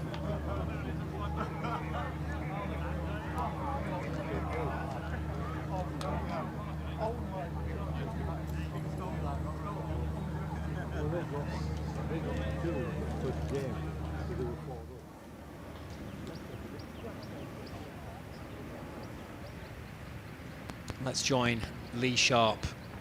He and Jimmy Bullard on the charge. This one for birdie. Yes, Sharpie! Come on, in lad. she goes. Get in there! And Jimmy Bullard, you can hear him in the background. He's the hype man that everyone wants alongside them. Lee Sharp delighted with that one. And real momentum now for Team England, Claude Harmon. Well, Jimmy Bullard a lot more boisterous now than he was an hour and a half ago. But Robbie, so we've seen some great golf, some good drama here at the end.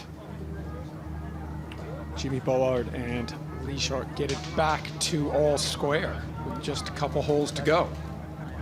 They were 2 down. Dwight York hit that miracle shot, and it seemed to be in full control, but we did expect fluctuations, big swings late on with all of these double holes available to the players, and that's exactly what we're seeing as we look back down the 10th fairway, and that real blockbuster tie between John Terry and Terry-Sheringham and Gareth Bale, Bale-Batistuta, Claude. That's been entertaining us all morning long. Yeah, we've seen some really good golf from those 4, and this 18th hole, difficult. Batistuta, a god of Italian football in the 1990s. I remember watching every Saturday morning Football Italia. Gabriele Batistuta would be banging in the hat-trick seemingly for Fiorentina. Playing his 3rd shot into this 10th hole from a not too advantageous position, and that's a layup. Well, that gives him a good chance to be aggressive here. That's a good leave.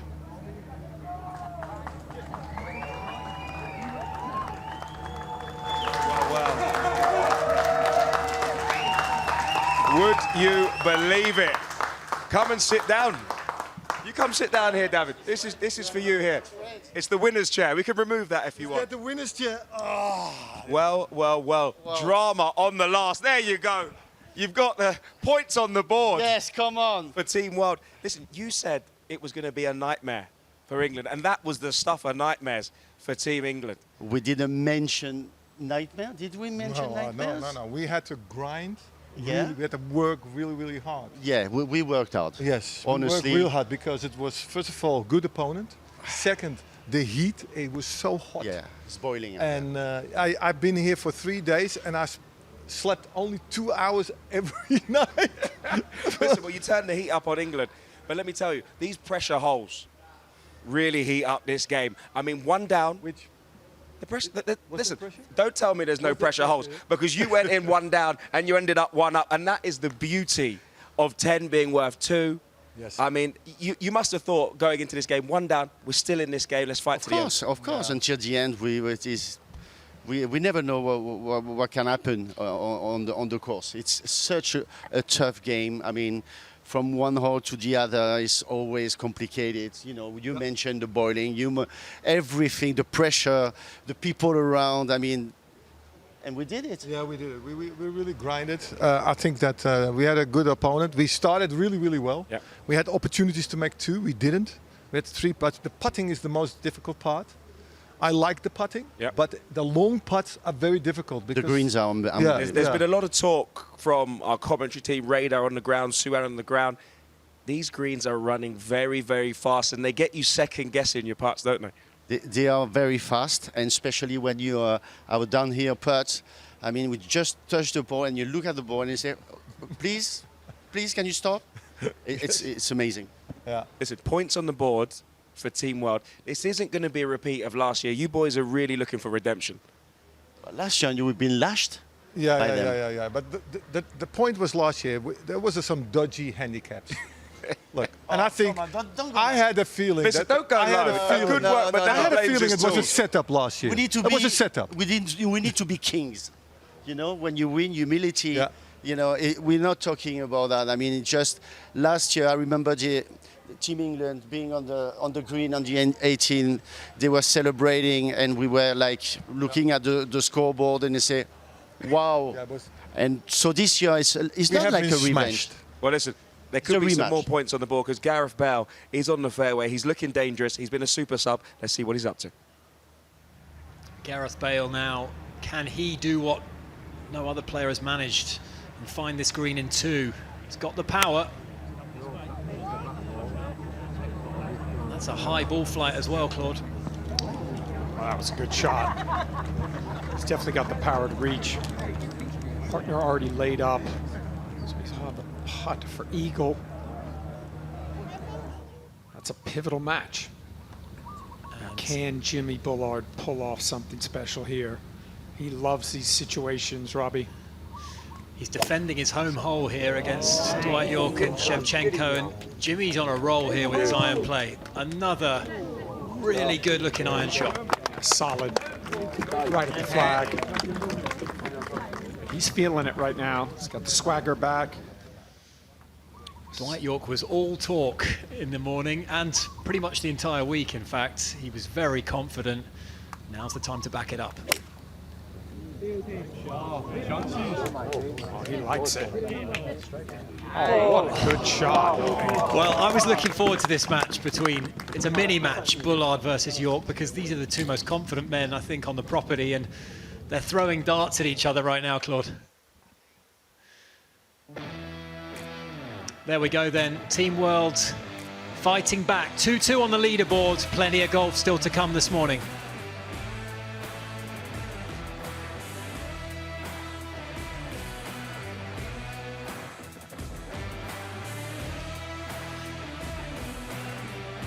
And Gareth Bale with that eagle putt could seal the deal against Terry and Sheringham. Walcott Hart one up against Ramsey and De Jong. And it's all square in that big match at the bottom. Jimmy Bullard and Dwight York throwing darts at one another, but Lee Sharp and Andrei Shevchenko plenty to say as well. It's tight, it's 2-2.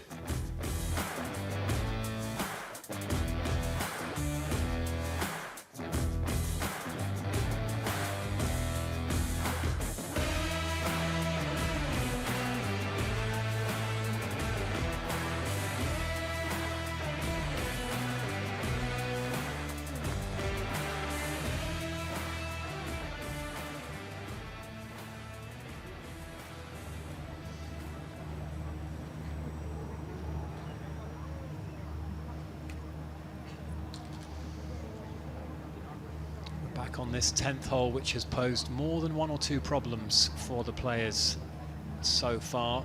It will actually play as a par 3 when we introduce the $10 million swing in this afternoon's Greensome session, but for now it's a par 5, and we're yet to see a birdie. Is Gareth Bale going to pull Thomas Bjorn out of the hat at any point, I wonder? Let's go find out. He's ready.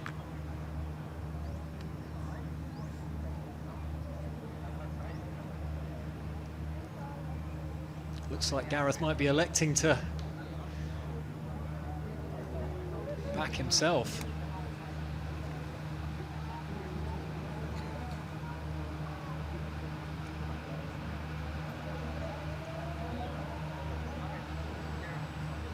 We've got a pair of eagle putts here. Terry-Sheringham came up a little short.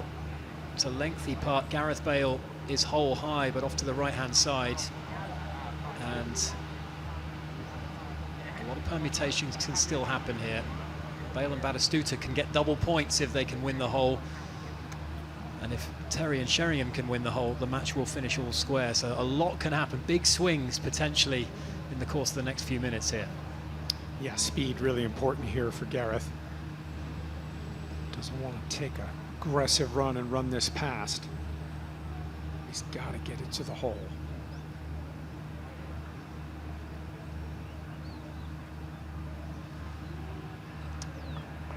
It's a tough one to judge that. It's not a terrible effort, that.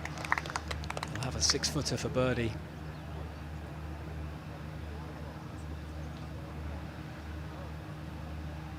And I think these guys have played a lot of golf around the world. They've played a lot of pro-ams, but they won't have played on greens this quick too often, Claude. Yeah, I mean, these are as quick as I've seen greens in quite a while. And I think the players that played here last year are getting a little bit fooled because the greens weren't quite as fast. I've seen some players come up short because they're a little tentative, and then a couple of players run good look putts 5-6 feet past. Teddy's pretty good on the greens. Can he produce something here? Turn this match around. So he likes to look at the hole while he's putting.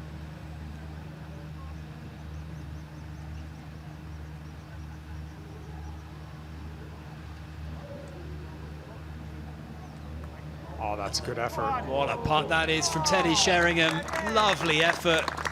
Every inch the Tour Pro putt there from the Englishman. And a reminder, a win for Team England would cut that deficit and produce a half point. This is a double hole. Thomas Bjorn still waiting for Gareth to give him the heads up. It would be cruel to pull in Thomas and get him to putt that 6-footer. Yeah, that's the last thing you want to do. And that's the last thing Thomas wants to do. That would pile the pressure on the captain.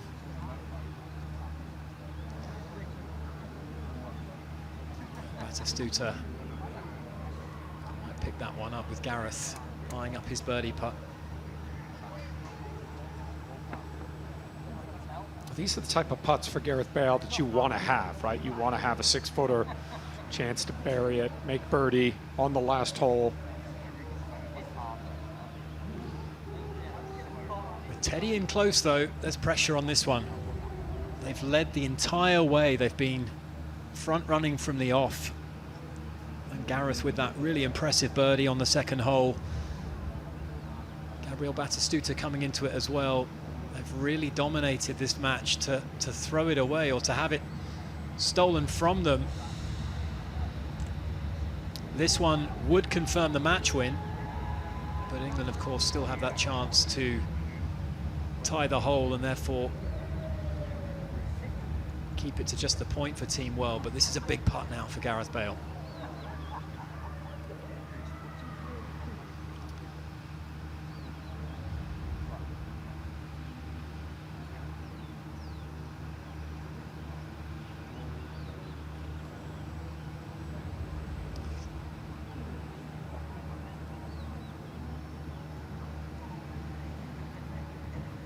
Oh, what an effort. Clutch performance from the Welshman. Didn't need the captain in the end.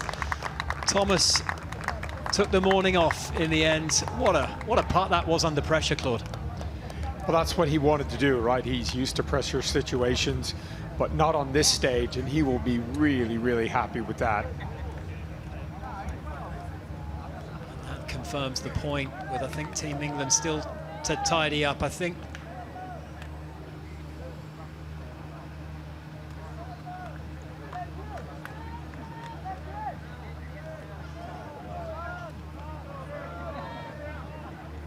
Team World, more green on the board. Bale and Batistuta turned into a dynamite partnership. Gareth Bale, who had not hit a shot, pulled out of the Pro-Am, Claude, and well, he's produced it when it mattered in this morning session alongside a legend, an Argentine legend in the shape of Gabriel Batistuta. And Team World now with that advantage on the leaderboard, 3-2. Maybe the injury that he was carrying helped him a little. Not trying to do too much, not trying to swing too aggressive. Just basically try and hit a bunch of fairways, a lot of greens. Swing within himself.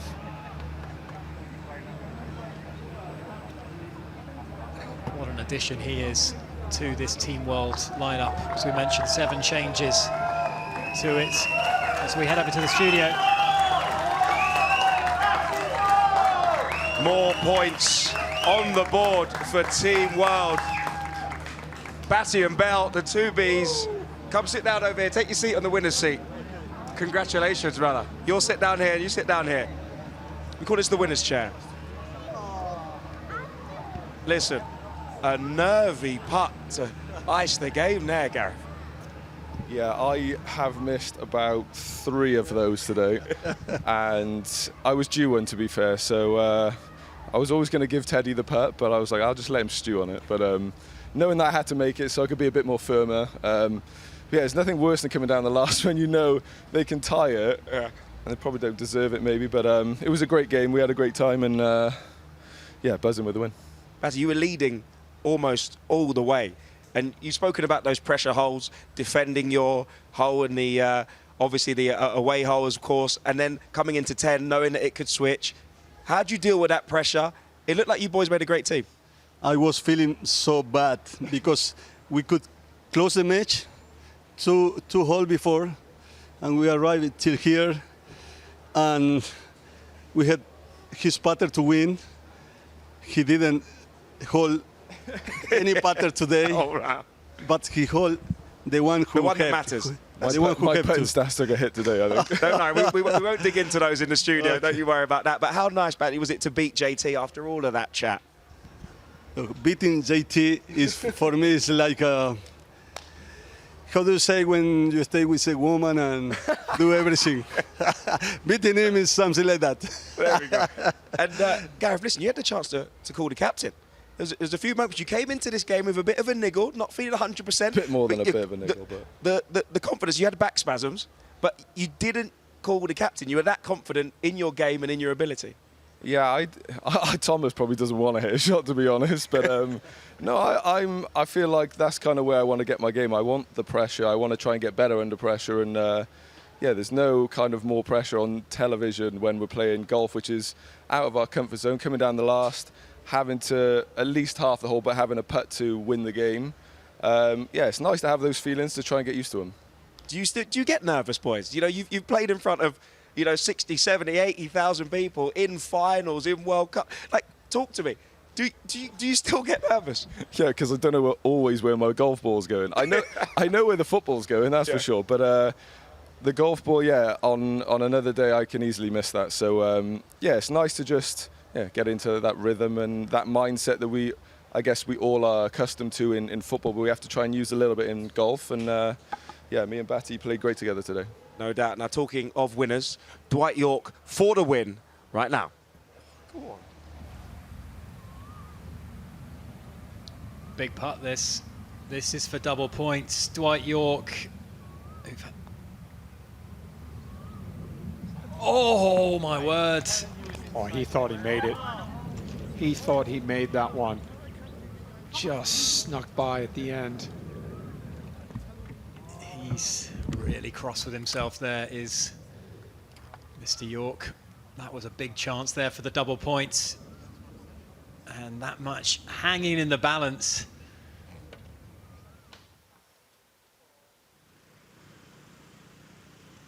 Golf. I'm like usually an all-round, all-year type player. Whether it's winter or not, I just need to get out in the fresh air, get out almost in nature, and just enjoy a walk with my mates and play some golf. So the escapism part is huge.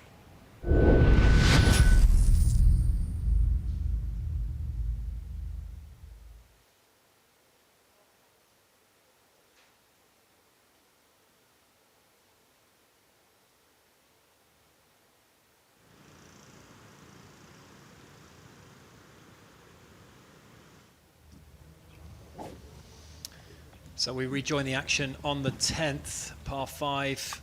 This match all square, and Dwight York, having just missed that opportunity for a double hole on the 9th, just needs to calm things down and get one away here, Claude. Yeah, he's going to try and start this at that tree in the middle of the fairway. A little bit off balance, but that'll be fine. Try land. Not sure if he has the firepower to get there.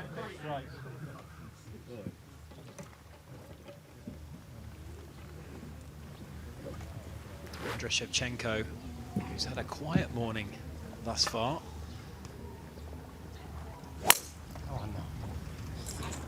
That one running off towards the bunkers. And this match hanging in the balance.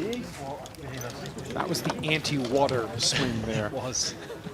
Water all the way down the left-hand side here at the final hole. Playing partner in the middle of the fairway. A real high-quality match there. Jimmy Bullard and Lee Sharp, both with aspirations of playing senior tour golf, Claude. I mean, they're not mucking around, these boys. No, and I thought what Gareth Bale said there was really something interesting. He wants to be in that situation so that he can learn from it, so he can learn what he does under pressure.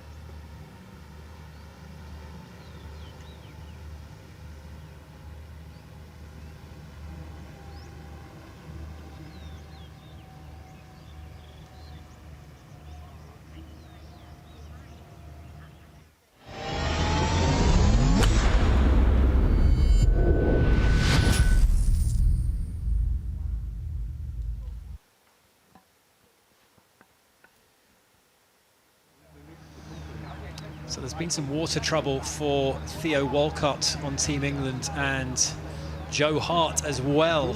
They're one up, remember, and with this being a double hole, a massive opportunity has now been presented to Aaron Ramsey and Nigel de Jong on Team World to swing this one their way, and green is coming late, Claude. Yeah, if they could sneak one here, get the win, that changes things.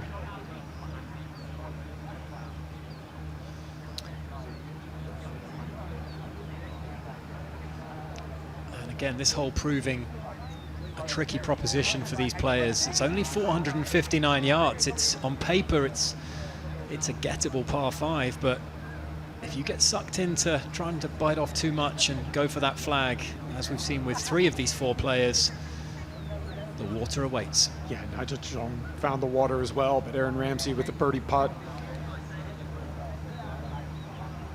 So up and down now is mandatory for these guys. Theo Walcott, can he produce something? Not easy to land it in the right spot from the upslope. Aaron Ramsey finds himself in a premium position here. Good look at this 10th green here, surrounded by bunkers. And it's an intimidating green, isn't it, Claude? It is, and it plays the 18th holes for the members here at Ravenswood with water all the way down that left-hand side. Joe's had his water trouble on the hole as well. This one for par from range.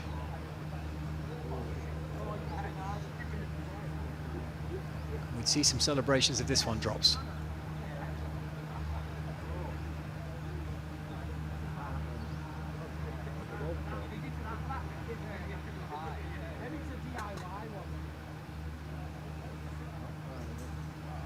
Just slows up there. Seen a lot of players leaving these putts short.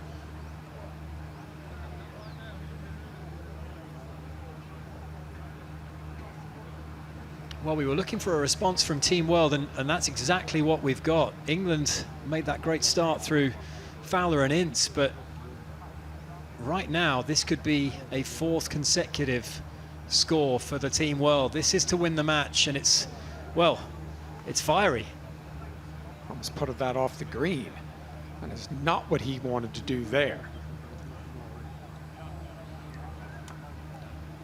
Still got to putt to win the match. But Robbie, I think this is a great example. A lot of these players have never really been in a situation like this. Yes, you've had putts with your mates and all those things, but on TV, for Team World, trying to get a win, the whole team watching, more pressure. This is Nigel de Jong for bogey after his trials and tribulations, and he's left that one short. And just this flag on this little shelf just is a really tricky one to access for these players. Nigel's had enough. And this is huge. Aaron Ramsey, who's just blasted his putt a good 8 feet past the hole and will be kicking himself, but he needs to recompose and get down to business, because he's got this chance now to swing this one the way of Team World. We're watching Theo Walcott. This for par to win the match. Oh! Just shaved the left edge. And Aaron Ramsey, I wonder what the heart rate is doing now, Claude, because potentially massive moment.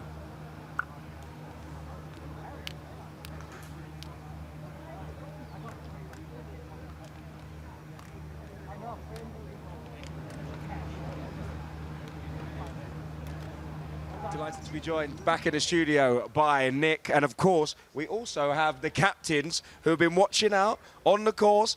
Some frustrated faces when you're looking at these putts, boys. Oh man, this is tough for them, isn't it, to putt on this, but yeah, it's good fun though. Never know what's going to happen next. Tom, I have to say, the fact that Gareth Bale had a really ugly sort of 6 or 7 footer in the last, but didn't call you in, what does it say about the confidence in the team? I'm not sure he's going to call me in on anything. Some of the others might, but I'm not sure he would. Some stroke he put on that. I have to say, I mean, some stroke that. It was, you know, we didn't know if he was going to play, and he went out and played that kind of golf that he did today and put that stroke on it last. Yeah, pretty cool. Danny, it's been tough for England out there. There was a bit of fight back, unfortunately, on the 10th. It didn't look good for Theo, but the fight is definitely there in your team. You got some real fighters. Yeah, no, the boys. As you can see, as the team big boy. Luckily I kept my voice quiet there. I'm gonna come and sit down. Coming in. We can share mics. That's it. Well done, mate. Well done. Boys. Good try. Good try. I feel surrounded here. There was some real fight there. There was some real fight. How proud are you, Danny, of these boys here? No, it was good, to go. We were on the app looking and stuff, and obviously to be 2 down, then to win the away hole, suddenly flipped, and then 1-7, 1-8, and it's like, here you go. And then no, it's been great. If you've actually been looking at the scoring, or obviously watching live at home, it's actually flipped around a good bit at times. What's it like coming down that home straight, knowing that there's so much up for grabs and there's so much volatility there? We said to each other, we are not going that loser's lounge at all. But again, we didn't want to play safe, because, you know, it just shows the kind of characters we are. We could have played safe knowing that Aaron's gone slightly out of bounds, but no, we're here to play golf and to make good shots and to obviously entertain the guys watching back home as well. But look, brilliant, because we showed character. We had to look after each other as well out there, and what a partner I've got here. Brilliant, brilliant. How does it feel to get off to that good start, though, Joe? How does it feel to get off to a start where you think, I'm on the board already? Honestly, I didn't get us off the start. Theo did. I really struggled the first couple of holes, and it weren't a nice feeling, but he had me back. The boys had me back. Fair play was there, and I don't know if you've got it, but if you've got his shot into the Rainwood, the one, I think it might be the 6th. With the waterfall. Is it 7 with the waterfall? Yeah, that was. Someone's madly panicking now in production trying to find that. As we're watching Jimmy here on the last, a really important move there on the last. Danny needed that one. Hold on. He's watching Jimmy. Stick it close. Sharpies are hitting close as well, so the boys are looking nice here. I can only see 2 balls on the green, and there are 2, so you never know. This was again the massive match. These boys have been 2 down almost all the time. They got off to a slow start. You did speak at the start about how important it is to get off to a quick start the first session. I know that hasn't happened, but we know it's going to change up as we move forward as well. Now, different format in green terms for folks who maybe don't watch huge amounts of golf. Easier, harder format. Give us an idea about what you got to do well in that. it's definitely a tougher format than 4-ball. You've obviously got two boys going at it all the time. Obviously, greensomes, you both should just, as soon as the first guy's in play, second guy pull driver out, try and get a little bit more advantage, and then obviously you're flipping and playing foursomes from there. If you both hit the same place, you've got to have a little think about which shot, who would prefer like the next couple of shots if you're going to go that far forward. But it's a much trickier format than 4-balls. Thomas, you fired those boys up in that team talk. And it seemed to work. Yeah, but it was a couple of expletives that we had to blur out. But it seemed to work as you guys are coming strong today. Yeah, well, I was kind of like living in England and living in London. I was a bit worried to go back to England for a few weeks after that team talk. But no, you got to get the guys going, obviously, and you got to find something that you can stand together about, as well as these guys stand together as a team as well. So, they're fired up, they're in a good place, and this is one session of 4. We're only getting started. There's a real camaraderie as you see the boys standing on the balcony. They're watching Jeff Shaker come in. They're watching Sharpie stick it close. It's really heating up. These pressure holes are really making a difference. And what's it like, that team room moment for you? Obviously, you had it with Danny Willett, a Masters champion. What's that like, getting words of wisdom from him before you went out today? It's just the calmness that Danny is given to all of us. But me personally, I can't thank him enough, because just getting an insight into the mindset of certain shots and just little tips like that, and even at times I would just step up to the ball and hit it. But I just felt like I was the quickest Premier League player. Just slow my golf down. That's exactly what I had to do. So yeah, look, it's been absolutely incredible, and I've loved every minute of it. Joe, you heard some advice there from Danny. The great thing about greensomes, yes, there's pressure with the alternate shot format, but off the tee, someone's in play, you can wail away with the driver. That's a bit of you, isn't it, mate? That is massively a bit of me. It wasn't to start with, but like I say, Thee's rock solid. I don't want to put that pressure on him like I did this morning. I don't think I'm going to, so we can both have some fun out there. Second bite of the cherry wasn't bad, though. Yeah. Second bite of the cherry wasn't bad. The second shot always flies business. Tom, what do you think of the response is going to be this afternoon from England? Do you think they're going to be bouncing back? Yeah, definitely. You know what it's like in these things. If you're behind, if you go out, and you'll always look to improve. So it'll go like this until we get till tomorrow afternoon. It's up and down, and I expect. These are competitive guys, and they're going to go out and give it everything they have. Calm, Dan. It's never something calm. I heard about you. I am calm. Never heard about you. Not when I'm playing myself.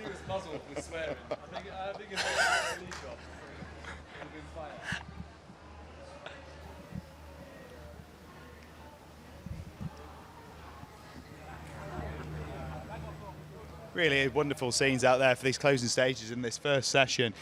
The bit that's really hard to get in mind, Ryan, and it would be for these guys too, is that we're so used to match play. Like, well, lads are 1-up playing the last, worst point is, getting half a point. No, you can lose the match. We've seen it already, Josh, haven't we? That's 2 holes. We've seen 1 down to 1 up. It's heartbreak. Yeah. And then even going into the second session, it gets in your head. How are you going to calm those boys down? Yeah, we did it. The boys, Fowler and Ince, obviously came up the last 1 by 4. We get the extra point early doors, which was big. But then, I was looking. I was with the lads who were coming and finishing off, and I saw it had flipped from 1 up to 1 down. And it's again, you want to make it exciting, you want to make it fun. The Team World have got a chance to obviously double that on 9 as well, with a flip there with the away hole. So them last 2 holes for us are quite tricky. Eagle putt here, Danny, for Jimmy Bullard. Well, he has his little practice stroke above it. See, he's tricked the cameraman. He's got good paces, Jimmy. This would be close, this. Oh, this could drop. Oh, chances! Oh! And he's up on his feet. Surely a tapping. Well, I don't know. They've not been kind with the gibbies. They've not been kind. You need this. Dwight is, oh my God, he's looking him straight in the eye. He's giving it. Slip a coin in behind that fella, you'll enjoy it. It's been played in great spirits, but it's an opportunity for a little bit of needle. What an effort this was. He's a great player. He was a bit struggled the first couple of holes, so he would have loved that as well, wouldn't he? No, the first couple of holes he struggled, and then he really got into his rhythm. He was a bit quiet the first couple, and then he started chirping. I think when he went 2 down, he started chirping. Actually, I think it brings him back up a level. It's hard to chirp when you're losing, isn't it, Tom? Well, exactly, but... Nah, you gotta get stuck into your opponent all the time. If you can't win them with the golf clubs, you might win against them with the mouth a little bit, so that's all right. Well, as we're poised here as well, it feels like every match is important, of course, across a week of match play like this. 4-3 the scoreline to England at the moment. Pivotal moments to end the session. Tail in the air going into the second session for someone here. You've got to go and play golf. Like, there's no really thing here, like, you know, you're behind or you're ahead. You know, just played one session. There's so many matches to be played, and those singles are always going to be the important ones. You just got to keep playing your golf and be there for tomorrow afternoon. Not much. It's not much you can say. I mean, they hit great shots in there, these two. I still can't believe Jimmy Bullard is here. Icons, isn't it? Oh, tough word. This is it. This is the fight and talk. I think it's two different sides of the coin. So it could be tied up going into the greensomes or trailing by a couple as they are. And in it goes. What a moment. Sheva. Just gone quiet, boys. You were standing up before. Yeah, it's sat Danny right down there. Thomas has gone from saying you've just got to play golf to it really matters now, Tom, doesn't it? No, I'm sitting here. You know, Sheva, for his ability, has been relatively quiet today. He's let Dwight do the talking, but when it really matters, he's pulled it out the bag. Yeah, this is Sharpie for the eagle. Level of golf in Still this final match. Pretty special, Danny, isn't it? When you think about these guys, what they did on the pitch, that's one thing. This is a different arena, but some of the golf we've watched today has been stupendous. It's been awesome. Every single person, like on the first tee, they've all come over, and it's nerve-wracking. It's not their sport. They play it to a really good standard, but it is not their sport. They've walked out in front of 100,000 people. But on the first tee, when you're trying to tee your ball up, it is a nerve-wracking place, and the boys all handled it really well.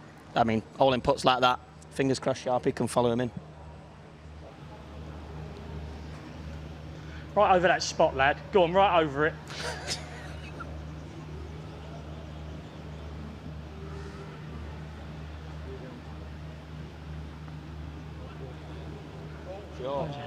Unlucky.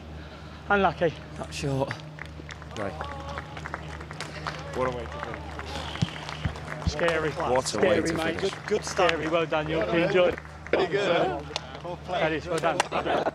Lovely.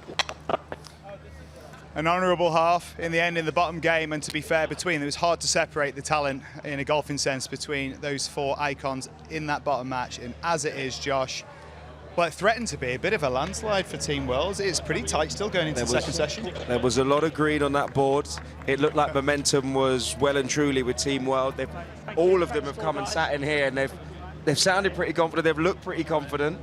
But thank you. You know, it is only the first of many. It is the first session of the first day. And unlike Thomas says, it's still all to play for. He believes it's all done now, but it's all to play for. Oh, no. Oh, no. It's all there to be played for. Here they As come. we have Dwight, Sheva,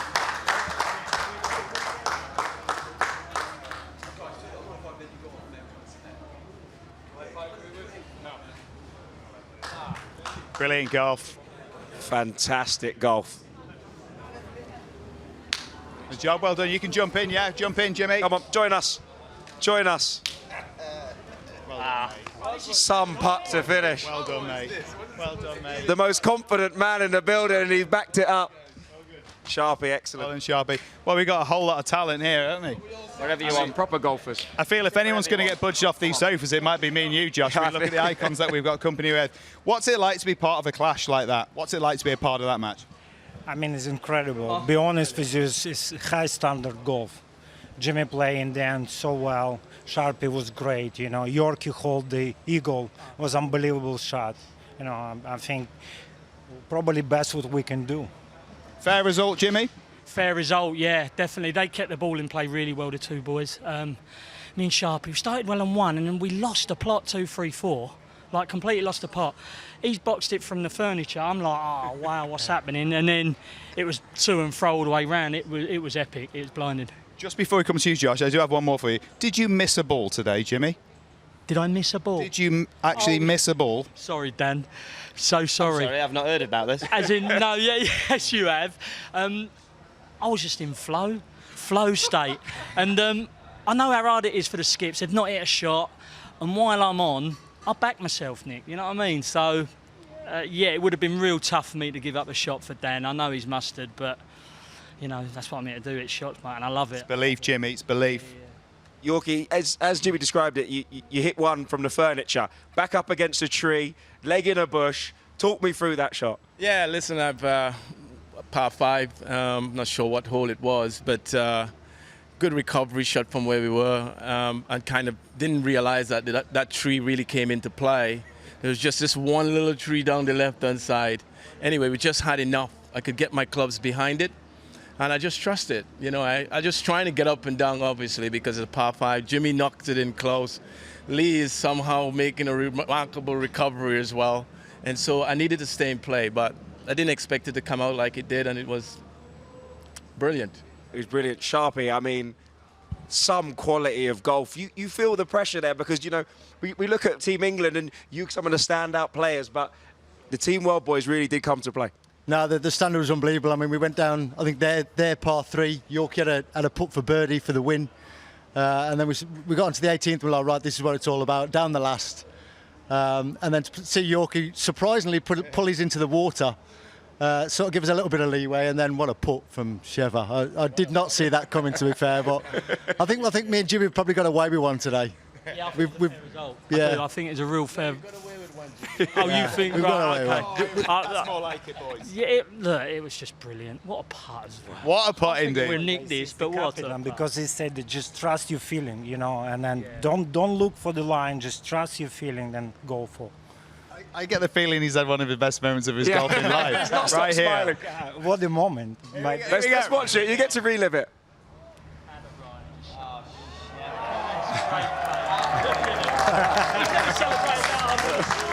Sheva, you really did break Daddy's heart. You did. I think we both, you know, he hold the eagle. I hold some great putt today. It's fair enough that it complimentary again for our opponent. Well done, Jimmy. Well done, Sharpie. You play very well. Yeah. We would have felt hard done had we lost on the 18th, because I thought we played really well to that point.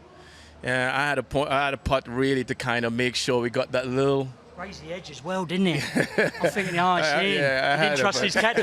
He actually read it right himself. Gone with his caddy's read, and he's got, I told you not to trust him.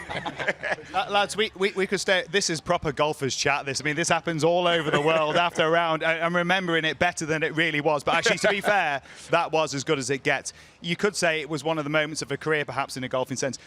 But you'll have another opportunity for a career-defining moment this afternoon. In fact, all of you icons will have an opportunity for a career-defining moment.